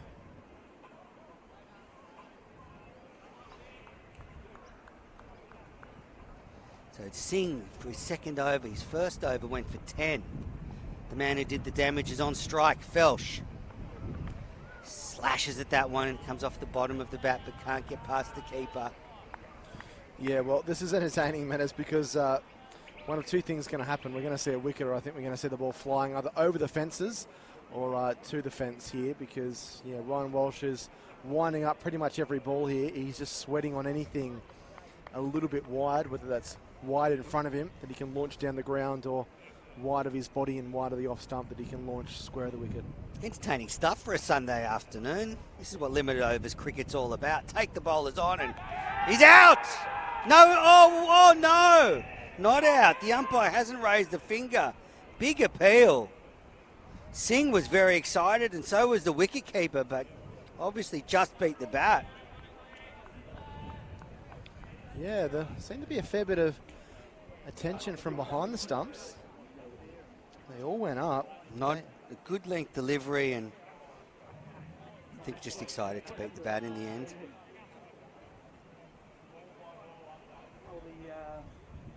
It's a good comeback from Singh to start this over. Here he is. Pushed more circumspectly into the covers. Well, Daz Singh would love to rediscover the form that he showed in last year's final against Sydney Uni. Took 6 for 31. As Sydney University were rolled for 194. Unfortunately for Randwick Petersham, they can only muster 113 in reply. They're going down by 81 runs. Daz Singh had quite a day out with the ball. Singh in. Felsh drives beautifully down the ground and it beats mid-off. That's a lovely shot and a run away for 4. Yeah, it's a really classical cricket shot, isn't it, Manners? Lovely foot movement, picked up the length early and just flowed through the line. Elegantly played, and you can see how well timed it was. That it made it very, very difficult for Ryan Ninnan down there. He put in a gallant dive to stop it, but it was certainly travelling. So 4 more to Ryan Felsh. I've seen him play some very aggressive shots, and that was more of a calmer cricket stroke, just timing the ball nicely down the ground. Singh from the Greg Davis stand end, and that's hit in the air over square leg and into the fence for 4 in front of the light tower on the hill. 2 boundaries in a row for Felsh. The one before was a classical straight drive. That was a little bit of an agricultural hoik. Yeah, you're spot on. He picks up 4 more for it. He's not slowing down, Ryan Felsh. He's not going to take any prisoners out here. And I guess the danger signs for Randwick Petersham is that he's raced to 23, and that scores out to 27 now. Driven down the ground to mid-on this time. He's timing the ball so well, Ryan Felsh. That's the end of the over. 8 coming off that over. The challenge, I think, for Felsh is not to try and hit the ball too hard. Well, not to hit every ball as well. But that straight drive we saw that was timed so beautifully, didn't try and hit it too hard, timed the ball nicely. Sometimes he just tries to overhit it. Yeah, and I think that's what it was his downfall in the semi-final. He'd got a 16, I think, for 9 balls. He'd made a really good start and tried to probably hit 1 ball too many. I think that the last 2 balls are perfect examples of that. That hoik that you mentioned, Menes, he got away with that one because there's no one out there, but needs to be careful here because there could be a lot of runs on offer for him, but doesn't want to throw his wicket away so early on. Semple, his 3rd over, and Justin Mosca defends. We've got contrasting styles opening the batting for Sydney Cricket Club. The gritty left-handed opener, Justin Mosca, who's playing a little bit more determined and I guess conventional cricket, and then Ryan Felsh at the other end, who is taking on this Randwick Petersham attack. The field's up. I think he's probably thinking, well, quick 40 or 50 from me and this game can be well in our favour. Semple in and pushed and beaten mid-on. Nice timing by Mosca, and he'll get down the other end. He's on 4, none for 28. Yeah, that's all Mosca needs to do when you've got a batsman at the other end that's going 150 miles an hour. You don't need to be doing it at both ends. That's a nice confident shot. Probably going to help Justin Mosca find his groove a little bit early on, being able to tuck a few balls into the spaces in the outfield and just rotate the strike. Going to be interesting to see what Semple's plan is here for Felsch. Wherever you're watching this game, don't go anywhere while Felsch is batting, because something could happen every ball. And he's hit that high in the air. That's going to fall safely. There's plenty of space out there. And he's coming back for 2. Plugged in the outfield. Nice little pitching wedge from Felsch. Just a putt from there for par. You just feel that the innings is going to come to an end.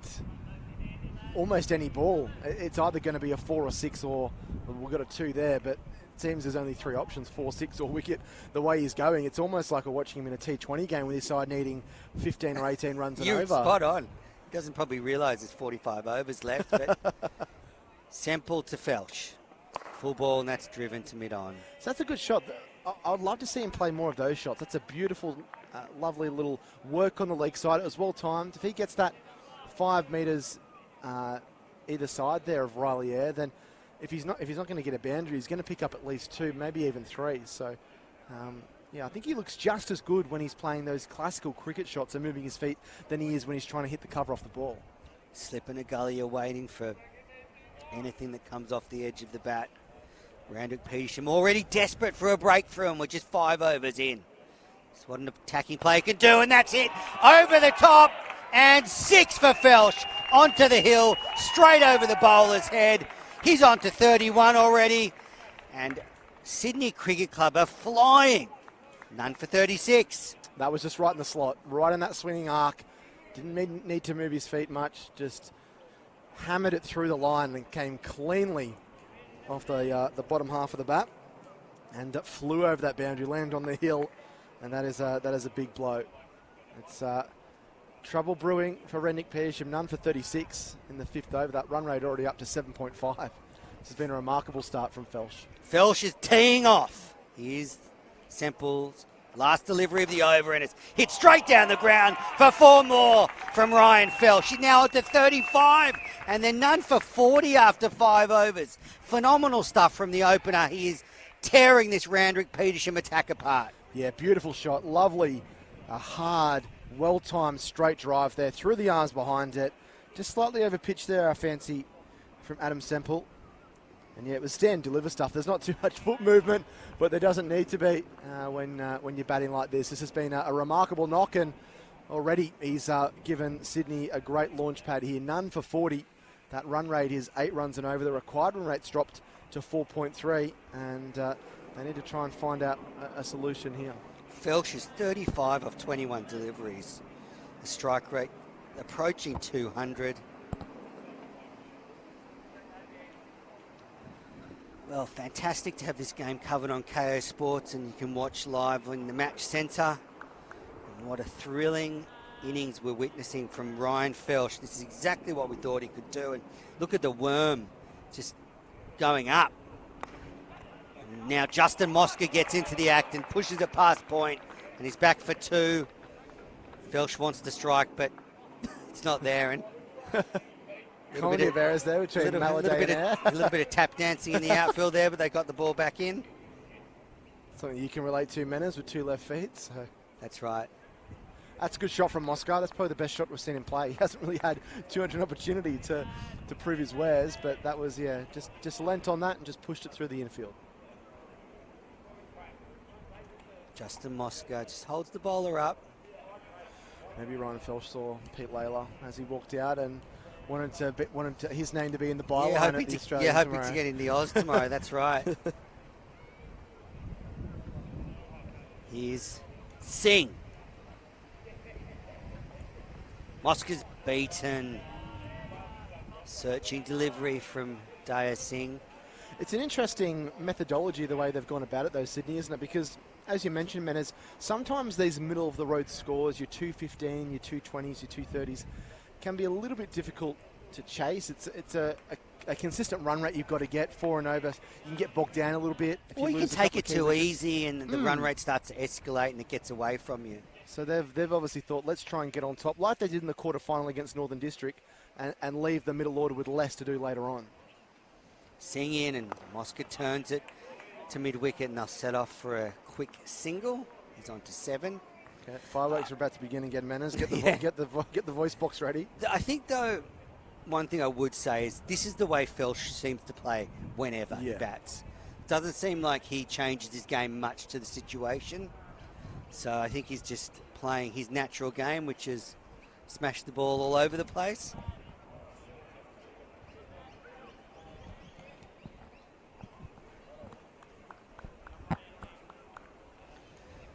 Jack just lining up Mike Whitney for his appearance.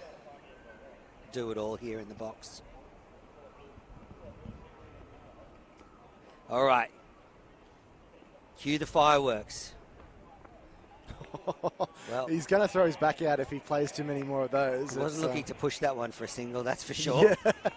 Yeah, I'd be interested to see the wagon wheel of Ryan Felsh. I don't know if there's a whole lot of ones. He did hit 1-2, but yeah, I think he would like to be dealing in multiples of 4 and 6 if he can.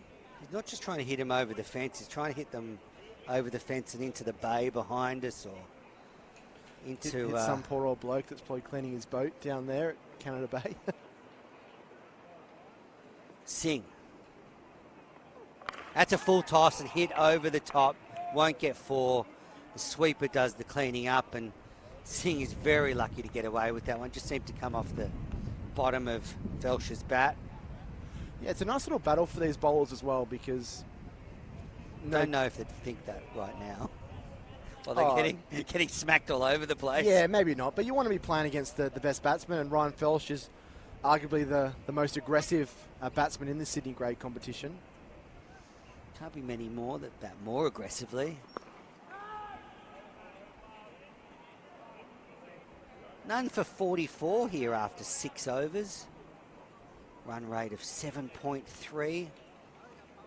Sydney Cricket Club need 189 off 264 balls to win this championship.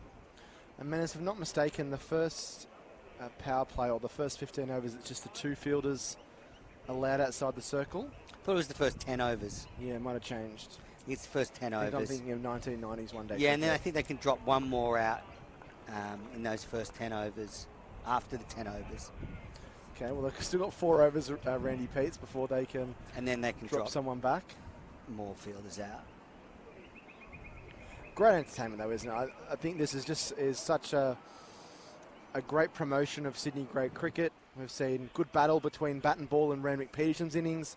Ryan Felsh is just throwing caution to the wind and playing some beautiful shots. If he was to continue on his merry way for the next half an hour, he might find himself on the nightly news tonight in the sports section.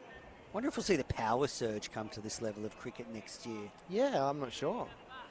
All right, so Semple to continue. There's now a long on back for Felsh. And a sweeper on the offside. Other than that, plenty of territory for Felsh to aim at. Squirted out. That's a good delivery. Could have got through the defence and just kept it out and gets one more.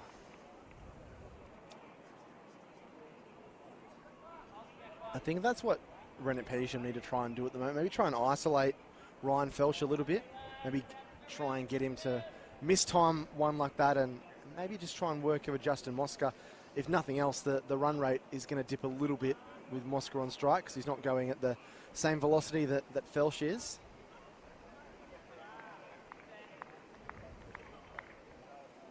Crazy to think we're in the 7th over and the 50's almost been brought up here by Sydney Cricket Club. And this game is moving fast. Sanger won't be happy, and that's pushed into the offside. It just takes one ball to change it, though. I think Randwick Petersham will be reminded of that. They've still got a fair few runs to play with. a wicket here can just bring that run rate down, just change the way this game is trending. So, especially if they can get Felsh out. They need to try and get some control back in the run rate.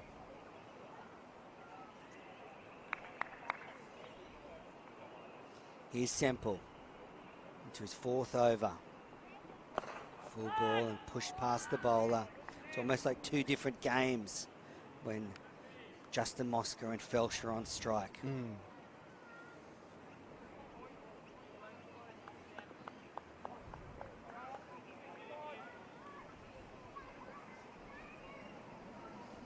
Little breeze picking up now. Drummoyne. yeah, it's turned out to be a good day for cricket, really. We had a little bit of sprinkling showers this morning, and despite the cloud cover, it's been quite warm here in Sydney. Semple in. Pushed into the offside, dot ball. It's better over for Randwick Petersham. Yeah, Jack was here about 6 a.m. taking the covers off in the oval, and That's right. it was raining. Well, it was raining when I left home this morning at about 8. Manners, if you fail to prepare, you prepare to fail. So I'm just gonna leave you with words of wisdom that the great Andrew Moore once said to me. I wasn't quite here that early, but certainly earlier than Manners. Semple. Pushed past the bowler, no run. Just 1 coming off this over so far. Yeah, this is just the way you can just try and switch the momentum up a little bit. I've just had the 1 run from the over, giving it to Felsh off ball 1 and ball 2, and then just trying to work over Justin Mosca here, try and create a succession of dot balls, just slow things down.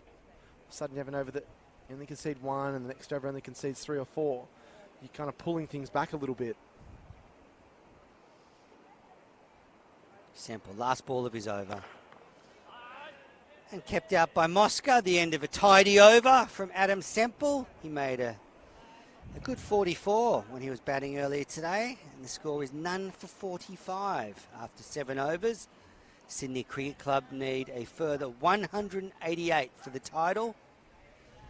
Randwick, well, they need to get some wickets and try and pull back this careering Sydney Cricket Club side. Yeah, well, just taking a look at the Duckworth Lewis par, and of course, I don't think we're going to get any rain here this afternoon, but it just shows how far Sydney are ahead. The Duckworth Lewis par is 16, and Sydney are at 45. So, and obviously, wickets, when you haven't lost a wicket, that keeps that Duckworth Lewis par down. But yeah, it's been a red hot start, and Ryan Felsh is back on strike, no doubt. Ready to tee off on Daya Singh, who's been given a 4th over, so a lot of guts being shown here by Jason Sanger. Let's see if it pays off for the visitors. Put your seatbelts on because we're in for a ride. Here's Felsh. And that's a good ball turned to fine leg, and it's got past the diving fielder there, and a run away for 4.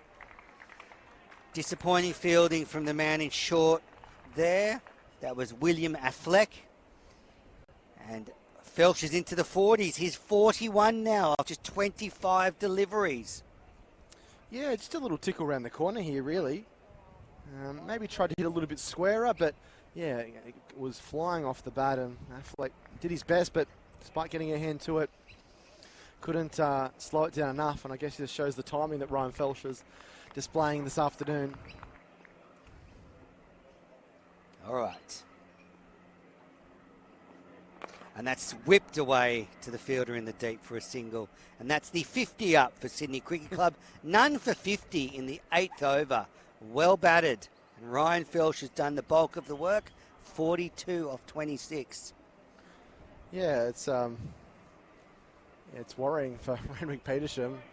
The more runs and more balls that Ryan Felsh soaks up, the better the hand-eye coordination is and the timing, and certainly getting his eye in. But it's been a masterful innings from Ryan Felsh, considering that 44 is the leading score in this match so far. Both Semple and Sam scoring that for Randwick Petersham. Mosca's on strike. Defends, and they take off for a quick single. Shy at the stumps at the non-striker's end. Smart running.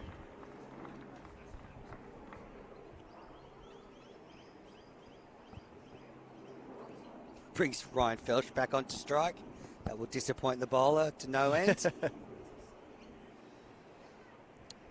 What a wonderful summer of cricket we've been able to present for Interact Sports across the Kingsgrove Sports T20 competition and now the McDonald's Premier Cricket Limited Overs competition. Been a real treat to cover these games. And we're being delighted by the fireworks of Ryan Felsh now.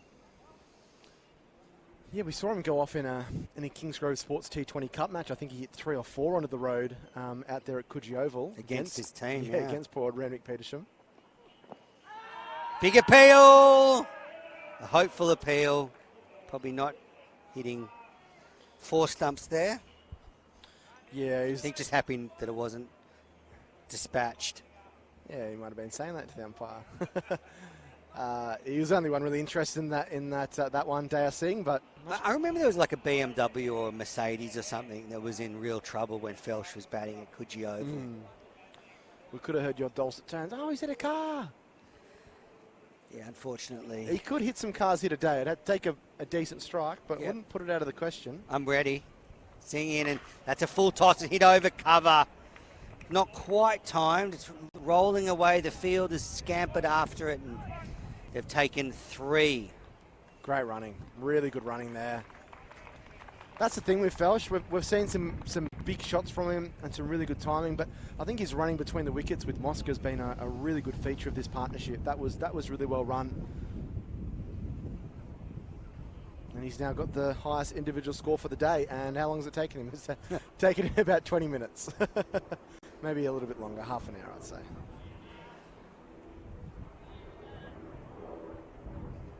Last ball of Singh's 4th over coming up. None for 54.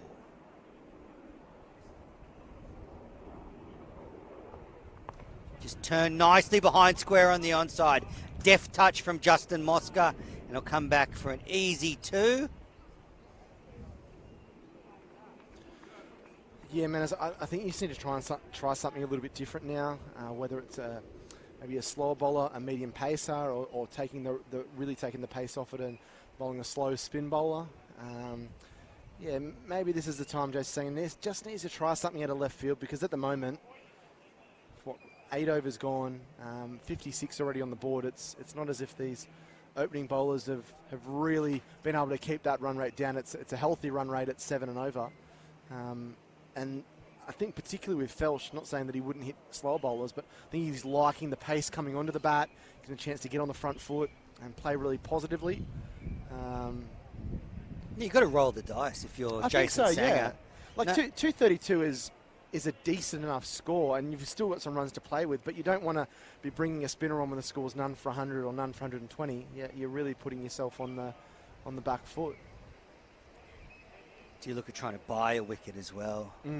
Throw a spinner on and hope Felsh tries to do too much and gets out. I think that's the thing. I think that could be the downfall of Ryan Felsh is the fact that he probably can try and play one big shot too many as Ralston's going to come into the attack. Again, they're gone with the pace option. But if you can just get him to miscue one, maybe this bowling change might work in their favour though. Well, he's been given the task of bowling to a red-hot Ryan Felsh, who pushes into the covers. And you're right, they've taken a quick single. Sanger couldn't pick it up cleanly, but always one in that. And no doubt Jason Sanger's going to be leaning on the support of his wicketkeeper, Anthony Sams. The 32-year-old's played a lot of first-grade cricket and representative cricket. And Adam Semple's another one, an experienced head. So it doesn't just fall on the shoulders of the captain, even though he's the general out there. And no doubt he'll be getting some counsel from a couple of other experienced players that have no doubt been in positions similar to this in years gone by. Ralston. Mosca pushes. Anthony Sams is Daniel Sams' older brother. Daniel Sams, of course, over in New Zealand with the Australian T20 squad, getting ready for their series that begins tomorrow afternoon. 5 matches in that series. We spoke to Lee Jamon before, the CEO of Cricket New South Wales and former Kiwi international. He said his kids are going to the game tomorrow at Hagley Oval or Hagley Park, whatever they call it, across the ditch. Good to see you know the grounds they're using, Menace. And pushed into the gap nicely. And they're coming back for 2. That was a tight second, but they made it. Yeah, I've never been to New Zealand in any capacity, but I would love to go and watch cricket there. They seem to have so many picturesque little grounds. Usually there's a few sort of sheep. Bye, Pete. A few sheep on the hill and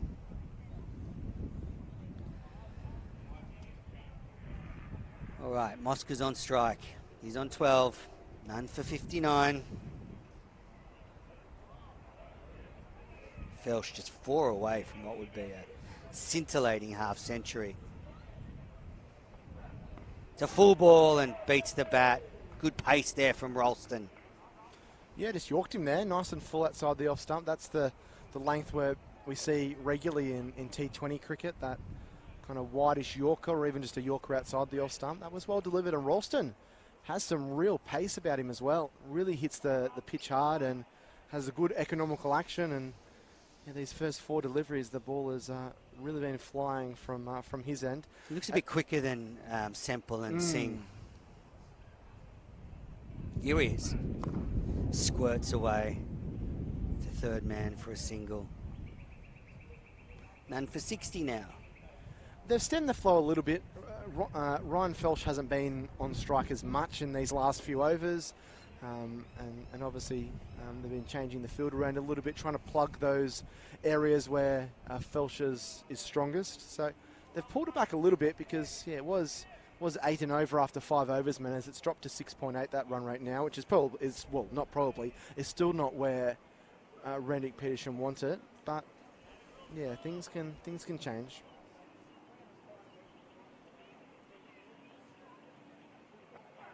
Short ball's hit high in the air, and that's gone a long a way. huge 6. That is over the pavilion into the neighbouring suburbs. There'll be someone collecting a... Well, that may have hit a cum, as we can't see, but it has gone onto the road, and that's his 50 as well.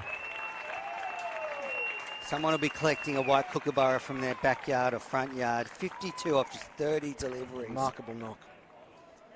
Well, it's funny because we're off air during the luncheon break. We were, along with our co-colleague Mary Kay, we were talking to Birdie, who's one of the Ian Bird, the photographer for Cricket New South Wales. So we're in that stadium where that's gone over, that stand. Huge. And he was saying that, yeah, the game might take a bit of a different feel if Ryan Felsh bats for half an hour. Well, he's batted for about 45 minutes and he's smacked 52 from 30. It's been a remarkable knock. Yeah, remarkable. That was massive. Have they got the ball back? Yeah. Oh, they do. Surprised. It's someone's vegetable patch or something. And we're just seeing the highlights here of Felsh. There's been a mixture of brute force and some lovely shots timed in the gap. He seemed to get quite under that last one, but it just kept travelling. When he hit it, I wasn't sure if it was going to be caught, but then pretty quickly when it sailed over my head. My car is parked sort of out there, so I actually took the front half of the car off on Friday, so I'm hoping the other half's still there. Justin Mosca on strike. Semple switched around, so he's bowling from the Greg Davis stand end, and first ball's left alone. It would always be a bit of poetic justice if your car actually did get hit by a cricket ball, considering that's been your claim to fame in recent weeks with the Jay Lenton shot. I know Jay really enjoyed that, and you posted up on social media.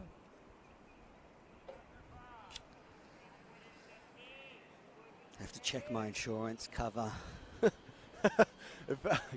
Parking too close to a cricket field is included in the coverage. So Mosca's on strike. He's playing second fiddle at the other end and doing it very well, just providing some stability so Felsh can pin the ears back and cut loose at the other end. It's been entertaining. It really has. It's been a partnership that's threatening to take the game away from Randwick Petersham here. They need a wicket and they need it desperately. Felsh for the BBL could be my new campaign. Semple just pushed for a single by Mosca. Did that easy and gets the destructive force of Ryan Felsch back on strike. The destroyer, the battleship. It's his 4th half century in this one-day cup. He's also hit a century of 135 against Hawkesbury earlier in the season. He was. How many balls was that off? About 40 or something, the way he bats? Yeah, he might have been off about 52 or 53. Not surprised. And there's also he hit over 400 plus runs at an average of 61 coming into this. So he's getting very close to kind of amassing 500 runs in this one-day tournament. And might be a few fans standing around that might just focus on the ball a little bit more when Ryan Felsch is on strike. I'm a Felsch fan after this innings. All right, Semple to Felsch. Driven. And they'll get one. It's in the gap between the field that's been spread. And that's the thing when you start like this, Menes, is the ones and twos all of a sudden become a lot easier for the batting side to collect. So they've made such a positive start that they've been able to hit the ball over the rope and into the rope that now the fielder's been moved back a little bit. They all end up staying on the ring on this rather than trying to come in and stop the singles. They're back on trying to cut off the boundaries. Semple. And Mosca defends. The last ball of the 10th over coming up.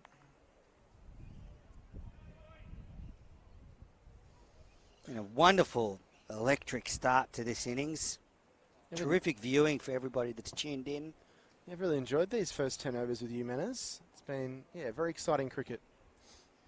I've enjoyed them with you too, Jack. Love is real. Semple. Desperate for a wicket. Almost got it!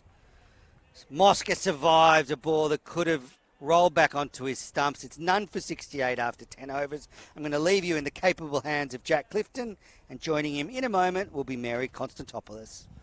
Thank you very much, Menes. And the game firmly in the hands of Sydney Cricket Club. A red-hot start in these first 10 overs. None for 68, as Menes spoke about. Ryan Felsch, 53 not out. His half-century came off just 30 deliveries. And Justin Mosca, maybe a tad fortunate to survive there. He's supporting well on 14. As Mary Kay joins me in the commentary section. Welcome back, Mary. And what an opening start this has been by Sydney Cricket Club. I think we thought that Ryan Felsch was going to come out aggressive, but this innings has been something else. Before we get to that, I'm sorry for interrupting. You and Menes were having a great time, I think. I'm sorry to be jumping back into commentary. Yeah, we're having a bit of a love fest. There's a lot of mutual respect between myself and Menes. Fair enough. You've both been part of the cricket scene for a long time and contributed significantly, but it was very enjoyable watching for Sydney cricket fans. Ryan Felsch has had an incredible start to this innings. And for Randwick Petersham, they desperately need a wicket now. I mean, I know that's stating the obvious, but this game could very quickly get away from them if they're unable to get either Felsch or Mosca out. Yeah, that's exactly right. You think if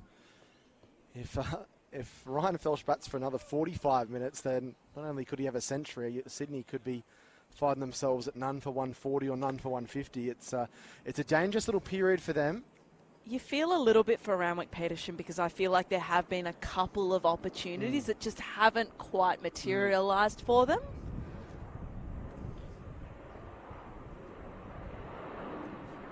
So we're going to see spin for the first time today. Ryan Ninnan into the attack.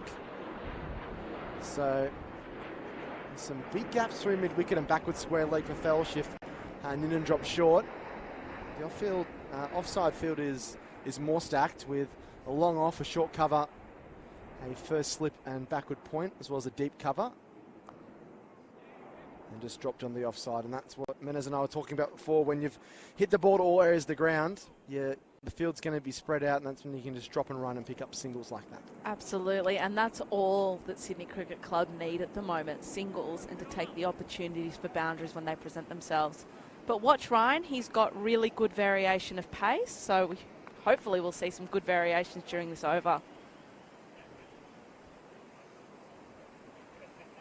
Back and Mosca cut that really late as well, almost cut it out of the gloves there of Anthony Sams. And you spoke to both the coaches during the week.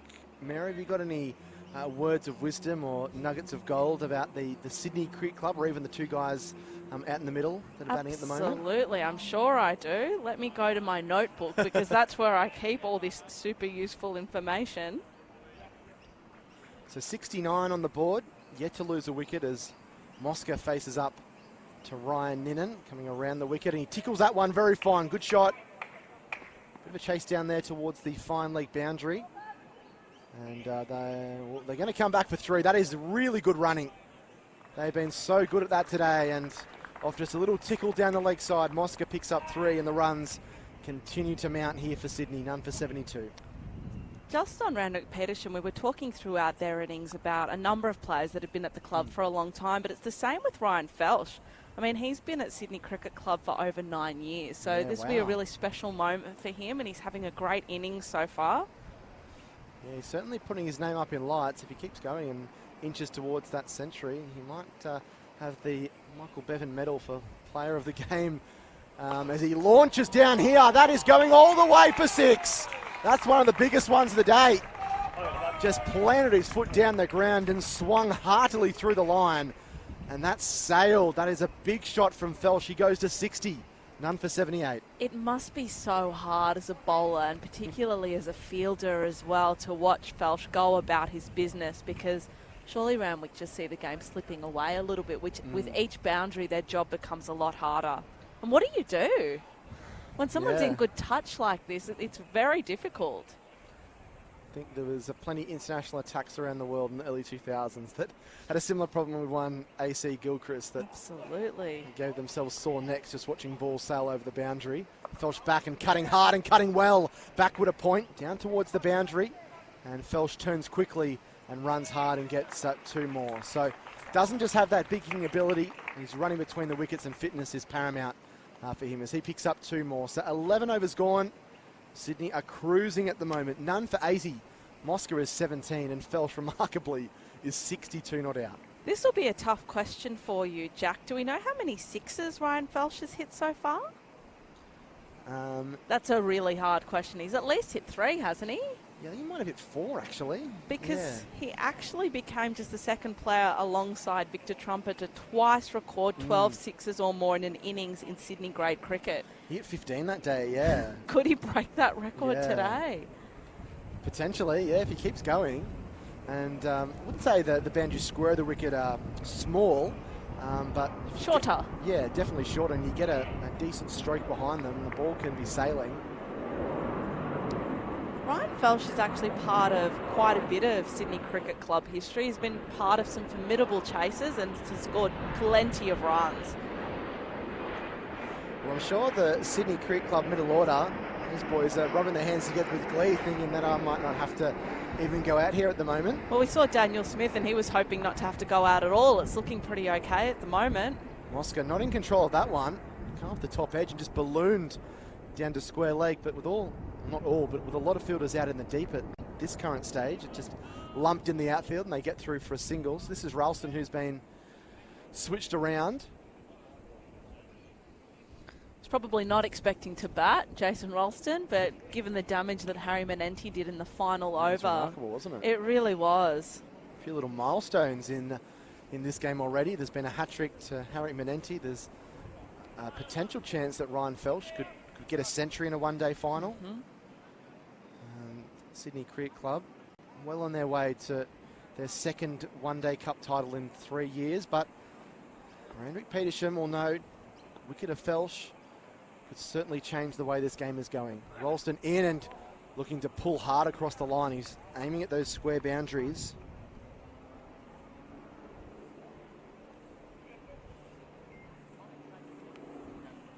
No, I love a floppy hat, Jack. There are a couple of floppies out there at the moment.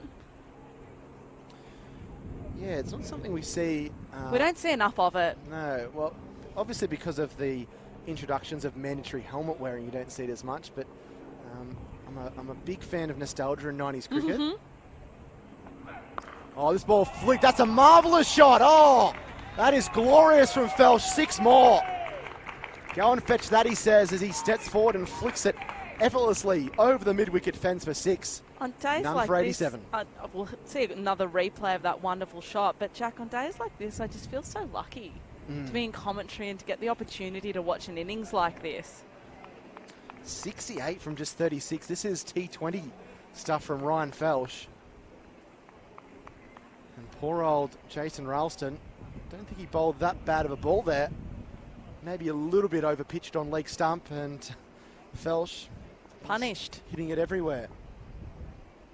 What will the response be of the Randwick Petersham quick? This one lumped up in the air. This could be out. Getting underneath it and taking the catch is Maladay. And that's the end of an exciting innings, an important breakthrough for Randwick Petersham. And the marvellous innings of Felsh comes to an end. 68 off 37, going for one big shot too many. And the opening partnership of 87 is broken in the 12th over with a run rate of 7.6. I'm sure he's going to get a rousing applause as he makes his way back to the players' race. And I imagine that Randwick Petersham will really be getting around Kayla Maladay at the moment. It was a sensational catch from what is a tremendous athlete that moves around the field really quickly. Did really well. Imagine he would have been quite nervous. Yeah, you wouldn't want to drop that. No, you wouldn't. Not at all. Now, it looks like we'll have the two brothers batting together at the crease. Anthony Mosca and Justin Mosca together. Yeah, I don't know if you've got that in your notes, Mary, but they came within a smidgen of breaking a record that the War Boys had made when they were playing at Bankstown grade cricket in the 1990s. They're only 3 runs or 5 runs away from that, but they certainly enjoy batting with one another, and they've both had pretty prolific seasons. Probably AJ or Anthony more so than Justin at the moment, but Justin's out there on 18, and he's certainly laid a platform for this Sydney side to go on. And with a required run rate of 3.8 and over, you're not going to say they're going to do it in a canter, but pressure valve has really been released for the home side. And Anthony does hold the record for the highest score in a final with 134 for Sydney against Sydney University in 2018-2019. So what can he do today? Can he break his own record? A much-needed wicket for Randwick Petersham was that one. That was very important. They kind of need another one now, though. Yeah, they need to get a couple in succession. Good fight back there from Ralston, who'd been hit for a 6, and then all later able to get Felsh to just splice one out into the deep. For AJ Mosca, who's on strike, he's just 2 runs away for 1,000 season runs in season 2020-2021. So he's looking to do that. He's looking to advance quickly already. He'd taken a couple of steps before Jason Ralston even got to the popping crease. It ended up being a dot ball, and an important over, an important breakthrough there for Randwick Petersham. 12 overs gone. 1 for 88 is what the score reads. Run rate 7.3 required, run rate 3.8 with 145 to win. You imagine it would be pretty special batting alongside your brother, especially in a final. But you wonder a little bit about the dynamic between them as well. Like, who's the talker? Are they pushing each other? Are they... Who's going to try and outscore the other one? Absolutely. Is there a bit of banter out there in the middle? How competitive are they between each other? Because if I think about Randwick Petersham, the Affleck brothers scored almost the same. Tim just had the edge over Will. Ninan continues. Mosca defends back down the pitch. Ninan, of course, has played a couple of IPL games and moved from Sydney up from Melbourne to be with his partner. Just dropped there. It's going to squeeze its way through the gully region for a single. Bit cool to have IPL players in here. Very good, isn't it? Yeah. A fantastic experience. I'm sure he's told a few yarns of some of the international and world-class players that he's been around.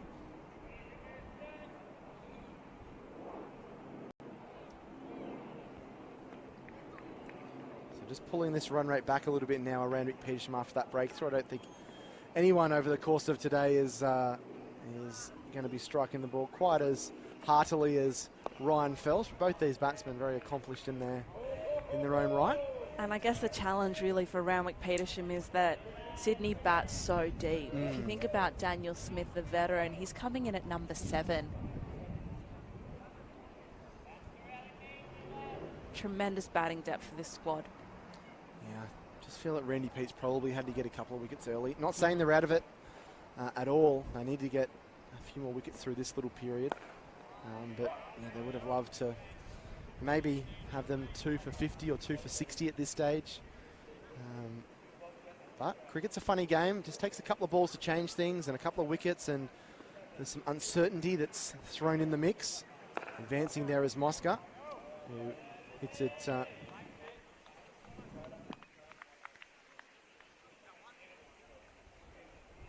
bit of intensity out there. I'm really enjoying it, the battle between the bowlers and the batters. Over the wicket, Mosca's forward and just working that one down the ground. He'll get off the mark and he'll retain the strike as well. So Ninan tied it in that over. He's bowled 2 overs, none for 14. And at the 13 over mark, it is Sydney who are firmly in control of this one-day Limited Overs Cup final. 1 for 90, chasing Randwick Petersham's 9 for 232. So, Jack, if you're Sydney, what's the approach here? Do you take it slowly? Do you aim to have some fun and get moving quickly? I think they will know now that the plan is that around about 4 runs and over is required, and they'll just be looking to knock the ball around. Maybe the occasional bad ball they're obviously going to try and put away, and that's going to break the shackles a little bit more. But I'd say probably looking for between 3 and 5 singles and over without taking too much risk. And yeah, they're very measured, these players now. They have their plans. They know what they need to chase. Ralston with a bouncer. Half-hearted cries behind the stumps, but that had some venom in it. The umpire just walking out, saying that's the first short ball for the over. That was a ball that had plenty of pace behind it.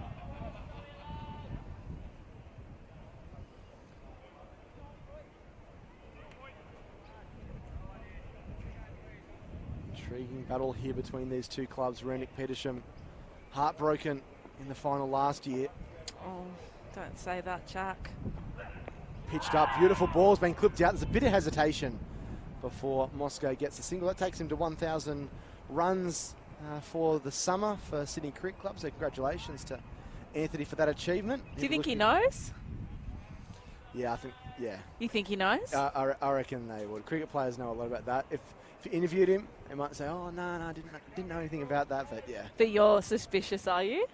Well, having played cricket myself, I think you're always, particularly as a batsman, you're always checking out your stats, and this ball's just tickled around the corner. See Bill Anderson, the coach of Randwick Petersham, standing in front of us. Smart man is sunscreen to the hilt. He is. Long pants, long sleeve shirt. It's a tough call, right? Because it's so hot out there. You'd want to be wearing short sleeve, but then again, the sun is so powerful and you're out there for so long. He's certainly going to be watching on with intrigue, hoping that his side can wrestle a wicket from somewhere here. They need it. AJ Mosca on strike. Good short pitch delivery there. Which wicket do you want, Jack? I think they would want Justin Mosca at the moment. Yeah, he's looking pretty well set on 21. He's anchoring the innings at the moment.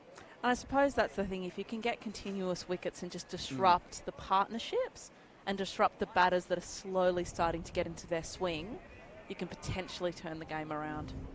I think that was the thing that kept Sydney in the game, was the regular loss of wickets by Randwick Petersham. They probably, apart from that opening partnership, weren't really able to get those consistent partnerships going. Short ball pulled around the corner nicely, but will just be the single for AJ. And I imagine that would be quite frustrating because so many of their players scored above 30, but none of them could really go on with it. So it's just that continual disruption. And very similar to St George. I think St George got 235 last week, and again, they made a good start. So Sydney have shown a lot of resilience to get back into the game, change their field up, change their bowlers up, just with some, good consistent cricket.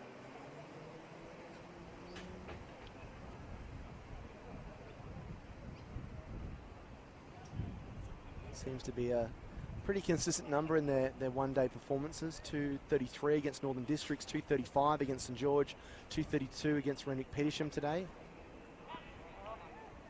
And that is going to go down as a wide. So can't really afford little lapses in concentration like this, Randwick Petersham. Score creeping up towards 100. I guess that's really the challenge for them as well, is that there isn't really any room for error now. Whereas Sydney Cricket Club have a bit more room to play now.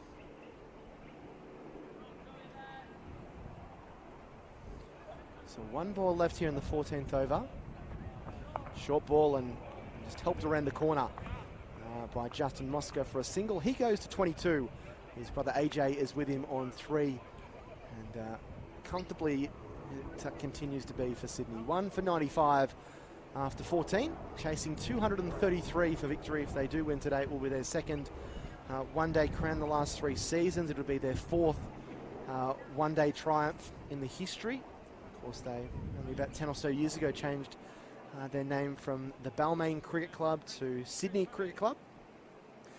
But of course still incorporate those triumphs by that Balmain did earlier in the piece. Balmain's first one-day cup title was in the 68-69 summer. We just see a bit of a boot change here for Jason Ralston. He's been hitting the pitch hard, and maybe something's happened at the heel. Nick Bills, the fast bowler for Sydney Cricket Club's having a bit of an examination of it. So good to see both teams enjoying the company of one another. Is he wearing different shoes now? He is. Yeah, he's got one red sole, one blue sole. He's got to change the other shoe. Lucky he's got a spare pair of shoes. Absolutely. Or at least not even a pair, just another one pair that is spare.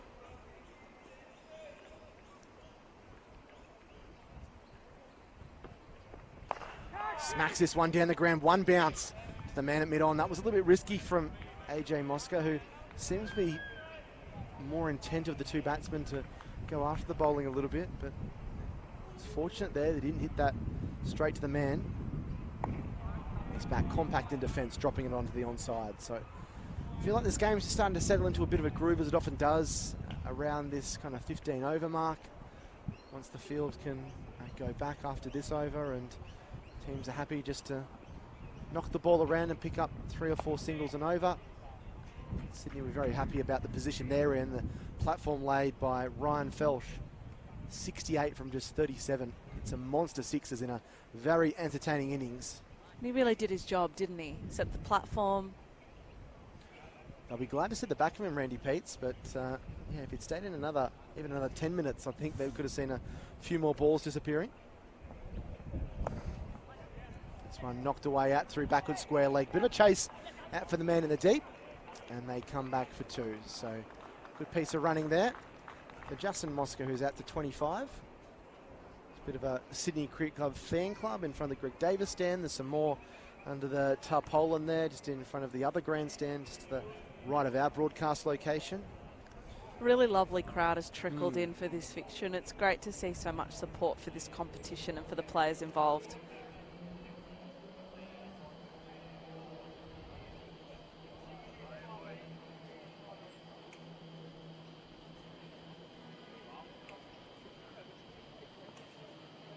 Forward and defender on the offside. They have to scurry for this. The shot then on striker's end.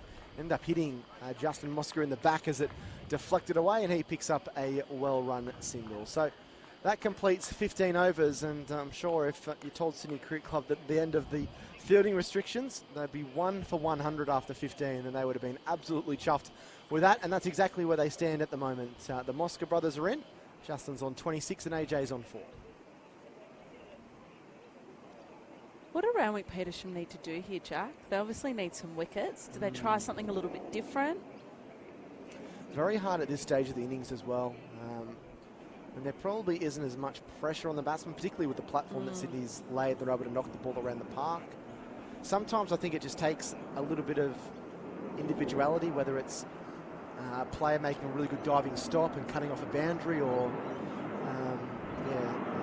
something like that. They can just fire their teams up, because they're obviously quite low on confidence at the moment, having conceded 100 runs in the first 15. It looks as if like they're going to go to Riley Ayre with his spinners. He took 3 wickets last week, 341 off 10 overs against Manly. I'm a bit of a fan. Can I put my hand up? I mean, he's very young. My understanding is he's about 19 years old. Scored a century last week, took 3 wickets. And it's a really big day for him today.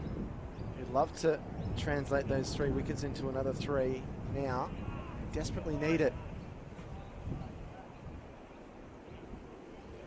Sitting almost at the halfway mark of this run chase. Back and pulled over backward square leg for 4. Rank long hot first ball. That was a real loosener And Justin Mosca wasn't going to miss out on that. Rock back and cracked it over square leg for 4. Punished. I have to say, Sydney have been punishing to They begin. have. Yep. That run rate still at 6.9 runs and over. When you think about Randwick Petersham, I mean, for most of their innings, it was sitting around 4.3, 4.4. Sydney doing it comfortably at the moment.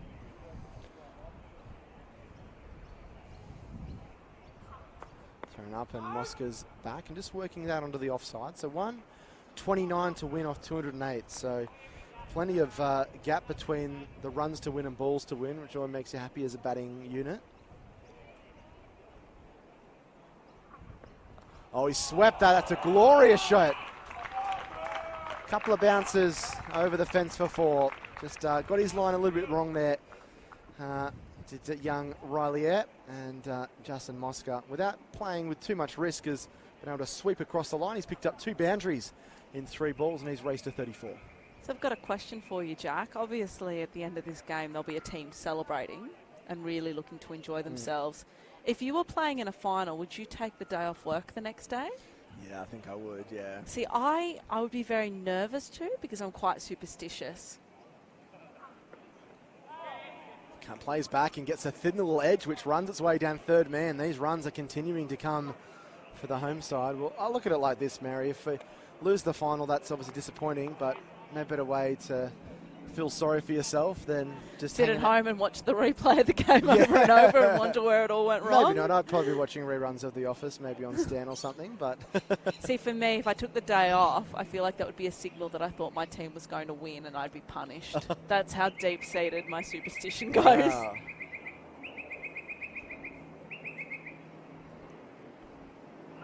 Yeah, thrown up back and chopping this one away. Out through the offside, not timed, but comfortably through for a single. So already 11 from this over. Just when it looks like Randwick Petersham are starting to drag the run rate back a little bit and get some dot balls being occupied. They just come up with a big over like this without really much risk, it must be said. Joe Mosca well forward, pressing defensively out onto the offside. So a good over there for Sydney. It's been regular in these first 15, 16 overs.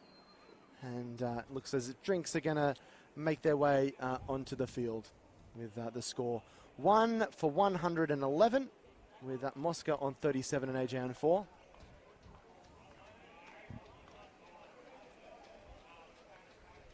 And Jack, I think we've got a special guest joining us. We do. Looks yes. like you're going to get to have a chat with Mike Whitney. You're kicking me out of the commentary box. A decent replacement, I think, as well. I think he's a very, very decent replacement. Do you think Mike Whitney will get a photo with me when he finishes his stint in commentary? Oh, I think he will. I'll swap you over. Enjoy, Jack. Yes, it'd be my pleasure to get a photo. Absolutely. Hey, Mike, how you doing this afternoon? Very, very good. We'd just like to get another couple of wickets. Yeah, that's what I was thinking. Yeah, it was quite an explosive start from Ryan Felch, wasn't it? That half century really has given Sydney momentum in the first 15, 16 overs here. That's a perfect platform for these guys to continue on there, and that was what do you get, like 60 off 30? 68 off 37. Yeah, damaging, and there were some very, very big blows. But look, I'm sure at drinks here, our guys are just down in front. They'd be, preparing and concocting what's going to come in this next stanza. I actually thought the wicket had slowed down a little bit from this morning, and maybe the spinners would come in. Riley Eyre and Ryan Neenan for us. Yeah. And Ryan's on now, but they ran down and pumped him for a 6 in the first over, and Ryan's a really good bowler, so that sort of shakes up a little bit. Yeah. So this next stanza will either put us back into the game, or Uni will just move away and be unassailable. So, we probably, 232 from our start was a competitive score, but, I think we needed 250, 260. Yep. But we're fighters. Randwick Petersham cricketers are fighters. That's right. And our coach, Greg Small's, out there now with Billy Anderson, and they'll be talking about how we're going to get back into the game, and if we can execute the way we want to, well, in another 5 overs, let's hope we'll get 3 or 4 wickets Yeah. and see what happens. You're a very proud Randwick Petersham man, Mike. You're the president of Randwick Petersham. But what I didn't know, Roy Formica was telling me earlier, was that you were playing with Randwick before the merge. Yeah, I played all my cricket for Randwick. I went down in 1976 as a 17-year-old and never left. I mean, look, I if it wasn't for the guys at Randwick, and one of them's here today, Lyle Gardner, who was the secretary of the club, Alan Turner, who was an ex-Australian Test cricketer, and Alan was the first-grade captain when I got into first grade. They made me believe that I had a little bit of ability, and they gave me every opportunity. I think the thing that people don't realise, and I get asked this a lot, is did you start in first grade? And I went, no. And I played 2 seasons in 4th grade. Yeah. And that we didn't have 5 grades in my day. There's only 4 grades when I started. So I had 2 seasons in 4th grade, then played a little bit of 3rd grade, and a 2nd grade bowler got injured, so I went up to 2nd grade. And then the season after that, I'd done enough to play first grade. So it was a very quick move through the grades, but we all had to start down the bottom. And, you know, I think some of the kids look at you and think, oh, you were just always there and playing for New South Wales. No. We started where everybody started, and that's the best way to go. But, yeah, we merged 20 years ago with Petersham Marrickville, and they asked me would I be the first president. And I can't give the job away to anybody. It's been pretty amazing, and you know, we've had a fair bit of success.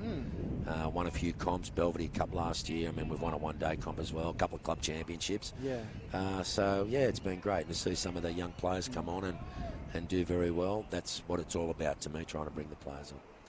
Do you reckon there's any old blokes running around now that played 4th grade against that hit you for 4 that are telling stories down at the local about hitting Mike Whitney when he was a 17 or 18-year-old? Probably, although my nickname then was Crazy because I just used to run in and try and bowl, you know, 150 kilometres an hour. Wow.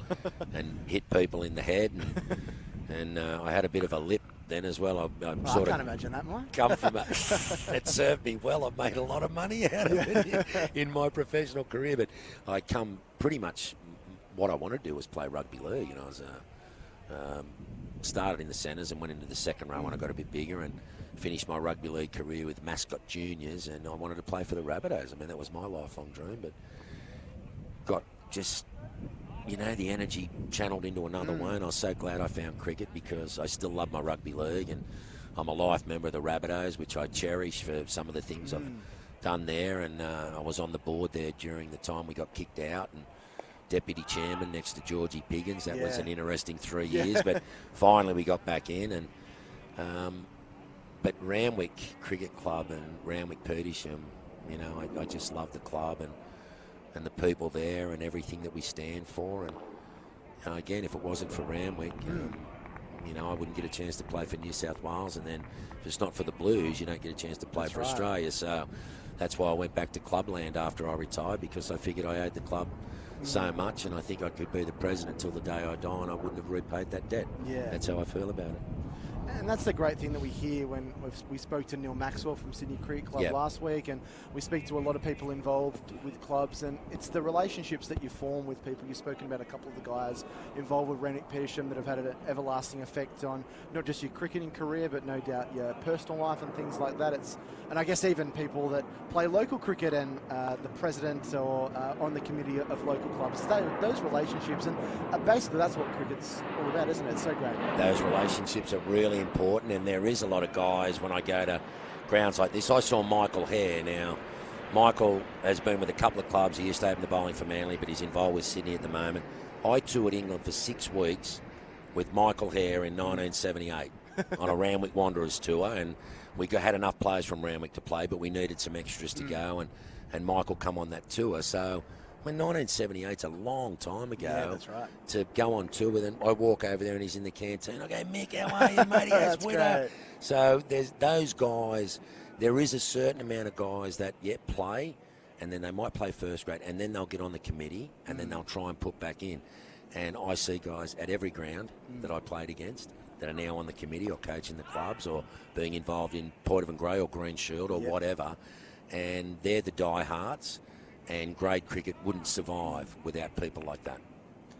Mike, you've spoken about going over to England with Randwick Petersham. Am I right in saying that you were playing county cricket over in the UK and got plucked. Was it halfway through a county match that you got picked up by the Australian team due to a few injuries? Yeah, it was. I went over there to play some league cricket. Some of the guys at Randwick in the late 70s and early 80s had played at a club called Fleetwood up near Blackpool in Lancashire. It was in the Northern League. And that's an interesting thing too. I mean, people hear about the Lancashire League, but that's only one league in Lancashire. There's the Burnley League, the Central Lancs League, the Northern League. And I went to play in the Northern League at Fleetwood. And about a third of the way through the season, I just happened to be home this day with the people that I was boarding with. And the phone rang, and the lady and I was boarding with, Edith, said, "Oh, mate, can you answer the phone, love?" So I picked it up, and it was Greg Geese, who played for New South Wales and was a Newcastle player. And he was on a scholarship, an SO scholarship, at Gloucestershire. And he rang me up and he said, "Look, Widow, I know you're playing this league cricket up near Blackpool, but Mike Proctor, the great South African all-rounder, and a guy called Brian Brain, who took like 2,000 county wickets, had broken down, and they were looking for someone to fill in." So I went and spoke to the chairman of Fleetwood, Frank Knappman. He's a fantastic bloke. Frank passed away not that long ago, very sad. But he said, as long as you fulfil your commitments with us, which were Saturday and some weekends, Saturday, Sunday.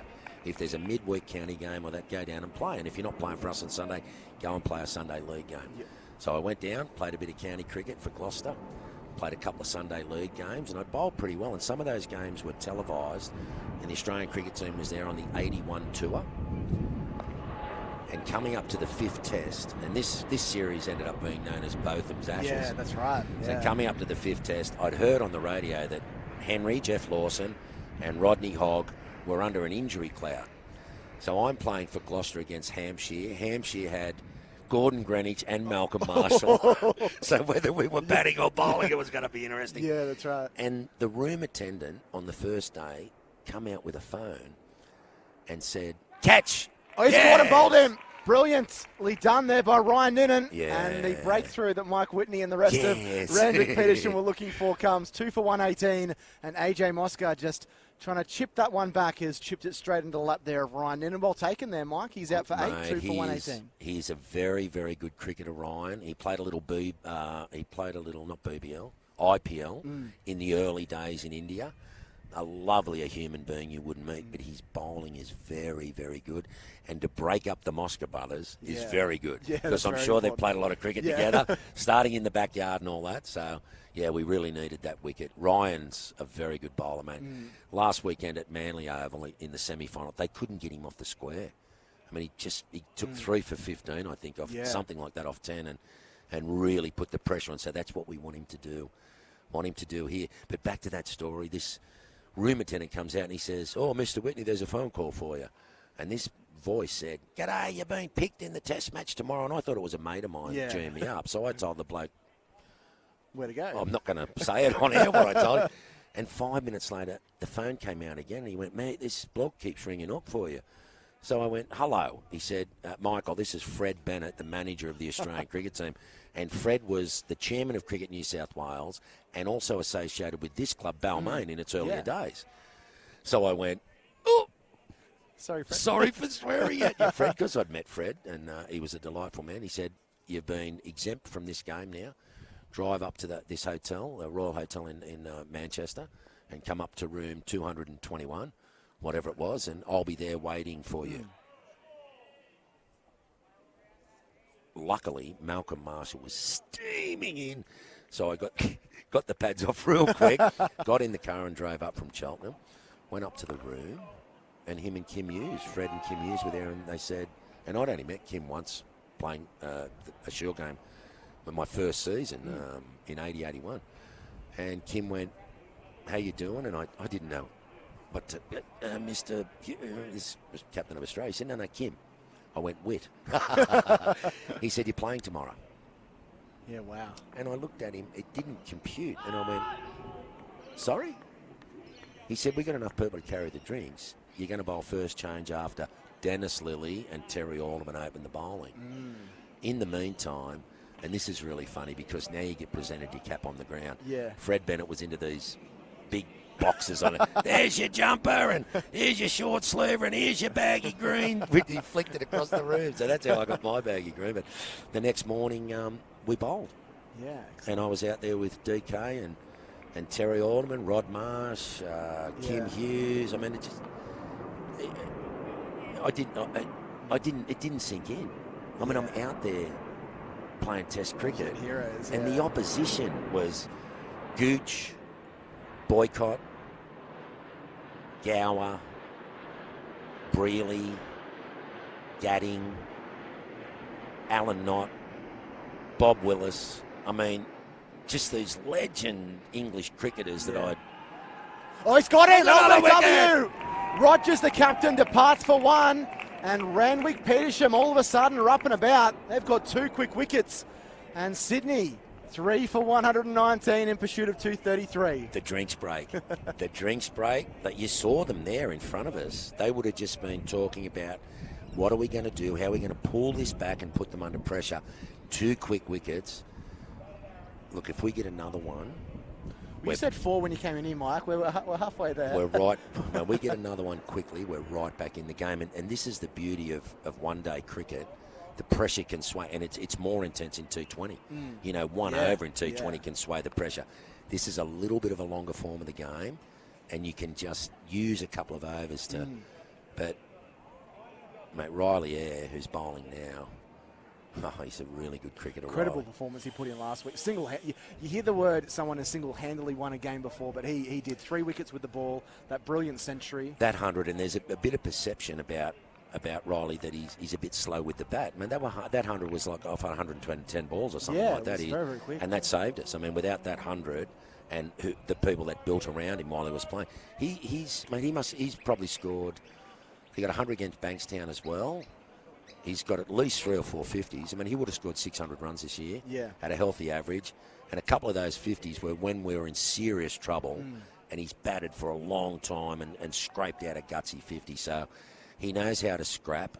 His left arm, I was only talking to Steve O'Keefe about him at Manly last week. And Steve O'Keefe really rates him as a left arm. And I'm going, well, are you playing in the BBL next year? He said, I'd love to mentor him. Well, that's fantastic, I think he's talking to Greg Shippard, hopefully about Riley. And look, the beautiful thing about Riley getting that 100 is his parents had come down from Newcastle to watch him play. That's fantastic. They were there and they were very proud of him. And that's the kind of memories that you get from cricket, isn't it? That your mum and dad come down and you score 100 in first grade. There's not too many better feelings than that, is there? And like you said, you know, it's hard to say that thing single-handedly won us the game, but geez, without that, we don't win that match. I mean, Manly's a very, very good side, and we're playing at Manly Oval on their home turf, and the home ground advantage is ginormous. And Riley had an outstanding game. He's a really lovely human being. I mean, we call him Smiling Riley. He hasn't got a bad bone in his body. Comes in now and throws this ball up and just dropped onto the offside. See how, it's just changed. You know, the openers were charging and hitting balls in the air, and just a little shift of momentum, which we've got to just keep trying to prise that door open now. See, this is it. We've got a couple of fielders in close now, and Jason Sanger, what a player he is too. Yeah, real talent, isn't he? It's been a really tough year for Jason. You know, you get in that BBL bubble and he didn't play a lot. So it means he's just hitting balls in the nets. And for someone of his ability and the quality of player that he can become, he needs to be playing all the time as much. Needs that match practice. And it's, you know, you want to be playing up in these upper echelons. But if you get in that, you know, I remember my first season of Sheffield Shield, I played 4 games. So for the other games, I was 12th man. And I just bowling in the nets, and I'd come back and play the odd game for Randwick, and then I'd be 12th man again. And I'm not saying it was negative for my development, but, you know, it wasn't a lot of cricket. It wasn't a lot of bowling in that first season. But, look, it was just hanging out with some of those players. And one of them was Doug Walters, who was my hero. And I had 2 heroes, Johnny Sattler from the Rabbitohs and Dougie from the cricket. And to play my first season, and that was his last season, just to be in the dressing room. I mean, I still tell him now, and, you know, this is going back nearly 40 years, you know, and I go, you didn't get it back then, Dougie. I mean, and I'm just humbled sitting next to you now.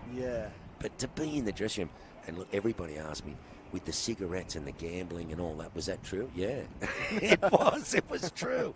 He'd have half a dozen durries before he went out to bat, and he'd leave one there. He'd go, don't put that out, I might be back to finish it. All this sort of stuff was hilarious. But to play, to play with Doug and Rick McCosker, the great Dutchie Holland, who passed away a few years ago, Len Pascoe, Jeff Lawson, Stumper Rickson. My first couple of years, I just couldn't believe I was with those people. And I learnt a lot. Do you still keep close contact with many of the guys you played with the Blues? Yeah, we do. And we felt a number of years ago that there wasn't enough happening within Cricket New South Wales for the older guys. So we started the Baggy Blues. Myself, Phil Emery, Phil Marks, Maxie. I mean, there was this core group early that got together, really, really good hardcore blues. And through that system, we'd have a reunion day at the SCG. Mate, there'd be like 15 people would turn up. Well, now we get 150. Yeah. And a lot of those are the women as well that played for New South Wales that had no recognition back in our day. Yeah. So the girls come along. I mean, we couldn't have it this year. We did have it, but it was, I think there was only 30 allowed to go. So, and you had to get pulled out of a ballot. But we understand that. But the Baggy Blues have been great. I was luckily the first chairman. I'm very humbled by that. And Phil Emery's the chairman now. But it's created that association, and we actually celebrated last year the 89-90 Shield win. So we got all those guys back. Fantastic. And mate, Adrian Tucker come down, and Peter Taylor come down from the bush, and people travel to get there. It's just great to see everybody and reminisce. And I suggested that we need to celebrate the 82-3 Shield final, which was a landmark. It was the first Shield final, first 5-day game. And we beat Western Australia in Perth, and that changed everything for New South Wales cricket. For the next 10 years, I think we played in 6 or 7 Shield finals and was very buoyant. And after that core group left, Mo Matthews, myself, Murray Bennett, Steve Smith before he went to South Africa, and then the Ward twins came in, and Mark Taylor and Buzzard McNamara and all those guys. And then there was this buoyant group that just knew how to play, knew how to fight, knew how to win. I mean, I think between 1980 and 1994, I remember playing in, I think, 2 losing games on the SCG. Yeah, wow. And I only remember one of them, which was against Tasmania. And I remember it so well because Steve Small had gone down there to play, and he hit the winning runs. And as he ran off Tassie, he put his finger up to the New South Wales selectors and officials up in the stand. He did come back and play for us after that. They forgave him. Yeah. But that's the only one I can remember. The other one I'd have to look up. We were unbeatable on the SCG. We just knew how to play, and teams would come there and their shoulders would drop. They'd look at. We had great spin bowlers, and Henry and I, and Stephen and Buzzard McNamara and Mark War as bowling seamers. We all know we learned how to bowl on that wicket, and Imran taught us how to bowl Irish when he come in 84-5, and we became experts at that. So it was a wonderful time to play cricket. I really enjoyed every moment of that period of time I played. I mean, it was just great. Not a lot of money in it. And we weren't playing for the money. We were doing it for the love, mate, playing for the Blues. And playing for Randwick. I loved every time I went back and played for Randwick down at Coogee Oval. I mean, the seaside resort, what a beautiful place.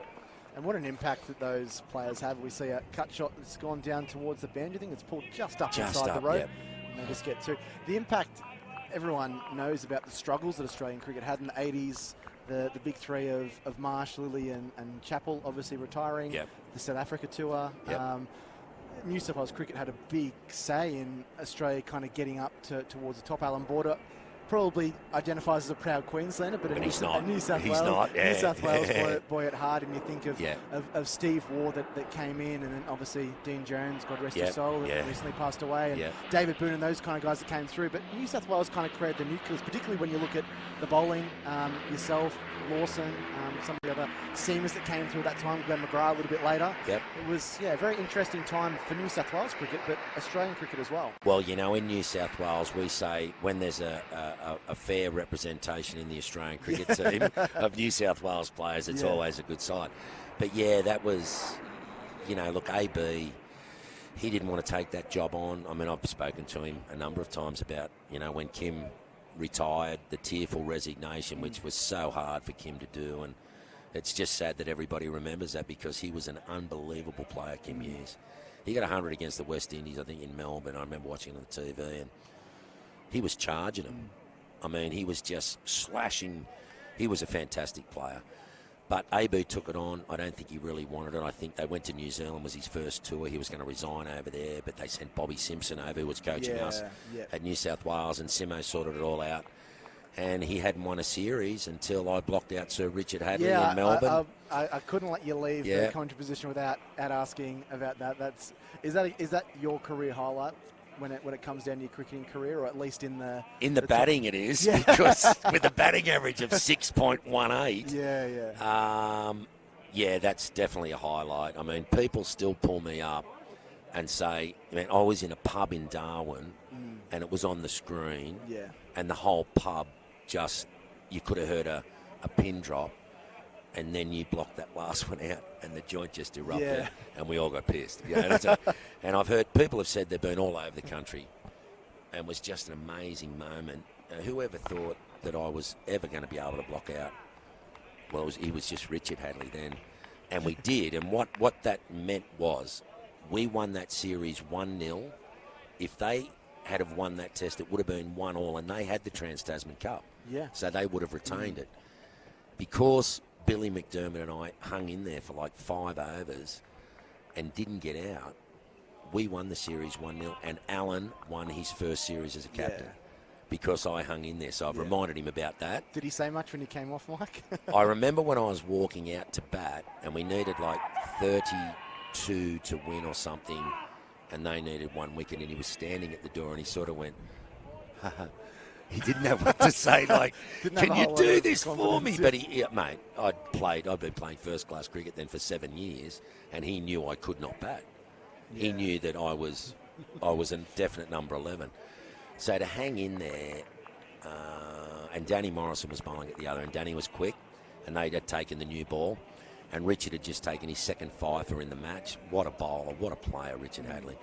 But we hung in there, and look, the moments that I remember were right at the end there, you know, fist up, and Craig and I hugged each other, and to his credit, Richard just put his arm around me straight away. I hadn't even had time to pull the helmet off, and said, he did a great thing for Australian cricket today, mate. Yeah, wow. And I went, oh, and his nickname was Paddles, you know. I went, oh, Paddles, thanks very much, mate.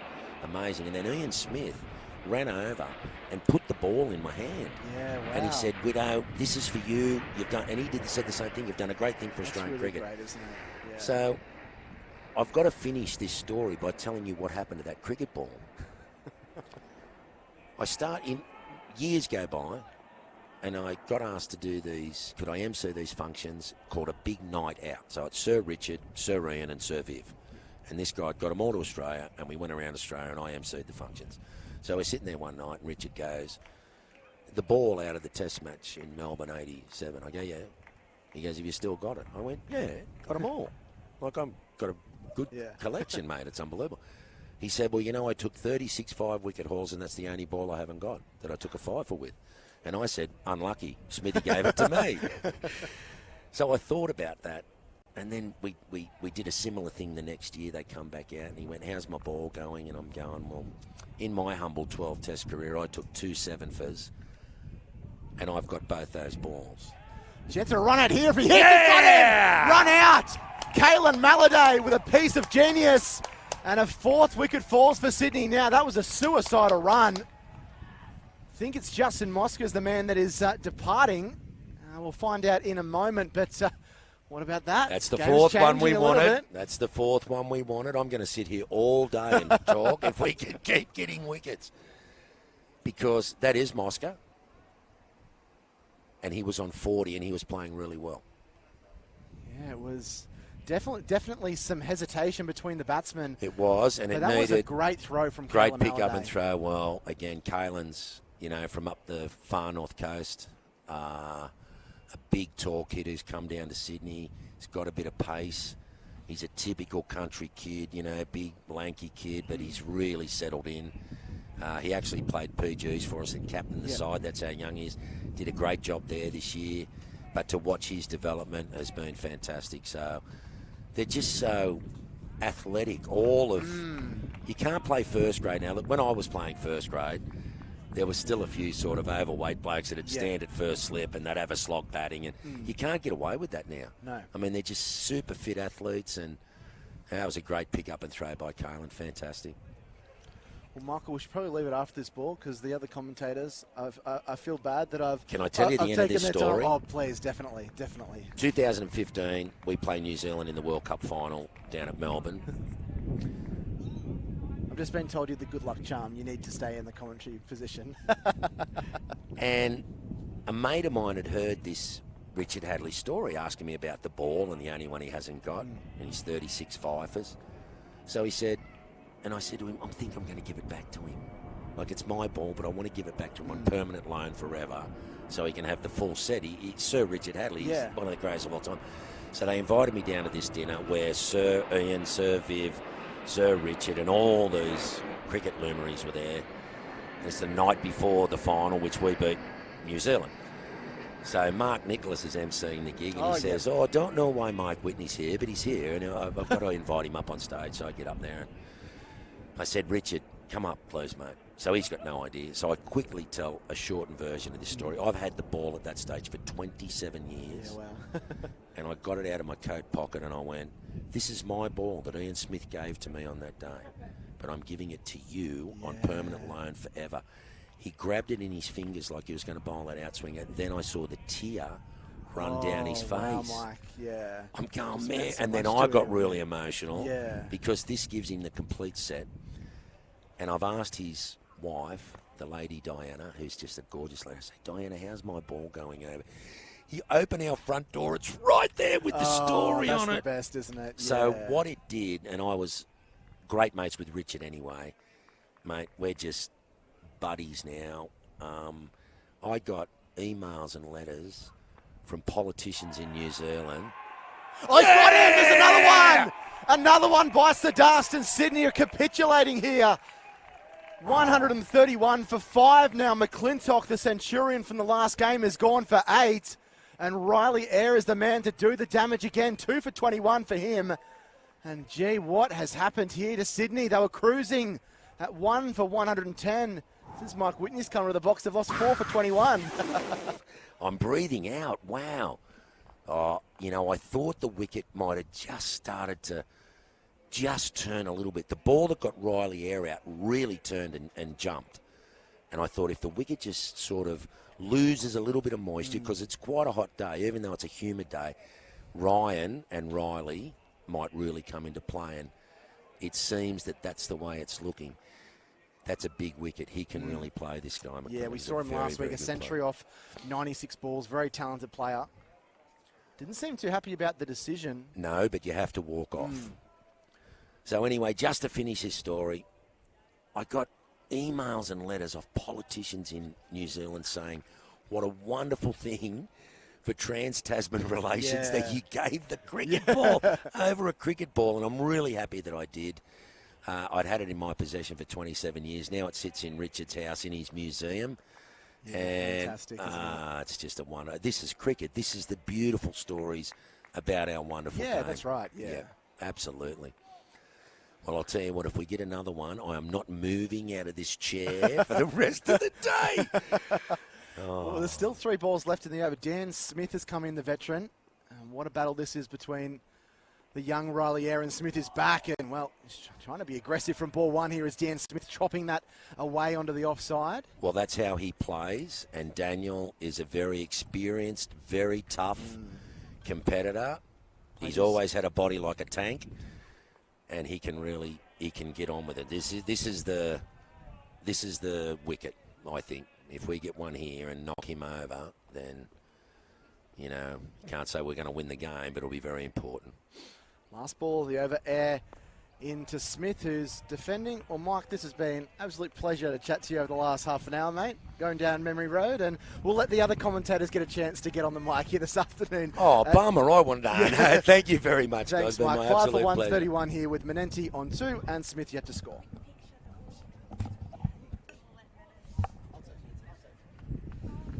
Oh, hard act to follow, the great Mike Whitney.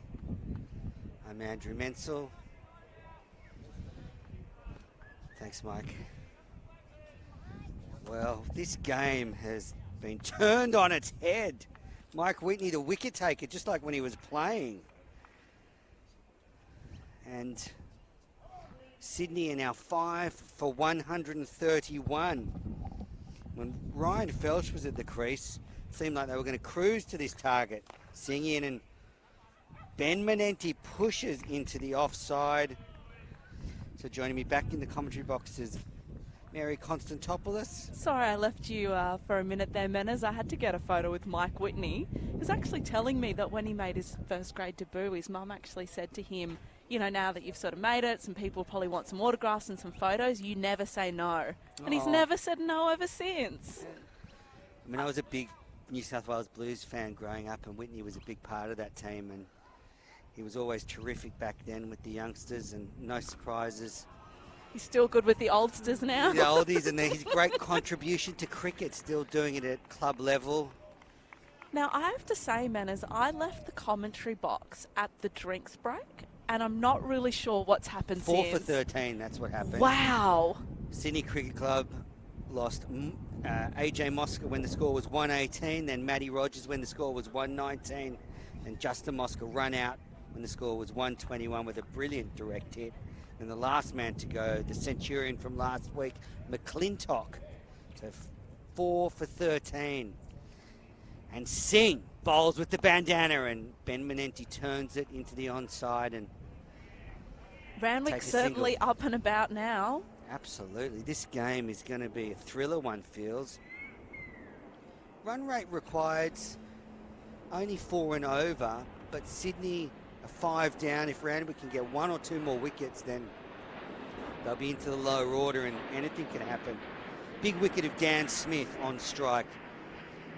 Experienced player. Retired about 8 times. Yes. Made a famous 160 odd at North Sydney Oval in the domestic 50 over competition. Sing in, and he digs that out. He's the veteran, Dan Smith. Seen it all before. I think this is just a great example, though, of how quickly cricket can turn. Because when I was last in the box, I was talking with Jack about, you know, what Sydney do, given the required run rate was so low. Couple of quick wickets, and you'd have to say the momentum's with Randwick at the moment. Yeah, absolutely. And that great fielding, that run out to get Justin Mosca out. That was Maladay who did the fielding. I mean, those sort of things can just turn games. Those great bit of fielding. Hissing. Smith up on his toes, defends. Obviously not superstitious. He's wearing 13 on his back. Just on Maladay, I spoke to Coach Bill Anderson this week, and he commented on how good Kalen is out in the field. He's apparently very fit, very quick. So no surprise he was involved in that dismissal. You can imagine Bill runs a pretty tight ship, and I'll there's a lot bet. of fielding drills at training down at Coogee Oval. How do you think Bill's feeling right now? I'd say Bill's pretty nervous, but he said being in more mature phase of his life, here's Singh, dot ball, that he doesn't get too stressed. He's seen so many cricket matches, he just kind of takes a step back and lets it wash over him. Well, it's easy to say, but it's harder to do in practice when you've got a title on the line. Especially when it's all on the line like this. It's 5 for 132 after 25 overs, so halfway through the Sydney innings. And you can see the worm there, the famous worm, just starting to track back towards the blue line. So Randwick have done a good job in pulling them back. Can they pull it back even further? Do love the worm. Great addition to coverage. I like it because it's very simple, and someone with my simple level of maths can understand it. Here's air. Pushed into the offside by Ben Menenti. Just on air, when he was growing up, apparently he was always a bowler who could bat a bit. Certainly developed into a real all-round now, given what we saw from him last weekend. Yeah, century and 3 wickets last weekend, and he's taken 2 wickets today. So, a good fight back from him as well, considering his first over went for 11, was a little bit expensive when the game was really in the balance there. good fight back by this whole team. When Felch was launching balls into the neighbouring gardens, they were probably watching the game entitled disappear, but now they're up. You can hear them. You can hear the Randwick fielders talking, encouraging each other. They lost the final last year, and that might be extra motivation. And again, Smith with a loud no. Not yet off the mark. They've showed tremendous composure around Randwick Petersham. Whatever happens from here, this has been a tremendous fight back.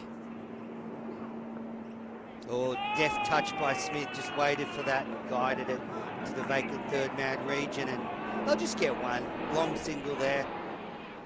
5 for 1, 3 for Sydney. They need 99 to win. And we've seen the run rate drop pretty significantly now. It's sitting at 5.2. They need 4.1. That's a wide. Trying to fox the umpire there, but he's awake to that. Gee, tell you what, I have some respect for umpires. They do not have an easy job. I remember speaking to Claire Polisak, and she said that she counts the blades of grass to keep her concentration. Air in and pushed into the offside for a single by Ben Manenti. 5 for 1, 3, 6 at the end of 26 overs. I wouldn't have the patience to be an umpire, Manners. What do you think? I wouldn't have the patience either, but also you're right, it's much harder than you think. There's so much to think about, and we'll just see all the high red lines when Ryan Felsch was out there, and then since he got out, really there's been a lot more lower scoring overs for Sydney. What do they call this one? The Manhattan, apparently. Manhattan, Jack was wondering why that was. He thinks it might be because there are lots of tall buildings in Manhattan. That's correct, Jack. Oh, there you go. The Manhattan skyline. Not sure Jack knows much out of the Shire, but anyway. I'm going to let him know you're having cracks at him in the commentary box while he's not here. That's right, the Manhattan. That famous poster from the Woody Allen movie, wasn't there? Well, I told you before I'm not very good with movies, Yeah, so... and also it's probably released well before you were born. Now there's a change. Adam Semple being brought back into the attack. He has 5 overs, none for 25 so far. He's coming in from the Drummoyne end. Driven into the offside field by Ben Manenti. That was good fielding by Jason Ralston there. This game has totally changed.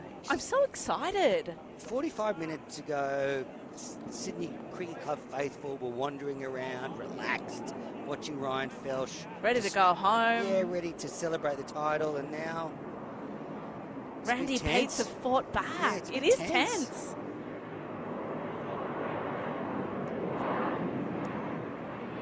Semple beating the bat. Oh, good delivery, and Manenti signalling the ball cut away from him. It's a good ball from Semple. Semple will no doubt be proud of the impact that he's had on this game. The Warhorse has been with the club since 2006 from memory, and will no doubt be using that experience to just, keep a cool head and help his players keep a cool head as well.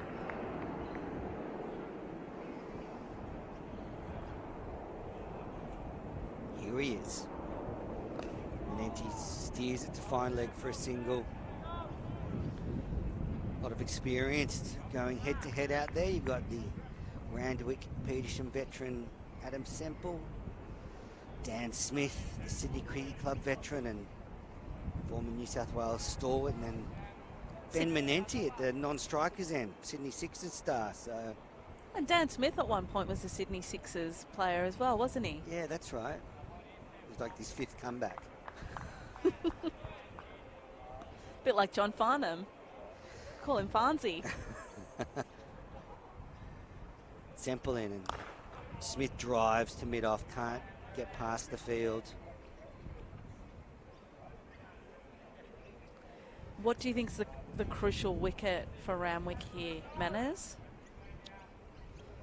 I think Smith's a big wicket because of his experience, and he knows the required run rate's still only just over 4, so the worst thing Sydney can do is panic right now and give their wickets away. So I think Dan Smith's the big wicket. He just steers that to third man and taking an easy single.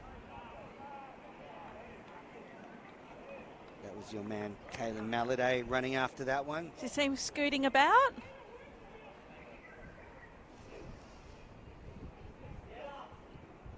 Jack Clifton's asking Mike Whitney some more war stories, I think, down at the canteen. I was worried that Mike wasn't actually going to get out of the commentary box because Randwick's comeback has really coincided with him coming into the commentary box. He's getting quite excited in commentary, Mike.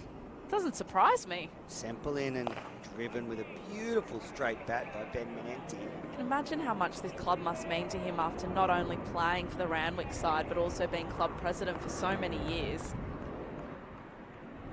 Scored 5 for 138. I think he also liked his rugby league as well growing up. Yeah, he did. That's right. He loved playing rugby league. He's a typical Aussie lad growing up with cricket in the summer and footy in the winter, as I'm sure some of these players no doubt do that are out on the field. And we just see Canada Bay there, which is behind Drummoyne Oval. Beautiful setting. People enjoying their Sunday afternoon. Where would you rather be? Genuinely, where would you rather be? I'm very lucky to be here, that's for sure. And that's the Greg Davis stand where a lot of fans are watching the game. And just a beautiful setting for cricket. You can see the hill in the distance where, well, if you're nearby and you want to come down and see the last few overs, do it. Otherwise, enjoy watching it on KO or the Match Centre. There's been a change. Ryan Ninan being brought into the attack. He'll bowl from the Greg Davis stand end. It's been very exciting to watch Ryan Ninan today. Yeah, former first-class cricketer in India and played in the early iterations of the IPL. How long's the IPL been around now? I think they're into IPL 11 or 12 now. Right on the mark to start this over. There's a deep mid-wicket. It's really the only fielders in the deep. And sweeper on the offside, but that's it. They're just trying to shut the scoring down. That was good fielding there. It was Dyer Singh. He really cut that ball off. There's not much protection in the outfield. Menenti, is he going to take on Ninan? He does. He lofts him over long on. Bouncing away towards the rope. And it's been pulled up. Slide and it's been picked up by Matthew Everett. He's kept it to 3. Dan Smith got back for the 3rd. 3 to Ben Menenti. Nice shot. Just lofted that over mid-on. Very good fielding there by Matthew Everett. The outfield's still pretty slow. It hasn't really sped up that much. Looks like an English outfield. In fact, the hill looks very lush as well. All the rain around in Sydney. Well, the rain we were meant to have today. In and in again. That's a slow ball and Smith waits for it. Good news. I think a lot of this water's got to the farmers, though, in regional areas. Where it's actually really needed. That's I mean, fantastic. In Sydney, I think we can be a little bit, what's the word, complacent sometimes with the rain and complain about it, but... Misfield by Everett there, and he concedes a single, just scooted under his legs. Smith gets one more. He's on 2-5. No, 4. 4 off 15. There you go. Slow start for Smith. Just what they need. Now they've dropped the fielder from mid-on back to long-on for Menenti.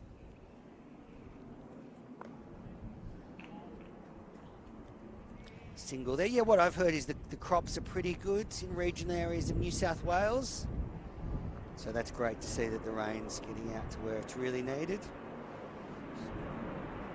There was a joke made at the SCG this week that if you need rain, just schedule a cricket match at the Sydney Cricket Ground. And oh, gosh. Taking me back to the semi-finals of the ICC T20 Women's World Cup. Goodness gracious me. It's 5 for 144 after 28 overs. This is an exciting game, Andrew. I'm really enjoying being in commentary with you. I'm enjoying being here too, Mary. This is just moving along nicely for both sides. Run rate required, still just over 4. But Randwick will feel if they get 1 or 2 wickets, they'll They'll be into the tail, and then anything can happen. Manenti and Smith will know that. They will know how much responsibility rests on their shoulders. And for Randwick Petersham, every dot ball is valuable at this point. Just want to build pressure. A little bit of chat going on out there, that's for sure. Imagine there's a fair bit of chat going on out there. I mean, it's been played in great spirit today between the two sides. What we've seen is really good spirit between them. But it's title time. This is where it's all on the line. The trophy's decided. Ben Manenti. And he's back swinging into the onside. Fielder's done well to cut that off and just keeps it to 1. I didn't get to throw my new name for New South Wales for Sydney Cricket to lead him on before about this being title town. I'm sure he'd agree with me. I'm sure he'd like that very much. This is such an interesting point in the game, isn't it? Because the required run rate is sitting at 4.1, so Sydney will be happy to just continue to just let the singles run over. But if Randwick can get a wicket here, it'd be very exciting, wouldn't it? Smith pushes to cover, no run. Just bounced up and hit Sanger awkwardly, and he's looking in a little bit of pain. I don't know if it's hit him in the hip or the midriff, or I'm not sure where it struck him, but he's looking very uncomfortable, Jason Sanger. There'll be a break here, and Smith's signalling for change of gloves while Sanger's down. He's still not up here. I wonder whether he's winded? Or did he catch him in the midriff or the groin area? He's probably not wearing a box when you're in the field. Let's have another look at it here. Oh, not quite.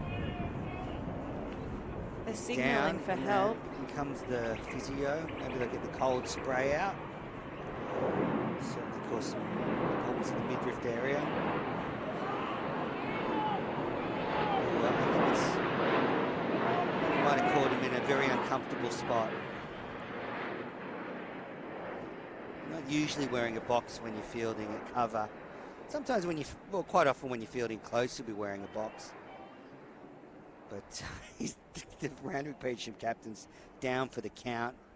Oh, he's moving now. He's sitting up now, which is a good development because they need Jason Sanger in the field. It's his captain, leadership, one of their more experienced players. Oh, he looks in a lot of pain, though. He's at least moving, though.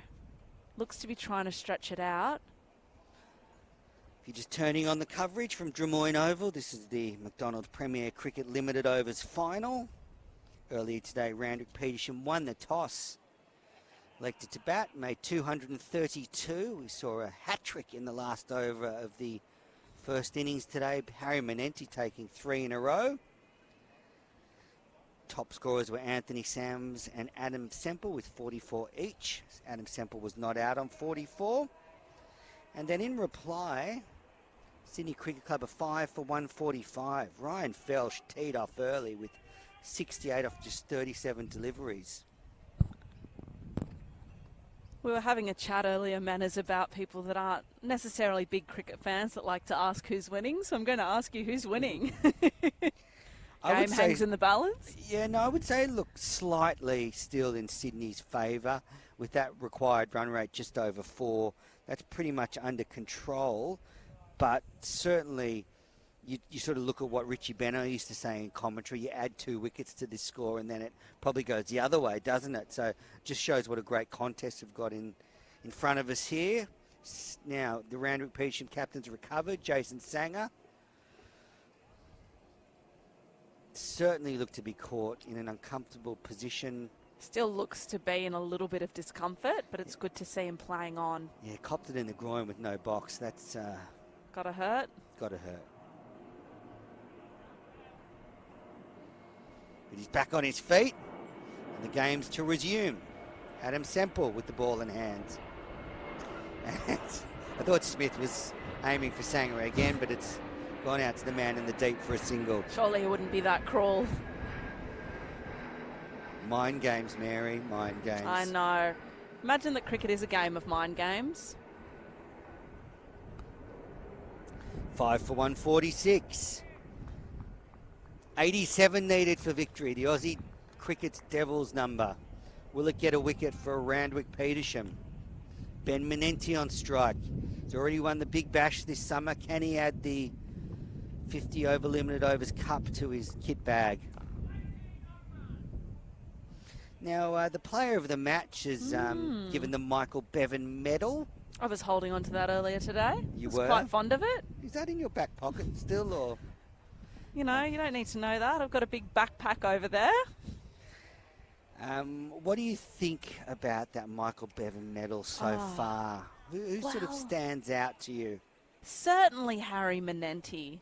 Hazza with the hat-trick. Of course. I mean, what a Hat-trick significant moment in a final. But Adam Semple as well for Randwick Petersham. Driven nicely for a single by Ben Menenti. Ben Menenti's 2 for 20-odd would also come into considerations if he can end up 40-odd not out here and steer his side home, you would think. Ryan Felsh also had a pretty big impact on this game. And it's certainly, really, when you think about it, the only Sydney player to go on with it. Are we deciding the medal? I know in some tournaments the commentators do get a say in who the medalist would be. I don't know about that. Should have asked Lee earlier when you were chatting to him. But certainly several worthy candidates, and I mean, we've still got some time to go as well, so another contender could present themselves. Look at the scoreboard there. Justin Mosca and Ryan Felsh got this team off to a great start, but then Anthony Mosca, Matthew Rogers and Bo McClintock all went very cheaply.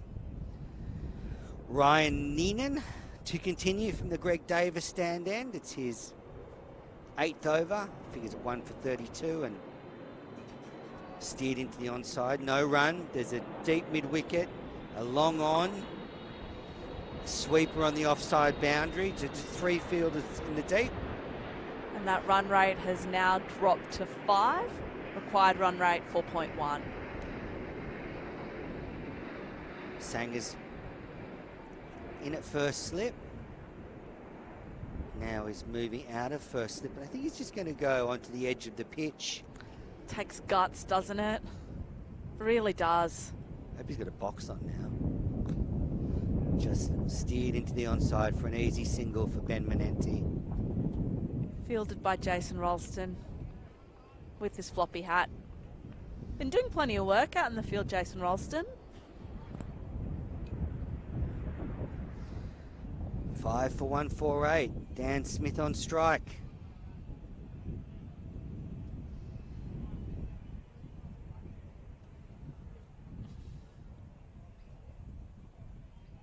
Swings across the line at that, and it's going to one bounce over the rope for Daniel Smith.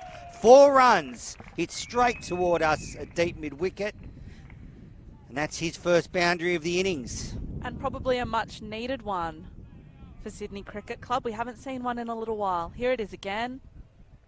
Powerful shot. Classic Smith there, swinging across the line and brings up the 150 for Sydney Cricket Club. 5 for 152. It's the 30th over. Will he take him on again? Defends stoutly.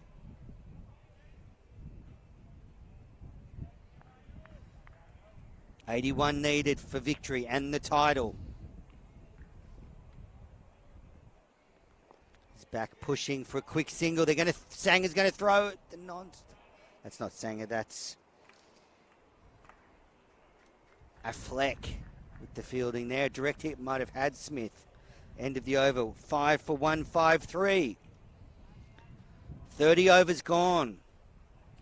What do you think Randwick's strategy will be from here on in, Manners? I think they have to try and throw everything at Sydney now. They need wickets desperately.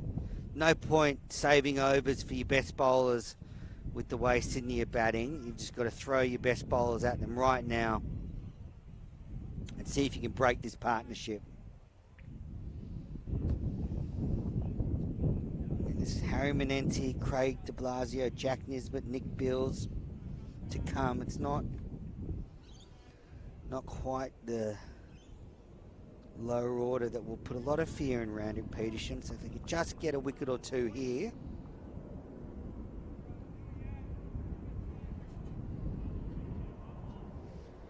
And Ralston's being brought back into the attack. Jason Ralston bowled quickly in his first spell. Needs to get a wicket. It's a wide.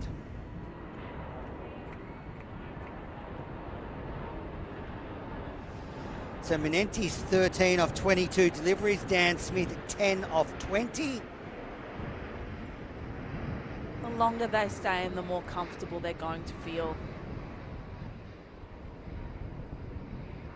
Sydney will feel if they just bat these overs out, they're going to win. So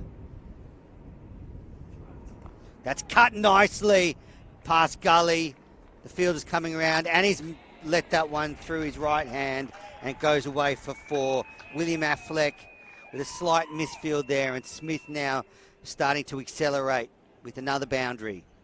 And I suppose that's what really puts Sydney in the box seat here, in that they only need 3.8 and over.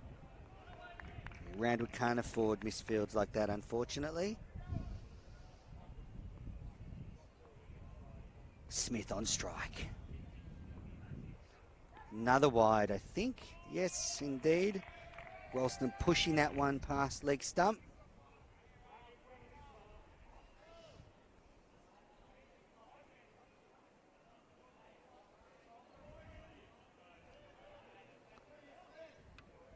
I'd like to hear a bit more chatter from Randwick.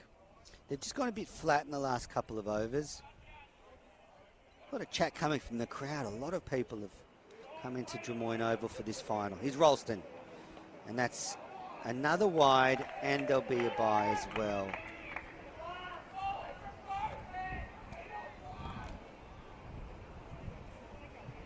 This over hasn't gone to plan for Jason Ralston. Not at all.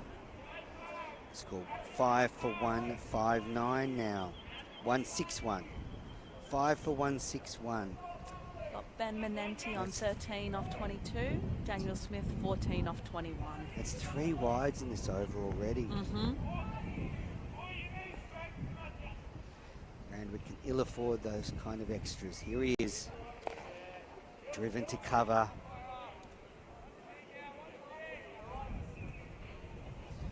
A lot of people have come in now, haven't they? Seems like both teams have their own personal cheer squads. Yeah. And it's a big day. I mean, cricket is a sport that takes significant commitment. So no doubt big for the players, but also the families that support them through the season. Yeah, fantastic for the game to be covered. I hope if you're watching at home and support either of these clubs, you've enjoyed the match. Ralston in and defended by Menenti. I no doubt that even if you don't support one of these teams, you'll be enjoying the game. Maybe even more. Can watch it in peace, right? No pressure. No pressure indeed. Wonder if Stephen Eskenazi's still up in London watching it, or is... I got a message from him a couple of hours ago saying that was him done for the day, but maybe he'll be waking up again soon. Well, the way KO works, you can just pick up where you left off. That's true. Whipped away on the onside. I think I'd struggle to do that, man, as though the result had already been decided. I'd cheat, I think. 5 for 162.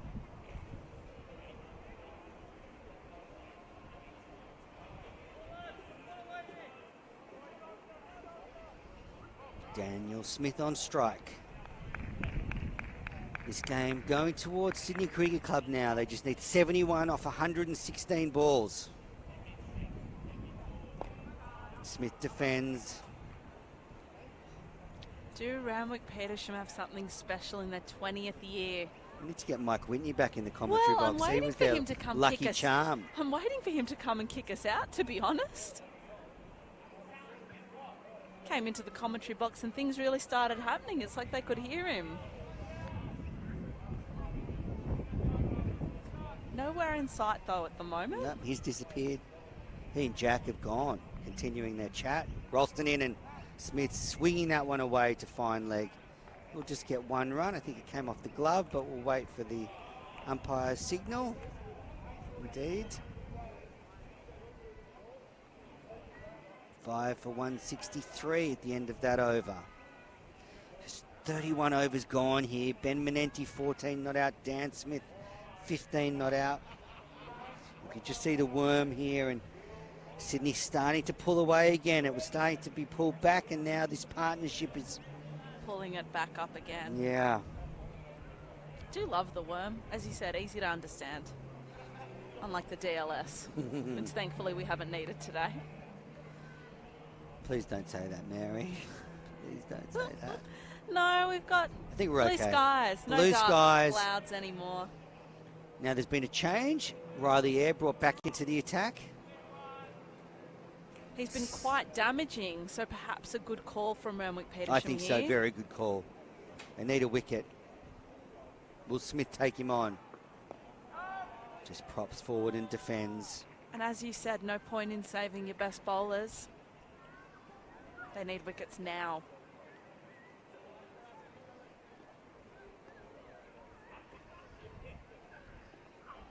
Smith's back cutting. Fielded by the man at Gully. Good start to Riley Eyre's over.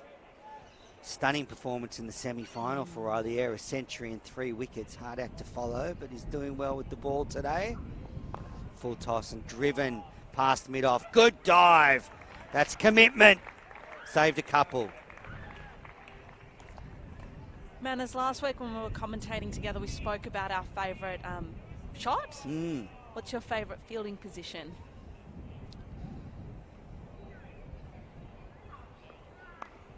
Back cutting, no run. It's my favourite fielding position now to field in as a fielder. Look, you can interpret that question any way you like. All right, well, I'm going to throw something at Riley Eyre in, and Manenti pushes to deep point for a single. I guess what I love is these amazing outfield catches we see now in all forms of cricket, but especially T20 cricket. Jordan Silk is so good at those. I think he's probably one of the best in the business for the Sydney Sixers. Eyre in and defended. Good over from Riley Eyre. That's exactly what Randwick Petersham needed. The score 5 for 165 after 32 overs. I just love the way they're able to catch a ball as they're going over the rope and then in mid-air flick it to one of their teammates in the field. I was saying that to Jack earlier. I love that too. You know, when I was growing up, you used to not have ropes, so there'd just be the fences, and you would never see anything like that because the fielders get impaled on the fence if they tried anything like that. But even just the poise of catching it right near the boundary and having tremendous awareness of exactly where that rope is. And just the athleticism to be sort of going one way with your body over the rope and to get it back to one of your teammates. They make it look so easy, but I know it's not. And I remember the first time I saw one of them, it was the most incredible thing I've ever seen. Now you almost see one every Big Bash game. They're just so good at it. So that's my favourite fielding position. Not that I would have been able to do that if I'd been fielding there, but just to watch. Ralston in. Manenti pushes into the cover region and they just get one. Showing tremendous faith in Ralston. He didn't have the best last over with 3 wides bowled. He's been given the ball again. Also nothing like a really good slips catch. When you see the ball flying and Steve Smith has taken a few speckies diving away one-handed. During the recent test series between the Australian men and the Indian men, there was one point where there were 4 or 5 fielders standing very close. Like just such pressure on India. Ralston in and Smith slashes at that. Fortunately didn't eventuate for Australia not being able to win that series. India go home with the chocolates, 2-1 and the Boy Gavaskar trophy. I'm obviously an Australian fan, but such courage shown by India with so many injuries and so many fresh players coming into that team. It was quite inspiring to watch. I think they won a lot of fans with the way they were able to stand up and show their depth. Would have been so easy to just sort of give buckle up. and give up, you know? Smith on strike. Pushes to mid-wicket. A little bit like Randwick Petersham in a way today. It would have been quite easy to give up after Ryan Felsh, you know, scored his runs, but they've really fought their way back into this contest and they're still fighting. Meg Lanning made 96 off 81 deliveries today for Victoria in the Women's National Cricket League. The Australian captain in form. A mega star, as I like to call her.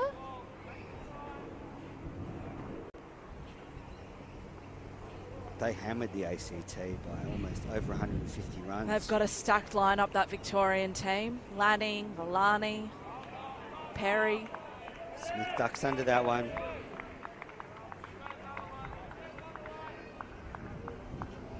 Cricket all the time now. Excited fans behind us. Absolutely, I'm loving it. I'm loving it. People are really invested in this and are really invested in each of the clubs.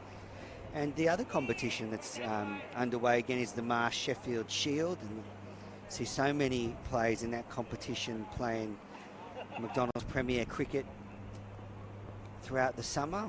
Ralston into Smith, who ducks under that one. Just looking at the Marsh Sheffield Shield table. Queenslander on top with 3 wins out of 4 games. Usman Khawaja, old Randwick Petersham player, made an unbeaten century yesterday to steer Queensland to a last day victory, also managed by the coach of Randwick Petersham. Small world. And then New South Wales second on the ladder, 4 matches, 2 wins. Then Western Australia in 3rd spot, Victoria 4th, Tasmania 5th, and South Australia 6th. Ralston in again, and Smith drives. No run. Good fielding, Randwick Petersham. That was Dyer Singh. 66 required for Sydney. The last couple of overs have been better for Randwick. Just curb the scoring. I guess the challenge is I'll try that again. The challenge is that the required run rate is sitting at 3.8. Current run rate has dropped significantly. It's 5.1, but there's still a gap there. Yeah, just tightening up a little bit. There's lots of cricket left this summer. The Marsh 50 over cup. It's only just started, really, it feels like. Finishes in April this year, and Smith just dabs that to 3rd man for a single. I was looking at the Women's National Cricket League ladder. Tasmania on top, which is very rare. Thought I had the table upside down, but New South Wales are 6. Unfamiliar territory for the Breakers. But in a way, great for the competition, because we know that the New South Wales Breakers are Australia's most successful domestic sporting team. To see such talent around the rest of the states is only a good thing for women's cricket. Oh, absolutely. And Lauren Cheadle, I spoke to her ahead of the season, and she said that New South Wales want to be the best team in Australia and the world, and to have that healthy competition is so important for them. There's some of the cheer squad. I feel like that's Randwick Petersham there. They've got a good spot near the canteen. So they're just having a drink now. The final drinks break in this final. The score 5 for 168. Sydney Cricket Club just needs 65 for the title. Randwick Petersham need a couple of wickets to get back in this contest. Their coach Bill Anderson is out there at the moment giving the players a bit of a talk. I wonder what words Former of wisdom. Kangaroos coach. I know. It blew my mind when I had that conversation with him this morning. And it's funny because I spoke to Bill during the week on the phone and I said, I'm sure I'll see you out at the game. And I actually did a bit of a Google to try and find a photo of him, and all this rugby league stuff kept coming up. And I'm like, no, that's not who I'm looking for. It's the same person. We're just seeing the wickets now. Good catch by Neenan there, going to his left. Riley Eyre bowling to Matt Rogers and gets the wicket. LBW, the finger goes up.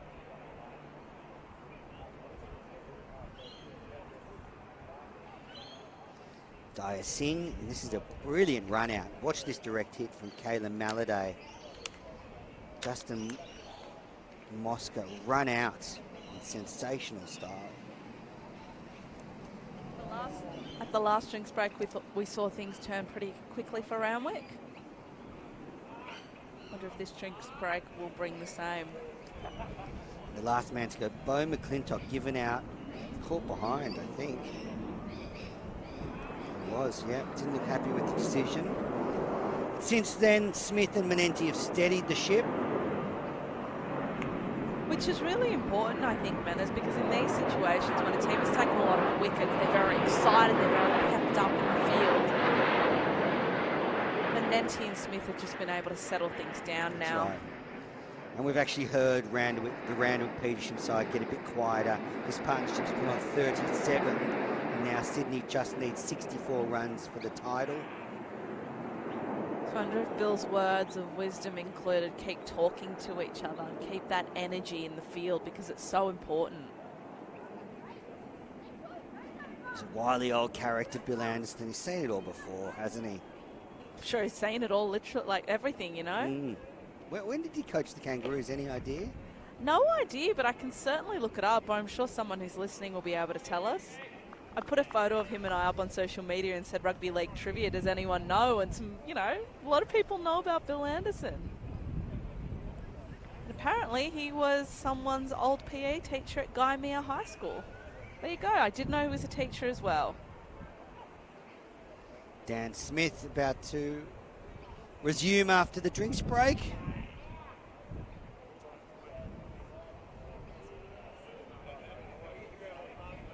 Riley Eyre with the ball in hand. The left arm tweaker.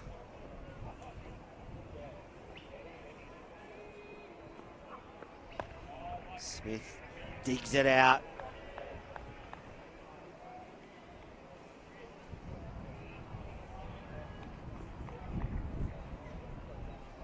Yeah, bowling from the Greg Davis stand in. That's a quicker ball, and Smith's back cutting. Just get a single. Got Justin Mosca just out in front of us on the roller. Having a bit of a stretch. Must be hard for these players that are out already. Just the nerves. Watching nervously. Nerves would be tingling. Sydney won the title 2 years ago. Can they lift the title again? Air in and cut into the offside by Ben Manenti for a single. If they do, it'll be 2 losing finals in a row for this Randwick Petersham club, unfortunately for them. That's tough going there, Manners. Especially after they fought so hard to get here. Smith driving to mid-off, no run.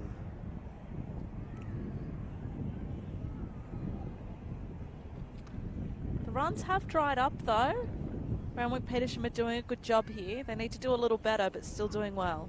Riley is such a good bowler. He's very hard to get stuck into, and they're just milking him for singles at the moment.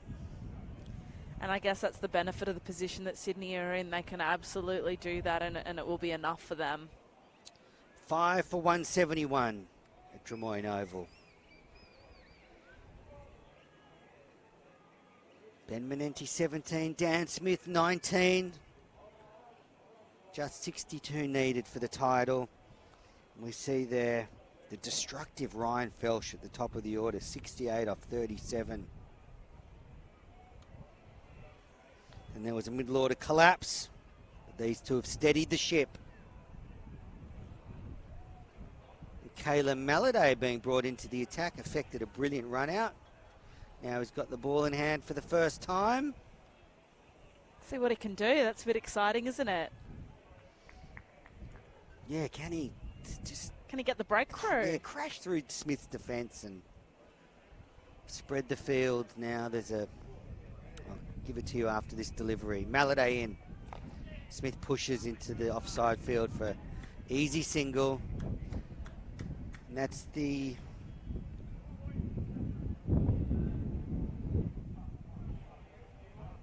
One more to the total. Smith's on to 20.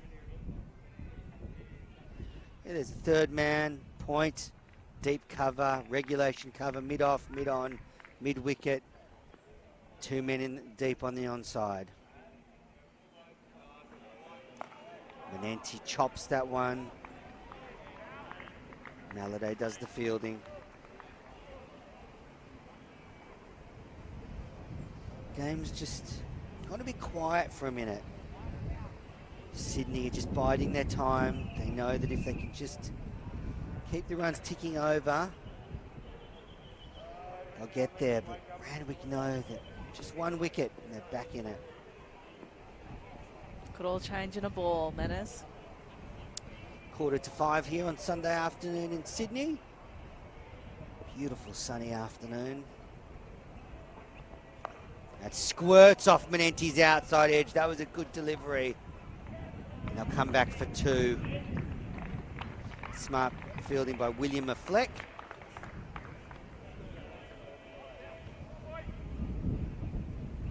Still feeling quite tense, men, as the game still does really hang in the balance here.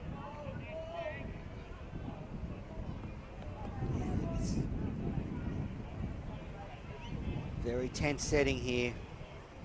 Manenti waits. That's a full toss. Sanger does the fielding. He looks to have recovered from a nasty blow he took before. Looked like a ball just jumped off the pitch there and hit him in the midriff area in the groin. And ouch. don't often wear protection out there, so he was down there for the count for a while, but he's back up now.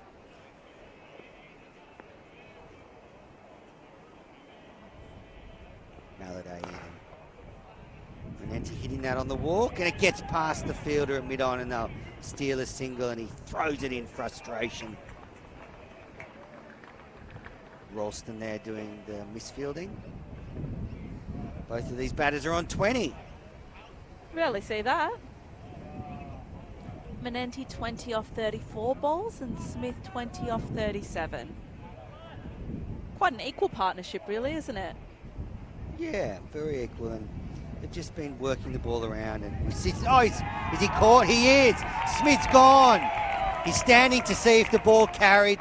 The umpire's given it out. There's some discrepancy from Smith whether the ball actually carried.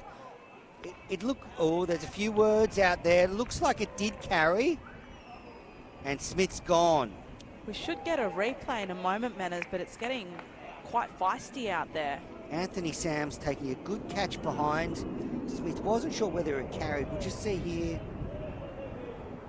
Looked to go straight into Sam's gloves. That's a crucial wicket there. Daniel Smith gone for 20. We were talking about Randwick needing a wicket. That's a pretty crucial wicket to get. Maladay gets the breakthrough. Very good catch from Sams. Going forward and scooping that ball off the turf. And we've got Harry Manenti running out to the crease. He's had a wonderful day. Hat-trick Harry! Hat-trick, that's great. Hat-trick Harry. He'll be batting alongside brother Ben. We were trying to call them Baz and Haz before, but I think Hat-trick Harry is a much better nickname. 6 for 175. This game is... It's had everything. It's a thriller. It's a thriller It's to had end the everything. season. Now the Manenti brothers, can they do it? Can they bring Sydney Cricket Club home? There's been a change of bowling. The skipper's brought himself on, I think. Jason Sanger, yes. Well, if you've watched the Big Bash in the recent years, you would have seen Jason Sanger bowl for the Sydney Thunder. He bowls fast leg breaks. And now he's going to throw himself into the action.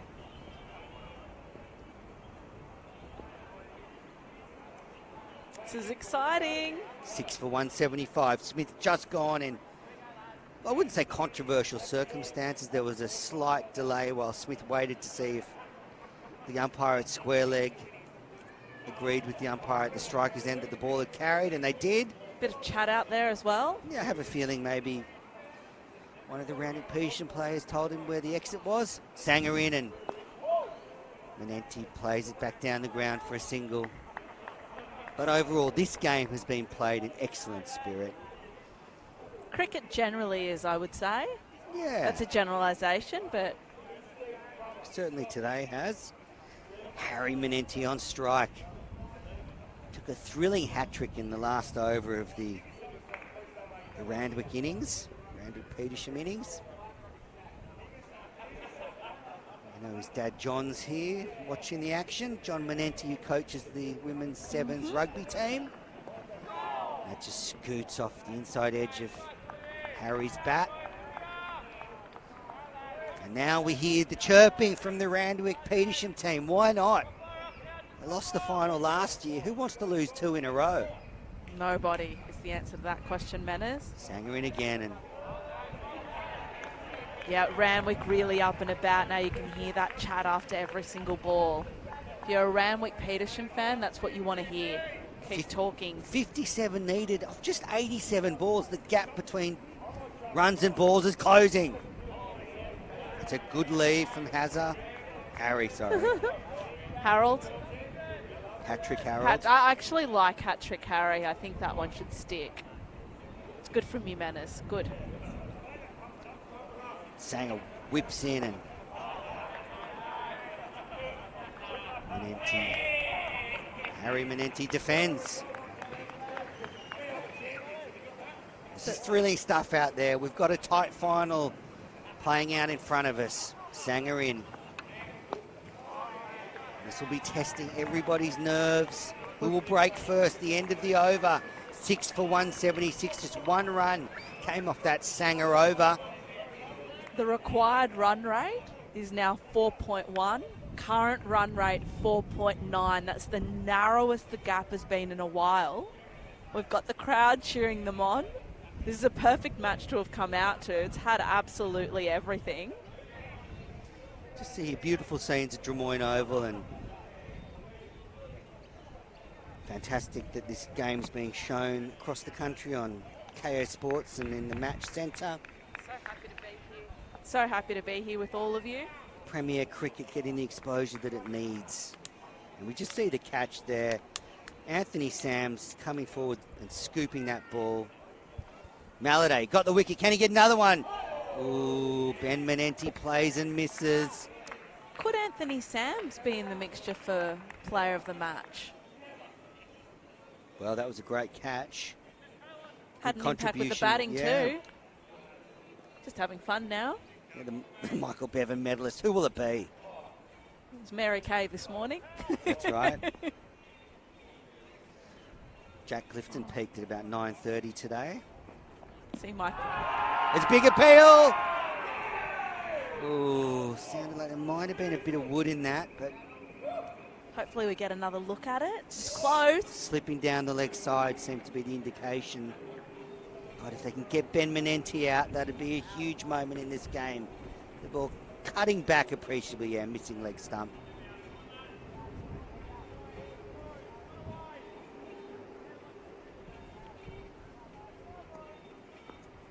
.57 needed. Ben Manenti with bat raised. Drives into the offside. Look, this is where you would think, Mary, Ben Manenti's experience on the big stage will hopefully come into play. Having played in the Big Bash the last 2 or 3 seasons, he wouldn't be overawed with this occasion. No, and certainly with the success that the Sydney Sixers have had over the last couple of seasons, he would be used to the pressure of a moment Just like do what this. Dan Christian did in the Big Bash. Cool-headed Christian, that's what he needs. Manenti takes off for a single. And strikes Harry Manenti. They're not going to take a run off that overthrow. And the crowd on the hill, I think they're Sydney cricket fans over there, are getting pretty loud and boisterous because this game's tightening up. 56 needed off 80 deliveries.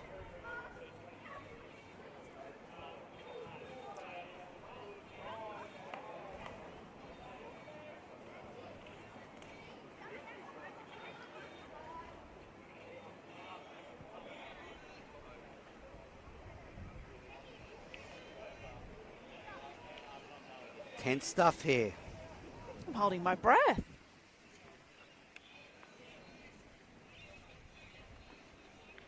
Out! Harry Manenti's caught behind. He dropped the bat. Maladay gets the wicket. Anthony Sams takes another catch. Inspired bowling change by Jason Sanger. Maladay's picked up 2. Look, I don't care who you support in this competition. This has been some fight back from Randwick Petersham today. Just seemed to drop the bat there, hat-trick Harry. And now 7 for 177. We saw Randwick Petersham fight last week against Manly after coming back from 3 for 38, and they're fighting back against, the favourites today as we look at the scorecard now. Well, 2 big wickets for Randwick Petersham. Maladay's got Smith and Harry Manenti. Coming to the crease is Craig de Blasio. It's great to see Craig playing, as many of us know. Didn't play last weekend because he hurt the webbing in his hand. So he's probably still got a bandage there. But a task ahead between de Blasio and Ben Menenti now. Can they bring it home for Sydney? This has been a stunning performance by Randwick Petersham when Ryan Felch was hitting the ball over grandstands and over the fence to all parts of the ground. Looked like this game was just going to be over. But Randwick Petersham... It ain't over till it's over. I think Randwick are favourites now. They've got this match in their grasp. They could win the title after losing the final to Sydney Uni last year. They could right that wrong and head home with the trophy back to the eastern suburbs of Sydney. And what a celebration for their 20th year that would be. What a present for your 20th year that would be. That's right. Kaylin Maladay having a day. A run out and now 2 wickets. De Blasio just gets a bit of pat on that and it's running away. They're going to get at least 2, you would think. Yep. It's good running there for Sydney, who have quite a cheer squad now, I might add. Well, the whole ground's just come alive. This is what you want, entertaining, enthralling cricket. Friends, family, club supporters. The end of the over, a successful over. Maladay has the figures, 2 overs, 2 for 5. Sydney 7 for 179. It's like a different game. Ryan Felch was dominating early and we see the worm. It's gone up and down and up and down. Now it's coming back to the blue line. Coming back down.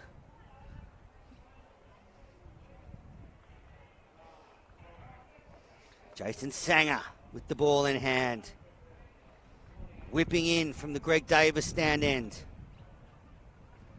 Ben Menenti's back, and here's the big wicket. Randwick will feel they get Ben Menenti out. The cup's theirs. If we look now, the run rate is sitting at 4.8, required run rate 4.2. That gap is closing ever so slightly. This game's going to go down to the wire. Sanger in. Menenti pushes forward. 54 of 76 deliveries required by Sydney.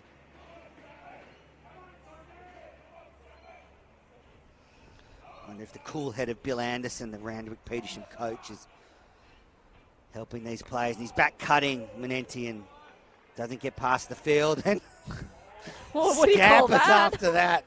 Just sheer desperation Kaylin there. Maladay was not letting that go for any extras. There's a long on, a long off, deep cover, deep mid-wicket. Sanger in, and that's whipped over the top for 4 runs. A vital boundary from Ben Menenti. Sanger dropped short, and he just helped it on its way. 4 runs. A vital 4 runs as well, you would say. Ben Menenti, the crucial wicket now here for Randwick Petersham. Target's now down to just 50 required for the win. Whichever team wins from here, it's going to be a phenomenal effort. Heartbreaking for the other side as well. Sanger in.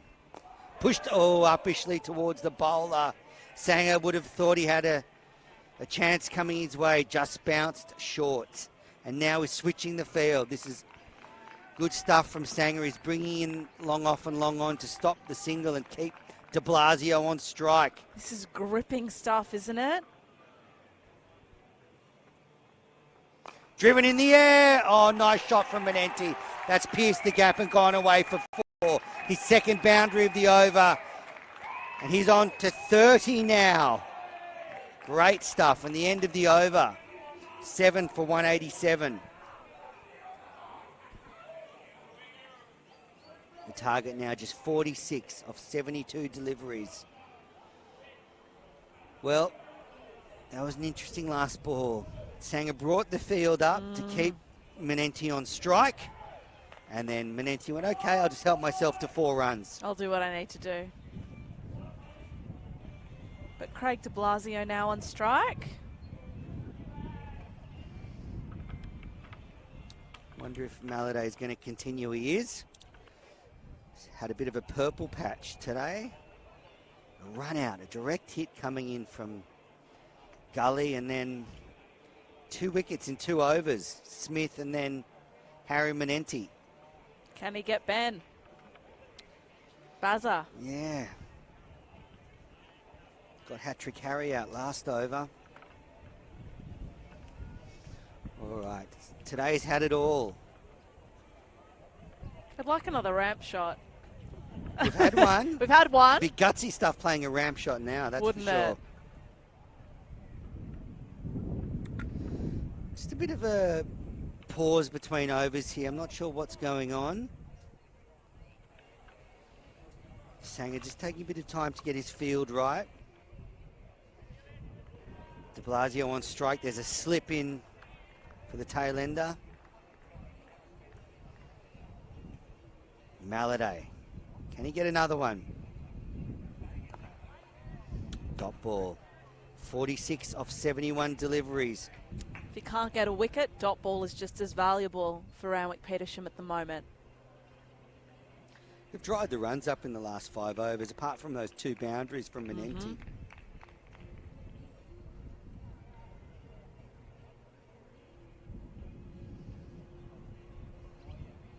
Maladay in and De Blasio not tempted.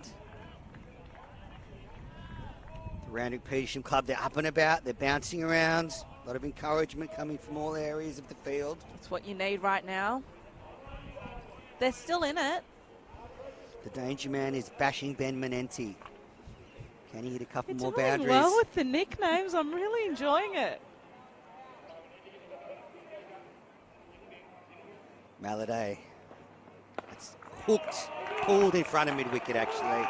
Nice shot from De Blasio. It's going to plug again. He'll just get 2, but found the gap.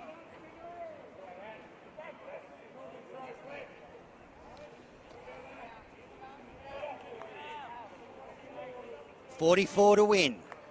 69 balls left. 3 wickets in hand. It's coming right down to the balance. It's a grandstand finish here at Drummoyne Oval. Maladay around the wicket and De Blasio defends. We had Lee Jamon in the commentary box before, the CEO of Cricket New South Wales, and he discussed how important this competition is for developing the talent that then goes on to play in the New South Wales men's team, the New South Wales Breakers, the Big Bash franchises. This is such an important breeding ground for all of Australian cricket, really. If you look at all the players that have left New South Wales and played for other states, De Blasio, shoulders, arms. So many of those talented cricketers started at New South Wales Premier Cricket level. And I think that's why it's so wonderful that we're seeing this final and the series get the, the coverage that it deserves, and these players to get the visibility that they deserve. This competition started back in the 60s. Storied competition. Maladay in. Pulled in the air. He's found the gap again. I'll get 1. He's batting well, De Blasio. He is. He's got Ben Manenti on strike. Which was surely the goal of the whole exercise. It's at the end of the over, so he's farming the strike. 7 for 190 after 39 overs. Run rate sitting at 4.9. Required run rate 3.9. Ben Manenti sitting on 30 off 45 balls. And at the other end of the crease, you've got Craig De Blasio. I wonder if... Looks like a bowling change after Jason Sanger leaked a couple of boundaries in the last over. I think Ryan Neenan will be brought back into the attack, but we'll just wait. Haven't taken the hat off yet. Is that the signal you look for, Manners? The hat comes off? Well, the hat comes off exactly. The hat comes off, we're on. And I just see the trophies being brought out of the room. Looks like it's heading down towards the ground. That's what these gentlemen are playing for this afternoon. Not the biggest trophy, the cup for the limited overs winner. That's okay. Trophies are trophies. That's right. It's just what it represents, really. Absolutely.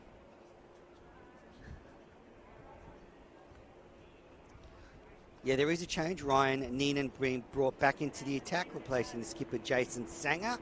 Manners, I'm going to enjoy this over because at the end of it, Jack Clifton will be joining you for the final 10 overs. I've had a blast, though. Please don't leave me with Jack.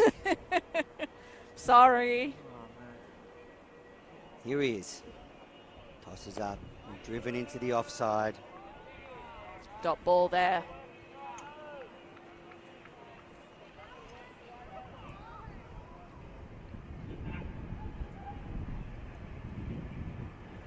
Leaning in again. Slow ball. Oh, and that beat the bat of de Blasio, and thought there might have been a faint tickle on it. There wasn't. Holding my breath again. 43 for the win. Neenan tosses up and de Blasio pushes to the man in the deep for a single. You know what else I love about Drummoyne Oval? People can bring their dogs. Lots of doggos watching the cricket today as well. Some cute ones too. Beautiful family atmosphere here at Drummoyne Oval.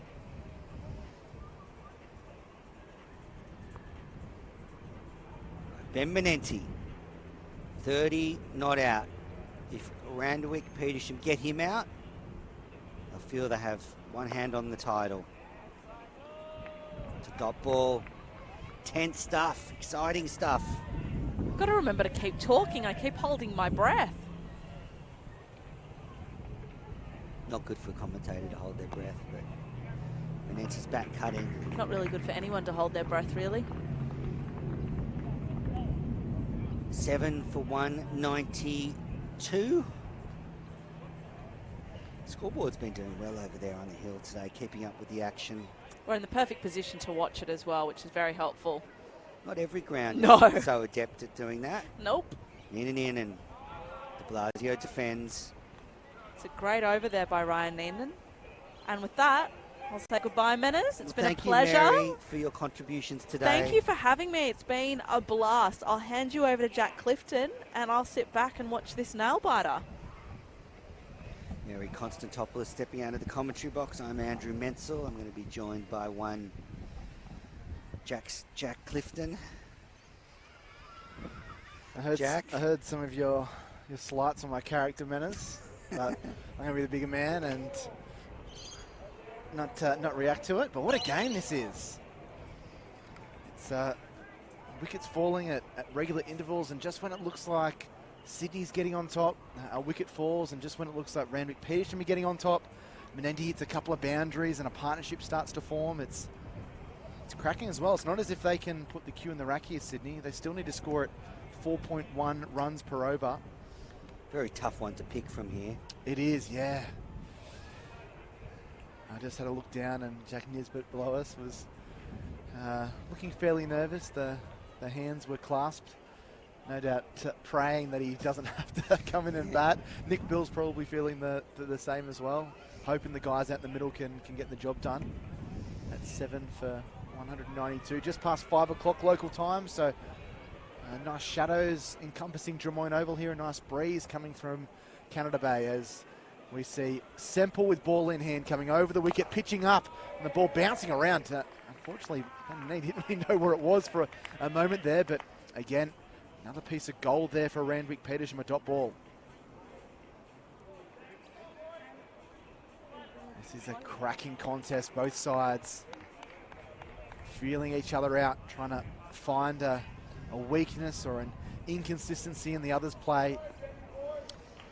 41 off 59 balls. That gap between runs and balls is just getting closer and closer every over. The gap was 44 at one stage when you started commentating before, Manners. This ball helped on its way around the corner. Nice wristy flick around the corner there from Menenti. And I have to agree with what you were saying before, Manners. Menenti is definitely the key here. 32 from 49. He's played a very mature knock. Craig de Blasio, a very handy batsman at number 9. He's come in this season and played some really important knocks. He hit the match-winning runs in a Belvedere Cup first grade game this year when Sydney were 9 down, chasing 330-odd against Parramatta out there to Old Kings Oval. So he has experience of being in pressure situations. Every run they get just eases the pressure a little bit more. Jason Sanger walking around, trying to marshal his troops, changing the field placings. Desperate for another wicket. In comes the dependable Semple, pitched up and driven out to cover.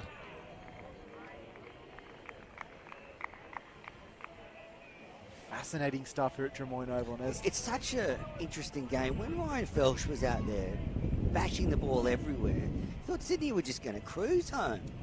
At one stage they were 1 for 110, almost at the halfway mark of the chase, but it shows you how quickly things can change. And Randwick Petersham again looking down and out, but with the ball and in the field have been able to revive themselves.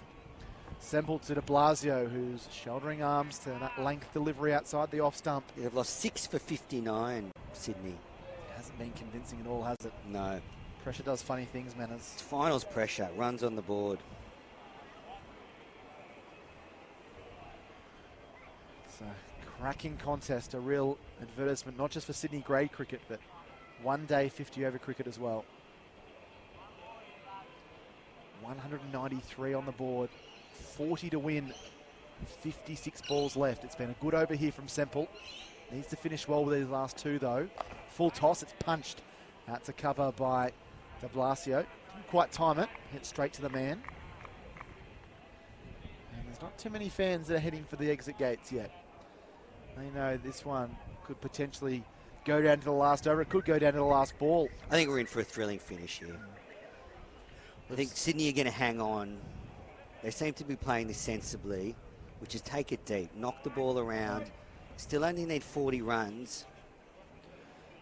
And you have a biggish over like we had a few overs ago. Menenti, it's a couple of boundaries. You get just that little bit closer. Semple around the wicket now and driving on the up was de Blasio, but straight down the ground there to Everett. End of the over, very good one for Semple. He's got none for 31 from 8. Pressure just starting to build. 7 for 193 Sydney. They need 233 for victory, 40 to win, 39 to tie. 54 balls or 9 overs left in this one.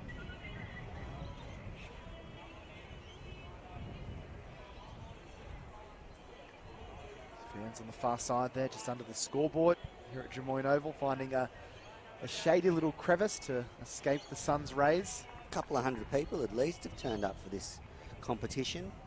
Yeah, it's been a final. good crowd, committed crowd. I've seen the Sydney boys over there that have, as the days gone longer, they've got a little bit louder.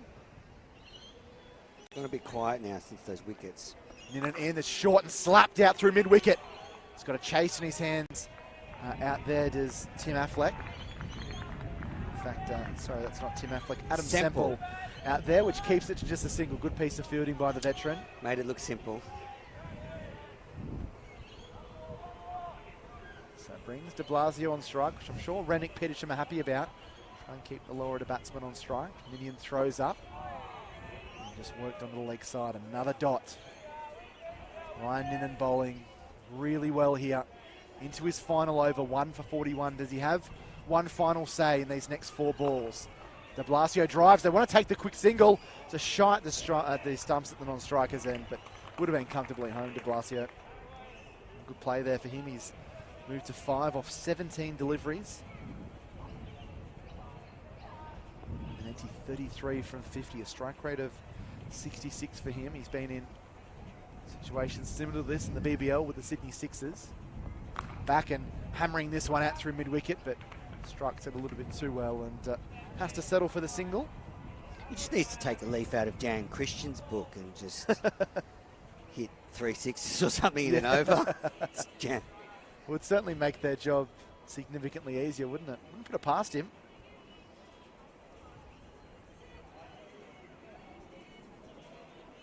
Thrown up and de Blasio just easing that through the offside. Nice calm stroke there out through extra cover. And moves along to 6. So they're getting going a little bit in this over Sydney. Knocking on the door of 200. How did you enjoy your chat with Mike Whitney before? Fantastic, lovely gentleman. Great reminiscing about days gone past. Spoke about the 81 Ashes manners and that 1987 Test match against New Zealand, where him and Craig McDermott somehow held on for what seemed like eternity for Australian cricket fans. Alan Border's first series win as skipper. And huge in the development of Australian cricket down the track as well. Yeah, wonderful that we've had great guests in the commentary box today. Thank you to Lee Jamon, CEO of Cricket New South Wales. Michael Klinger, new head of male cricket in New South Wales, come up from the Melbourne Renegades to take the position. Left his contract a year early, so great stuff from Michael Klinger. They actually sit next to each other down there in the cement pillars. Michael Klinger and Mike Whitney next to each other just over there. So they're enjoying the game that's going right down to the wire. Yeah, so many fascinating stories. Mike Whitney from First Class Cricket with New South Wales is telling me about the Baggy Blues, which is something that they've organised to commemorate women and men that have formerly played for New South Wales, have get-togethers and keep that contact going, which I think is fantastic. We've seen that happen a bit in rugby league, but great to see cricket. He's a great storyteller, Whit. He is, yeah. Great. Certainly be a great MC to have at a wedding. Daya Singh in, whipped off the pads by Manenti out into the deep for a single. Fielders, they just need a bit of magic here, Randwick Petersham. Wickets have just dried up. This partnership just starting to develop and get into a bit of a groove now. Those runs just starting to diminish. 34 of 47 deliveries. Just feel the pressure easing a little bit off Sydney. They're able to tuck away the ones and twos, getting that 4 and 5 and over. That they only need 4.3 runs per over.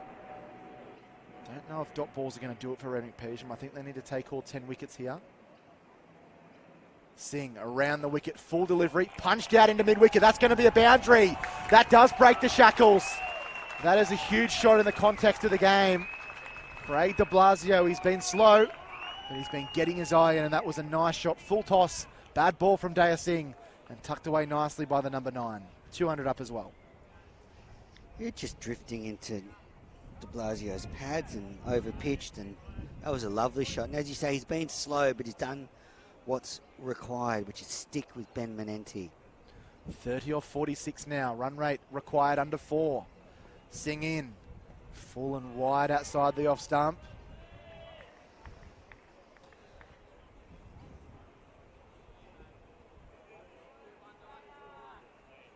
Saw the Sydney players erupt with jubilation with that boundary. It's become a very tense finish here at Drummoyne Oval. Regardless of the result, great to see it go in the final, into the final 10 overs. I think some stage we thought the Sydney might chase it down in 35 or 40 overs, the way they were going with Ryan Felsh at the crease. Singh short, chopped away, but straight to point by de Blasio. I'm glad I'm not the umpires as well, Manners, because not only have they got a grueling job for these next 44 deliveries, they've got to pick the player of the match as well. Yeah, we were talking about that before. I'm a bit dirty that the commentators aren't given the job of picking that, but I'll accept it. But if you were given the sort of task now, who would you be leaning towards? The Michael Bevan player of the match. I think with Sydney starting to get on top, I have to say Ryan Felsh. Ryan Felsh for the dashing 60-odd. Singh in, off the pads, worked away.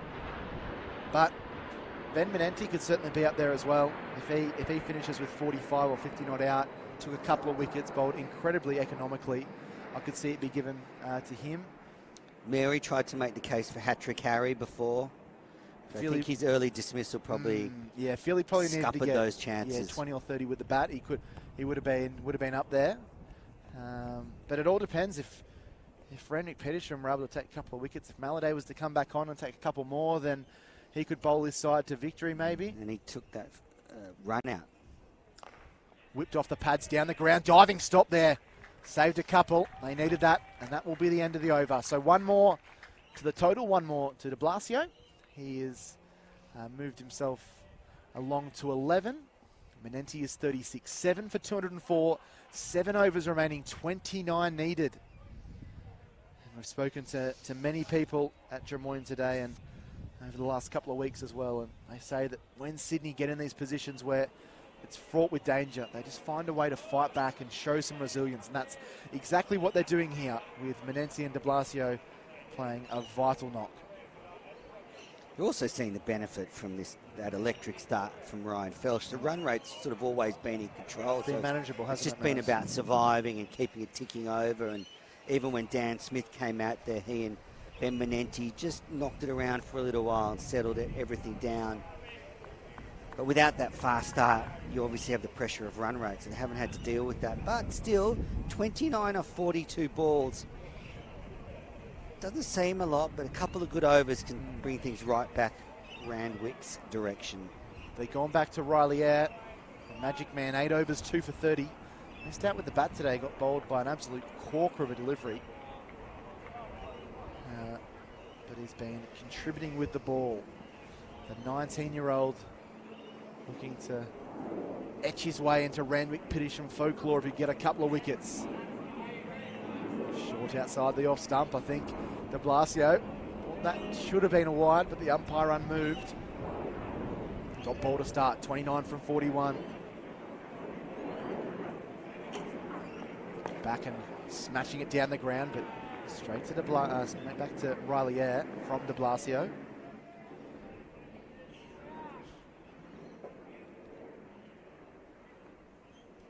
This one looped up and he drives a little bit uppishly. Went to go on the offside. Squeezed off the inside edge, Manners. 3 dots in a row. Good start, isn't it?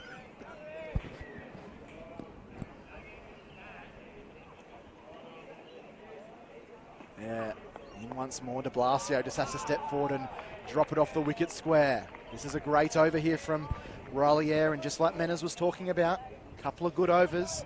Drags the visitors back into it, 29 from 38 now. Does De Blasio keep his head here? And he's looking to sweep, hit on the pad, wants it very badly, but straight away, umpire with a quick shake of the head says not out. That would have certainly made things interesting.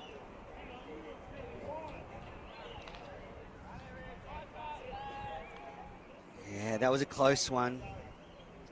Could we see a maiden in the 44th over? Certainly would be remarkable, but this game has been remarkable here this afternoon. This is a wicket-taking delivery right here. Andrew Manners has called it. Thrown up, he lofts this one over the infield and it bounces out in the deep. They should get at least 2 here as Semple does the fielding. And they pick up 2 valuable runs, but still a very good over from Eyre. 9 overs for him, 2 for 32, and 27 required off the final 6 overs at 4.5 and over. See the pressure built up in that over, and then the last ball, De Blasio felt compelled to try and go over the top. Did it pretty well, got 2, but geez, could have skewed anywhere really. Great stuff by Riley Eyre, got 1 over left. Sanger will have to throw him at them one more time and see what he can do. And we just see that worm. It's coming back to the blue. It's been up, it's been down, it's been up, it's been down. Do you know, do you know the Manhattan is after New York? Yeah. Okay, I just wasn't sure. I might be stupid, Manners. I'm not that stupid. 7 for 206. Daya Singh into his 8th over. Menenti waits. Menenti digs out a good delivery onto the leg side for a single. Mary Kay stitched you up. She said you were did. speculating where the Manhattan got its name from. De Blasio back on strike. That's kind of actually a good result for Randwick. They'll be happy to keep Ben Menenti at the non-strikers end. 26 off 35 deliveries. I think we're going to the last over. I think this is a last over job. Yeah, well, Ben Menenti hasn't changed his intent. Some batsmen in these situations try and hit a couple of big shots to really take the pressure off, but he's been happy just to knock the single around. He's probably spent more time with the non-strikers in the last 20 minutes than anyone else. Singh into De Blasio. That's going to be a wide. They did not need that. Way over the head there of Craig De Blasio. De Blasio, not the tallest, but that was well over his head. Would have needed a broomstick to reach that one. Well, in your case, Manners, step ladder, one of those extending Step step ladder ladders. and a broomstick in my case. They just can't afford mistakes like that, Randwick Petersham. Singh, he's been expensive. Needs to do something for his side now. Shorten, trying to pull. Is he caught behind? He is! And Randwick Petersham are back in it. De Blasio swing across the line. Feathers a little edge through to Anthony Sams. And Dayasingh gets the wicket that his side so desperately needed. Just when Sydney looked like they might have been marching their way to the one-day title, they lose their 8th wicket, 8 for 208 in the 45th over. Still 25 to win with 34 balls left. Yeah, good delivery from Singh. He went upstairs 2 balls in a row. That ball angling across de Blasio. Little feather, good catch by Anthony Sams. And, well, young Jack Nisbet is coming to the crease. He's a youngster with a lot of raps on him. He's got a big future. And this sort of experience will do him the world of good because, well, with just one batter to come, Kane Anderson, Nisbet will need to hang around with Menenti. Still 25 left of 34 deliveries.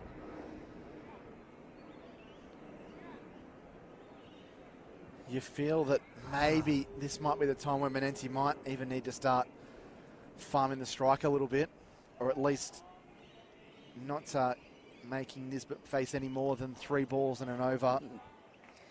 Ben Menenti, 37 of 54 deliveries. He can be a hero this afternoon. He's looked really comfortable out there as well. Hasn't really looked troubled in his innings so far, and he's really been able to hold up an end. 8 for 208.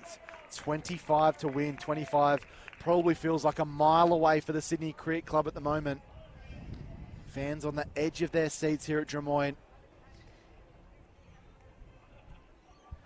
Nick Bills has got the attire on. I think he would have been hoping that after toiling for 10 overs he wouldn't have had to go out and bat, but he's been a hero before. And they chased down those runs against Parramatta earlier in the season along with de Blasio.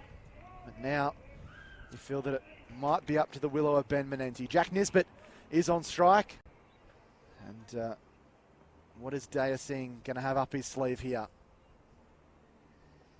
Pitches it up, worked off the pads nicely. Good first shot. That'll give him a lot of confidence. The lanky number 10. If you're just tuning in after taking a break from the cricket, well, started well for Sydney. They were none for 87, but then Felsh made it 1 for 87, then 2 for 118, 3 for 119, 4 for 129, 5 for 131, then a little bit of a fight back, then 6 for 175 when Smith was out. Harry Menenti was out when the score was 177, and de Blasio on 208. Singh to Nisbet, Yorker, dug out nicely. Good delivery by Singh. He's got his radar back now. Tremendous character shown by this Randwick Petersham side. The backs were up against it. The title was slipping away from them. And they've surged back, haven't they, Jack? They have. Losing the final last year must have stung them pretty hard. Well, they're fighting back. Big thing that this wicket has brought is a couple of dot balls. All of a sudden, balls to win and runs to win have slimmed down to 7. The difference was 46 at one stage earlier in the afternoon. Dayasingh in short ball, whizzes past the grill there of Jack Nisbet, who sways out of the way. This is an inspired spell of bowling here from Dayasingh. He's captained Randwick Petersham in the Kingsgrove T20 Cup. He has those leadership capabilities, and he's standing up now for the visitors.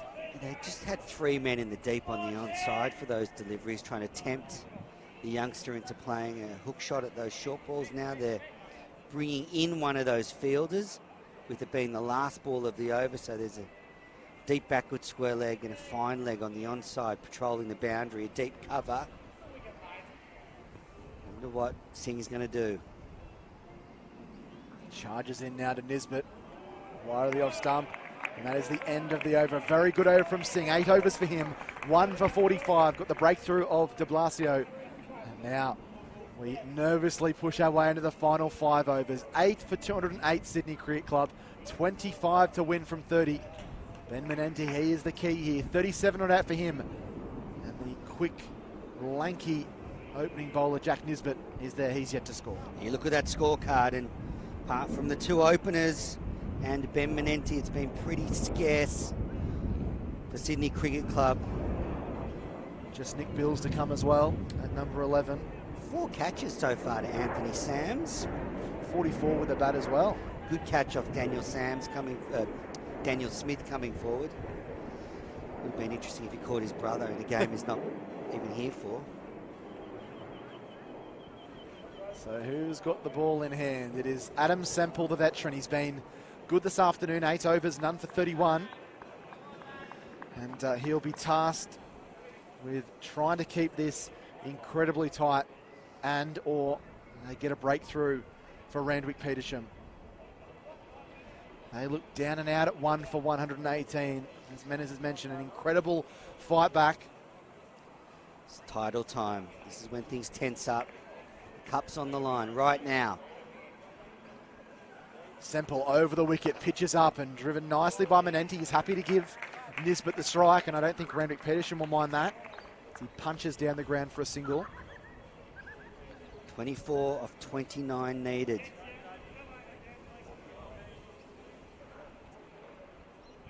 See what sort of field they have for Nisbet. They're bringing the field in for him as you'd expect, trying to keep him on strike.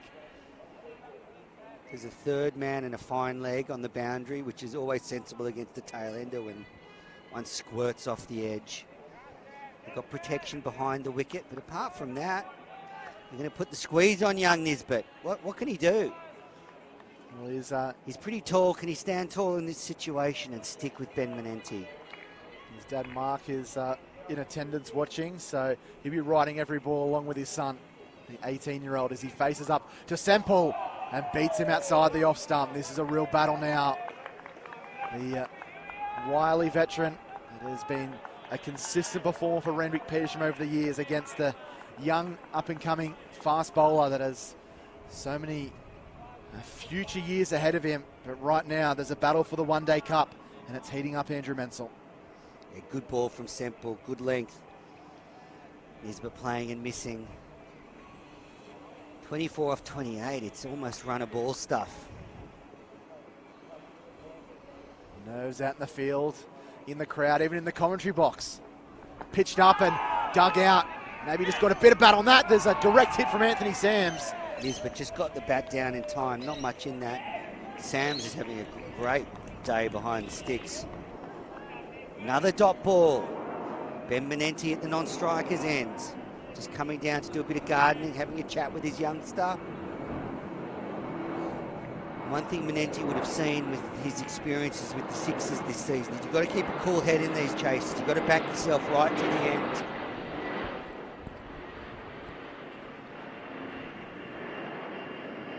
Semple in once again. Nisbet back in behind it, defending. Down the ground, another dot ball. 24 off 26 now. These last 2 and a bit overs, the clamps have been put on this run chase well and truly. This all turned around when Mike Whitney came into the commentary box. He had a fine spell with the headset on. Got 4 wickets, told some good yarns. Yeah, I think he had figures of about 4 for 13 off 5 or 6 overs, didn't he? Looks like he's running through his spell with Michael Klinger right now. All right, here's Nisbet on strike.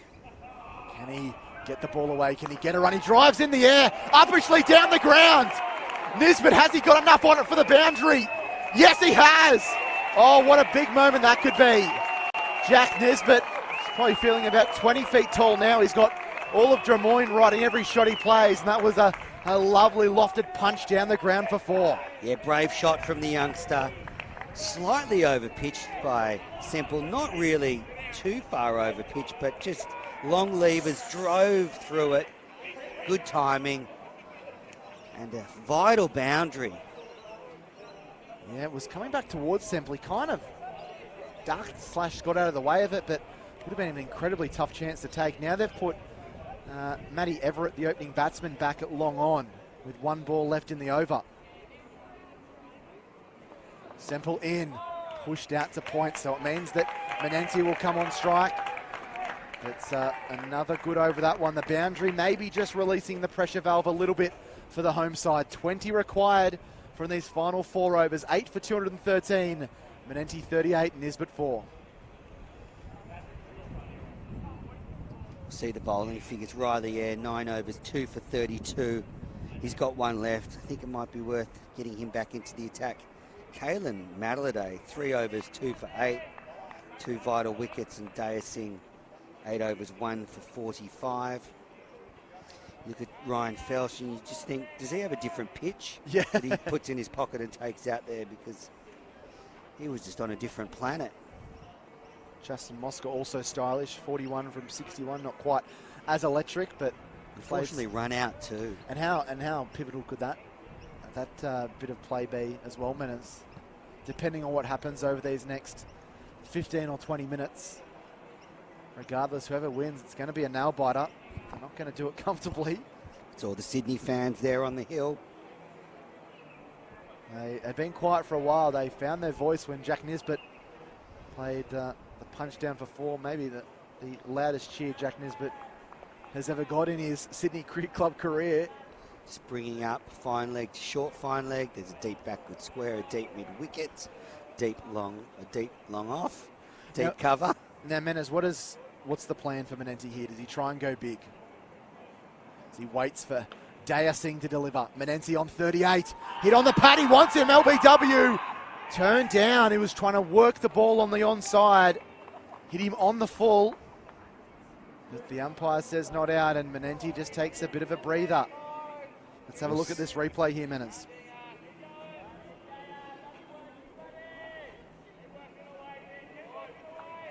Look to be missing leg stump. That delivery curving back in towards the right-handed batter. It's a good decision. Singh very excited, obviously. I think the plan for Manenti is he's got to be there at the end. And I think if he's learnt anything from watching players like Dan Christian and that, it just doesn't matter. Be there in the last over and back yourself. So dot ball to start. Singh pitches up. Squeezed off the inside edge. There's a bit of a mix-up. There might be a chance at the non-striker's end. Nisbet got back, a real mix-up between the batsmen. Nerves. Another that's pressure. Ball. 20 from 22 minutes. That's title pressure right there. 20 off 22. Nisbet took off. Probably close to a single in it. But I think he thought about, I need to be on strike for the lion's share of these deliveries. Daya Singh, he is turning up the heat. He pitches up. Again, they won't take a single as it's clipped to short fine leg. This is great bowling from Singh. He's manufacturing some dot balls, and that's what they need. Randwick Petersham, and what's Bashing Ben going to do? 20 from 21 Menas. It's almost down to a runner ball. This seemed almost impossible earlier in the day. Might be watching the last over from under the table. It's so tense here. Can Daya Singh get the breakthrough of the big wicket? What a finish to this competition. He searches for the wicket of Manenti, who's punching that down the ground beautifully. Gets a hand on it. They'll keep it to just the 2. This is a shy at the non-striker's end, but they get back. Good running there. Good shot from Ben Manenti. Moves to 40, 8 for 215. Great running from Jack Nisbet there. The big fella only needs a couple of paces to get down the pitch. But he scooted back for a tight second. And a good return, actually, from the man in the deep there. Would have had him if he'd been slouching. Manenti now into the 40s. Could be the day for the Manentis. Harry with a hat trick. Ben, can he steer them to the title? 8 for 215. Singh to Manenti driving down the ground. Sanger's there on the edge of the circle. And they pick up a single. So goes to 41. Nisbet will have one ball to negotiate. Daya Singh go deep into his bag of tricks and try and send the towering quick hurtling back to the pavilion. Ben Manenti walking down the crease to have a chat with his young partner. Wonder what the advice was. Probably just trying to settle Jack's nerves. Big occasion for the youngster. 17 needed. Singh into Nisbet, who lofts this a little bit uppishly. And there's been a misfield at mid-on, but they won't take the single. They want to keep Manenti on strike, so it's no harm, no foul. End of Singh's 9th over, 1 for 46 for him. 17 required from the final 3 at 5.7. runs per over. Sydney 8 for 216 in reply to Randwick Petersham's 232 for 9. Menanti 41, Nisbet 4. And I guess when you think about it, Mena's not exactly sure of the rules, but I imagine if there was a tie that Sydney would be the winners by virtue of finishing higher on the ladder. I don't think there's a super over in 50 over cricket at this level. Yeah, I don't think there is. Not that I'm 100% sure. So a bowl off, perhaps, for the title. Paper, scissors, rocks. Maybe 16 is what Sydney Cricket Club are looking for to get to first. Yeah, tell us, Roy. Joint premiers if it's a tie. Okay, well, they're not looking Instant at 16. clarification from Cricket New South Wales. Joint premiers if it's a tie. Well, Mary Kay's already going for that, I can tell. That's in her style right there. She wants everyone to be happy. Semple comes in, whipped out to deep mid-wicket for the single by Menanti. So, interesting there that last over Menanti wanted to occupy the first 5 deliveries, and now against Semple is happy to take the single off the first ball. Maybe he saw something from Dayaseen that might have troubled Jack Nisbet, and Nisbet did hit a boundary off Adam Semple last over. 16 from 17. I wonder if we'll see Riley airbowl one of his overs. I know it'd be a big risk from Sanger, but just looks to me like a wicket-taking bowler. I guess the risk is Menanti tries to hit him out of the park and succeeds. That's the gamble. So now there's a lot of deliberation going on between Sanger and the bowler here. They're bringing in deep long on to a regulation mid-on. There's a deep cover, deep forward square leg, fine leg, third man. So 4 men in the deep for Nisbet. The gaps for him are straight. If he hits straight like we saw in the last over, he can pick up a boundary. Semple to Nisbet, who's forward and defending. We're down to a runner ball here, Manners. 16 from 16. Well, during the week, one of our commentary associates, Gav Joshi, kept talking about a tie in the Shield game. Well, Jack, this game could end up in a tie. So tight. Particularly with only 2 wickets left for Sydney Cricket Club. They're looking for their second one-day title in 3 years. Can they do it? Semple, short ball. Nisbet tried to turn that around the corner, but he popped it just in front of the fielder in close on the leg side. Now it's runs to win 16, balls 15. This is terrific stuff. What a conclusion to the coverage of the McDonald's Premier Cricket Limited Overs Cup. Fantastic that it's being televised on KO and the Match Centre, and we can commentate on the game, and we're treated to a phenomenal spectacle to end the coverage. Randwick Petersham's coach, Bill Anderson's on his feet. He's nervous, he slashes at a wide one. Dot ball. No. He said before the game he was a pretty cool customer, but he's a little bit nervier now, as he would be. 16 from 14. And again, Menanti comes down just to give him Nisbet a little bit of encouragement. Very, very difficult for a number 10 batsman in this situation. Dropping the fielder straight back on the boundary now. So changing the field, 2 men deep straight, and they've moved the forward square leg to a deep mid-wicket. So I guess they're thinking Nisbet might take them on with those long levers and a few dot balls. They brought fine leg back up into the ring, so if he just gets a tickle on one a bit straight, there's runs. 2 balls left in Semple's last over. A full toss, it's bunted straight to mid-off, no run. Another dot. Jack Nisbet looks to the sky in frustration. Would have liked to have done more with that delivery. And again, Ben Menanti comes down the crease. Wow. What a finish we're treated to here at Drummoyne Oval. There's been some wonderful games of cricket. I remember 2 WBBL semi-finals that were absolute thrillers here 3 seasons ago. There's another one happening right now. So you can see there on the scorecard, Nisbet 4 from 14. He just hasn't had the strike, but Randwick Petersham tying him down. Semple pitches up, drives out to extra cover, and it's another dot. 16 required off the final 2 overs. 8 runs per over, but Menanti will be on strike. Are we going to see the big man launch? 8 for 217 in reply to Randwick Petersham's 9 for 232. 48 overs in the books. Well, Ben Menenti can etch himself into Sydney Cricket Club folklore right now because he holds the fate of this title in his hands, or in his bat. I feel he has to go now, Menas. Yeah. Can't be knocking singles around to win this now. And it's unfair to expect Jack Nisbet to be trying to get off strike and hit ones and hit twos. He has to do it with his willow now, and he's got to take a risk.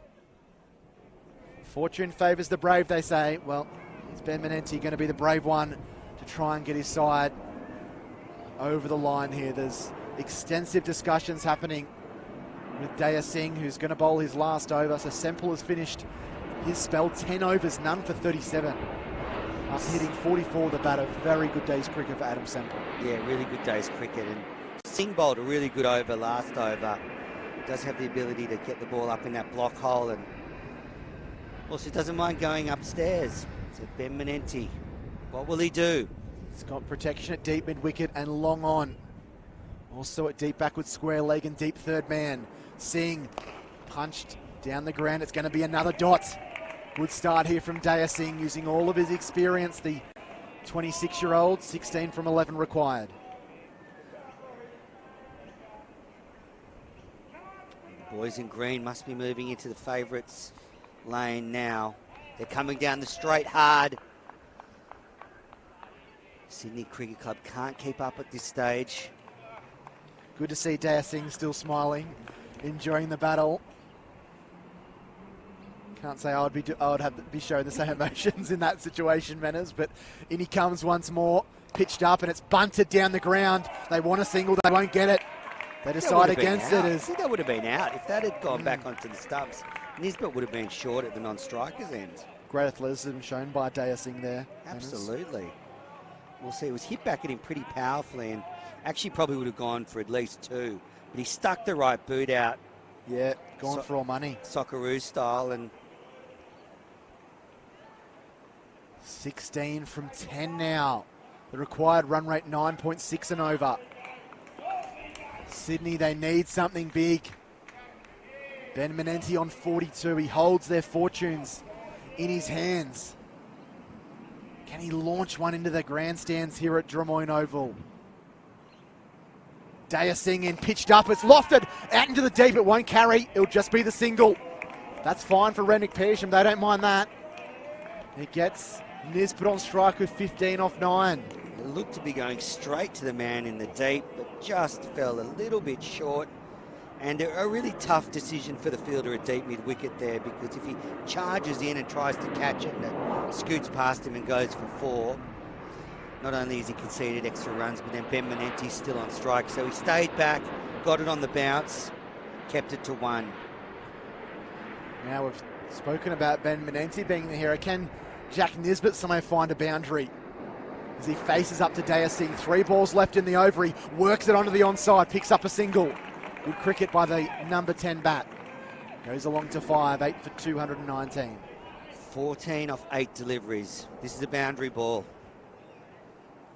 This is the one Menenti needs to find the rope. And then he needs to try and get on strike to begin the 50th over.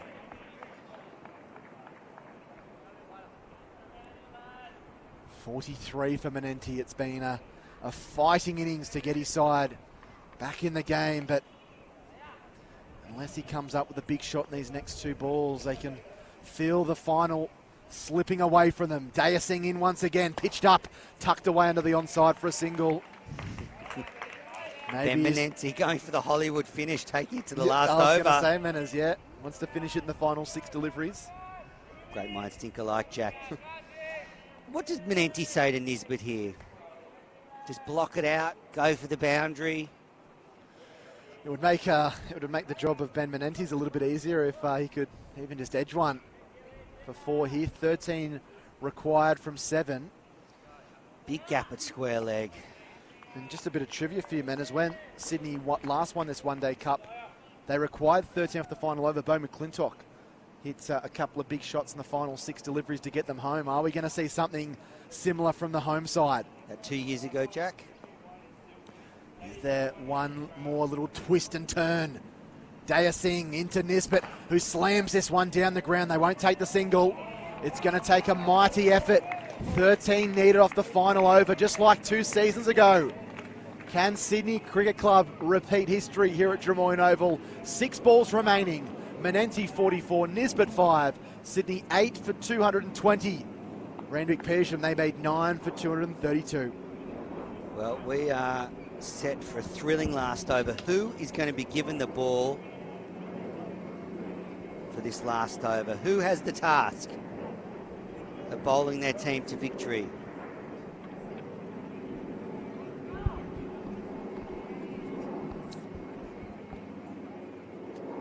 Menez, what's your prediction from here? What's going to happen in these final 6 balls? Boys in green, I think you're going to be too good. Is that Semple with the ball? No, he's bowled his 10. He Who can't is bowl. it? Ralston. Yes, Ralston. Ralston's bowling. 5 overs for him, 1 for 36. So by law of averages, if he bowls the same economy as he has this afternoon, they'll get home by 5 runs. And he won't want to. It's these first 2 balls that will tell us a story. There's a 4 or 6 off these first couple of balls. Sydney are in with a real shot here, but if they can keep it to 2 or 3, maybe even 4, the first 2 deliveries. This Ralston just has to bowl well. There's no doubt about it. Jason Ralston just has to keep it up in the block hole. I think you just got to bowl full here. Yeah, keep it up in the block hole. Don't allow Menenti to get under it. Maybe if he does that, we'll see a Mary Kay ramp. Jason Ralston with the ball. Well, he's got protection down the ground here, Manners, which would make you think that he's going to want to bowl full.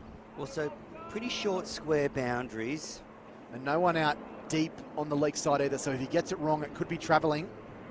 Into Menenti, who slaps this one high in the air. Coming in from the deep is Maladay. Kalen Maladay drops it, and they get back for 2. How big is that moment going to be in this final? 2 to Menenti. Goes to 46, 11 from 5. Maladay looks very disappointed after dropping that catch. He's had such a good day. Couple of wickets, a run out. And unfortunately, spilt what could be the match right there.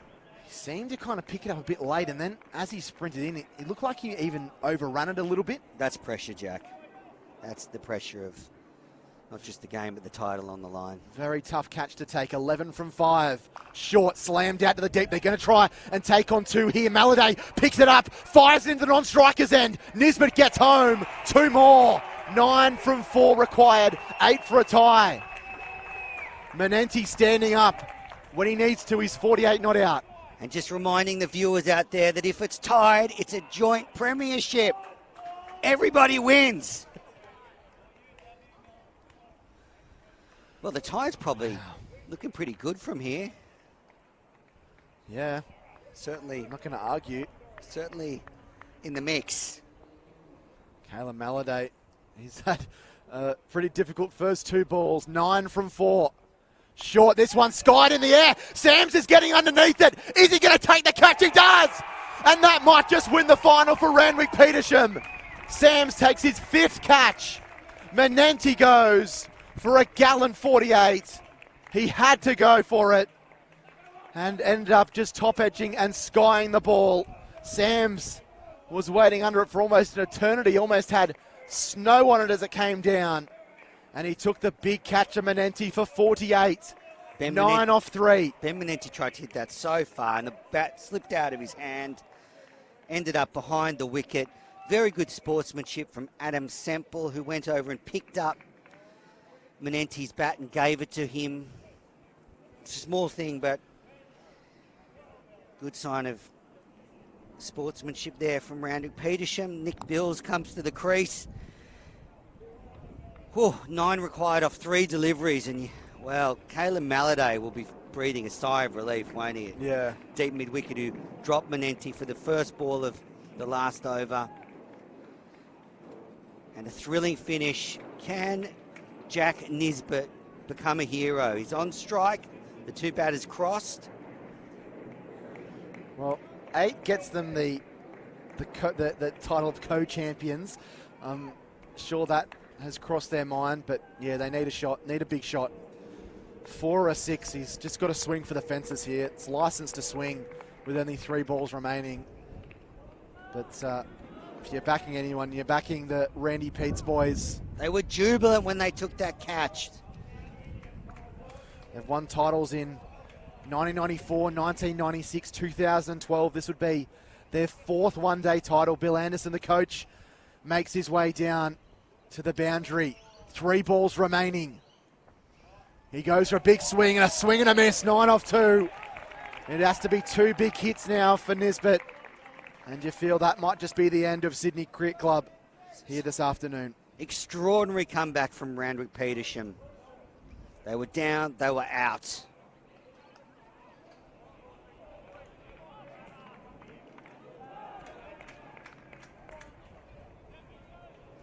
Nisbet on strike. He has 2 balls to make himself a hero. He's a big lad, long levers. Certainly could hit a long ball, you would think. They've put out 2 men out in the deep on the leg side. We've got a deep square leg and a deep mid-wicket. It's more commonly now known as cow corner. We've got Sanger that's going to go back to long on. There's a long off, so it's pretty much everyone out that you could expect. In comes Ralston. He's playing a miss, and Randwick Petersham. He's out. He's out, and Sams gets a run out. Oh, how disappointing for Jack Nisbet. And they finish it off, the second last ball of the day. All out for 224, an 8-run win. An enthralling fashion. 5th place Randwick Petersham have stunned Sydney Cricket Club here at Drummoyne Oval. They look dead in the water with Sydney at 1 for 118 in reply to Randwick Petersham's 232. And one of the most inspiring comebacks that we've seen in grade cricket for a long time sees Randwick Petersham lift the one-day Limited Overs Cup for the 4th time in their history. They were joint ventures 20 years ago, having been two separate clubs. And in the space of those 20 years, they've lifted up this one-day competition, Andrew Mensel, 4 times. What an incredible performance by the visitors here this afternoon. Oh, what an incredible performance by all of Randwick Petersham. But Anthony Sams, great innings behind the sticks. And that last dismissal, Jack Nisbet asleep at the crease. Sams was awake to it and stumped him. Incredible. You don't often see that.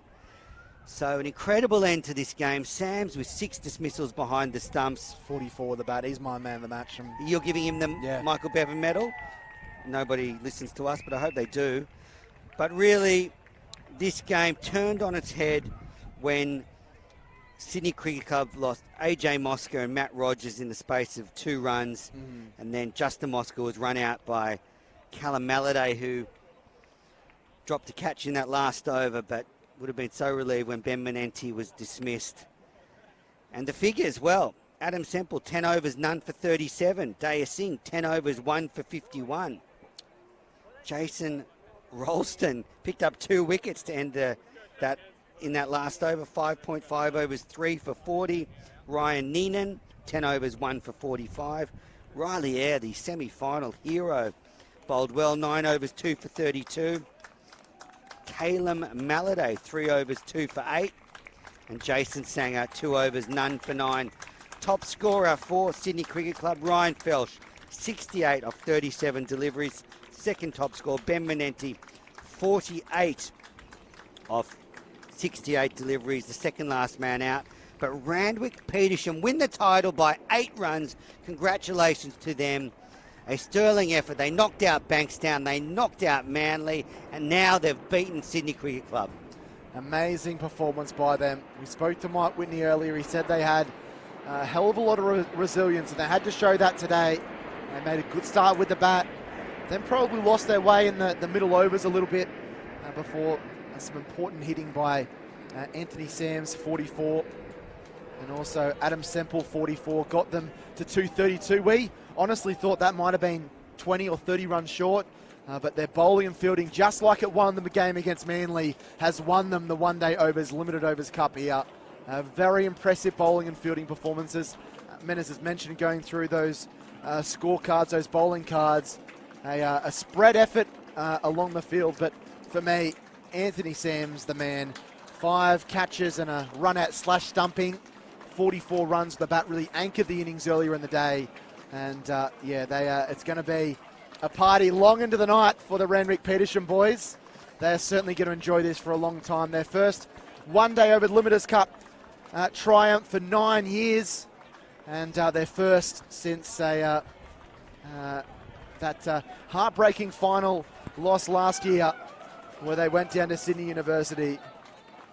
What a moment for them. They'll revel in this, and rightfully so. It's a great ambassador for one-day cricket, what we've seen today, a game that's gone down to the wire, down to the final 2 balls, and a fantastic achievement by Randwick Petersham that have done a marvellous job. We're just waiting for the presentation to get in place, and we'll be handing over to them. We've got our trusty cameramen that are down there that doing the business, and are going to be getting all of the shots of that as Randwick Petersham go into the sheds, and they will celebrate there for a little while before coming back out. And it's their fans, their home fans, that have come and celebrated, and hanging around with everyone there as Mike Whitney celebrates with a couple of close confidants.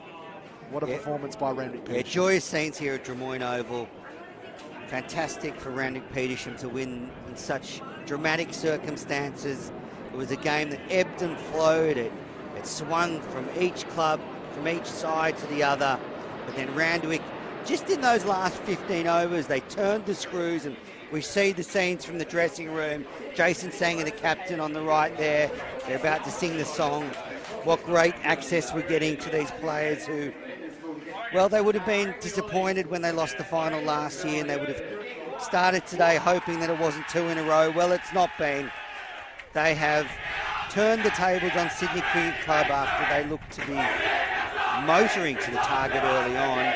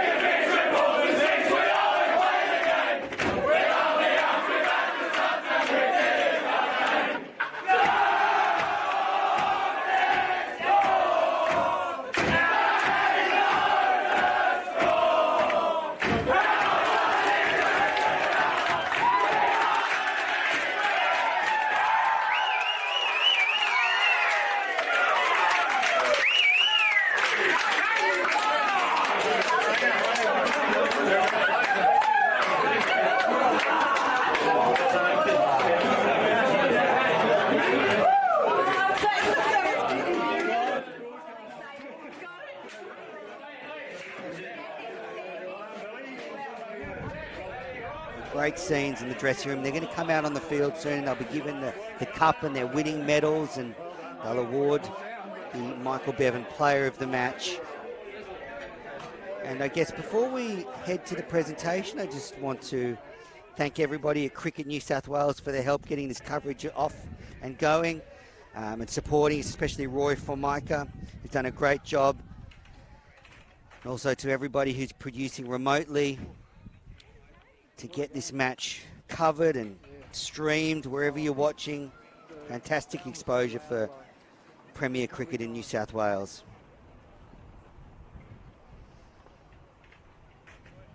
Yeah, big thanks to the guys doing the production offside. We think of Andrew McLeese, that good child, Brendan from Sportscast, that have helped us. We have a constant communication with them with these broadcasts, and it's not always simple, an outside broadcast like this. This could be hiccups from time to time, but those guys are on top of absolutely everything and make sure that we know what we're doing and we know we're on air, and as well as the fantastic cameramen that have been getting all these great shots, not just today, but the semi-final last week, the quarter-final before that, and those of you that were watching the 2020 Cup that we produced before that was on the Daily Telegraph website, and the New South Wales Cricket Match Centre doing the same there. So it's been very enjoyable to bring you all this coverage, and we'll continue to support local cricket here in Sydney, the Sydney first grade competition, and and we'll have this presentation coming up very, very shortly. Also, big thanks to Mary Konstantopoulos for commentating the semi-final and the final. It's been fantastic to work with her. And also thank you to Dave McDonald, who was out at Manly for the quarterfinal. And a real privilege to be at these games and cover the sort of heartland of Australian cricket, really. This is where the great players that go on to higher honours are bred, and we've seen just an amazing day. And look, a very happy Randwick Petersham side. They're buoyant. There's so many friends and family here, and they're all gathered around the clubhouse at Drummoyne Oval and celebrating with their friends and family.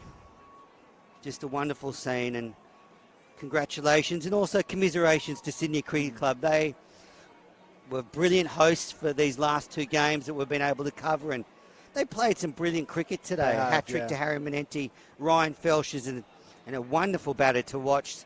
Provides such great entertainment for everybody watching. And they are, well, unfortunately finished second today, but they put up a great fight. They battled right to the end.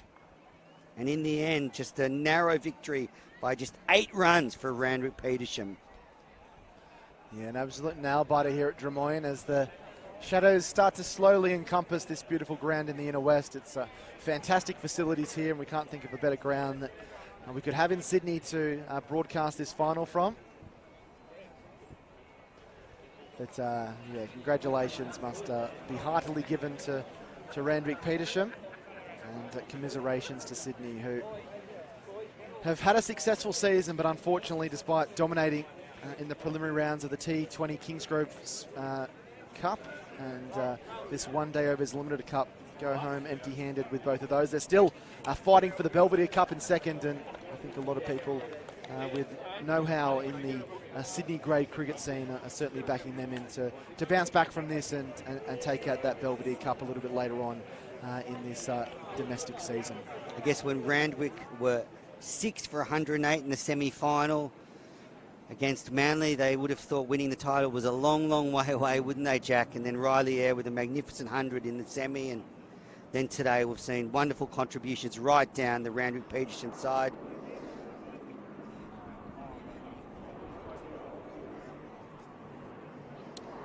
And we're just seeing the highlights here from the chase. Singh into de Blasio, and he edged that one to Sams, and delightfully took the catch. Vital wicket there from Singh. Smart bowling, went upstairs at de Blasio. Don't think he was expecting that. Then Jack Nisbet, lovely straight drive. He looked like he was going to stick with Ben Manenti and they might get the job done, but Manenti was dismissed in the last over. But what an experience for Nisbet. That was Manenti's dismissal. Lost his bat. Anthony Sams backed up, took the catch. And look at the joy in those Randwick Petersham players. They knew that was pretty much the title for them. But just watch that. Adam Semple picks up the bat. Menes, do you feel that Manenti left? And look at this dismissal. Look at that. Nisbet asleep at the crease. Sams does the stumping. Ralston gets a wicket. Obviously, it wouldn't have made a difference because they would have needed 8 for a tie off the last delivery. So no matter how far you hit them, you don't get 8. Do you feel that Manenti left the run a little bit too late? No, I don't think so. 13 in the last over is a lot of pressure. After what I've seen throughout the summer, and these players back themselves now, so I don't think he left it too late. In the end, he just wasn't good enough to get the job done. He couldn't execute those big shots in the last over, and Randwick played very well. And I think we're about to get the presentation in a moment, so don't go anywhere. I know a lot of supporters of Randwick Petersham will be holding on for this presentation because it's been a long time since they lifted the limited overs title. What, almost 10 years, Jack? 2012, the last time they triumphed. And they've worked so hard to get there. Yeah, and their birthday year as well, Mary Kay saying. 20-year anniversary for the Randwick Petersham Club, formerly 2 clubs, Randwick and Petersham Marrickville, and they came together the 2000-2001 summer to form as one, and they've done a marvellous job. Ladies and gentlemen, are we ready for a presentation? Whenever you go. Could the sides just come in a bit closer I'm going to go on to pretty close, so I'll run. the makeshift dais? That'd be great. Thank you. Randwick Petersham.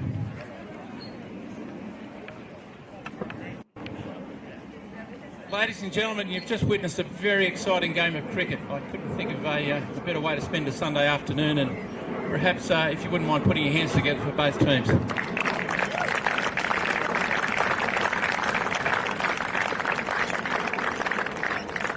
For those of you who don't know me, my name is Graham Gorry. I'm the current chair of the SCA Committee of Management. It's my great pleasure this afternoon to host this presentation. Congratulations to both teams. What a phenomenal effort. Special congratulations to Randwick Petersham, who got there just in that last over. Fantastic. And obviously congratulations to the runners-up Sydney. Fantastic effort for both of you, both teams, to make this limited over final. Obviously a game of cricket such as this takes a little bit to organise, and there are lots of thank yous. And to the Sydney Club and to the City of Canada Bay, we thank you so much for making this magnificent oval available for today's limited final. So a round of applause, please.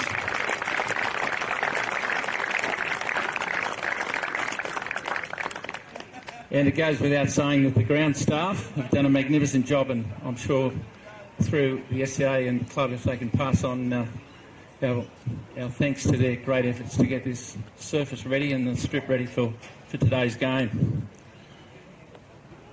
Also, I'd like to thank the supporters, all of you, for turning up today and supporting your teams. Round of applause. Give yourselves a round of applause. You're well deserved. Well deserved. I know you've followed them for years and will continue to follow them for years, so it's absolutely fantastic that you do that. To our live streamers, thank you so much for live streaming the game. We believe today we had some international viewers. Some locals, we believe, were in England up late at night viewing the early overs of the game. So that's fantastic that the spread of this game and this competition is now going international. So it's great to see. Just hang on one moment for the Dan Andrews Express. Thank you. Also to the scorers, fantastic effort, and again thank you for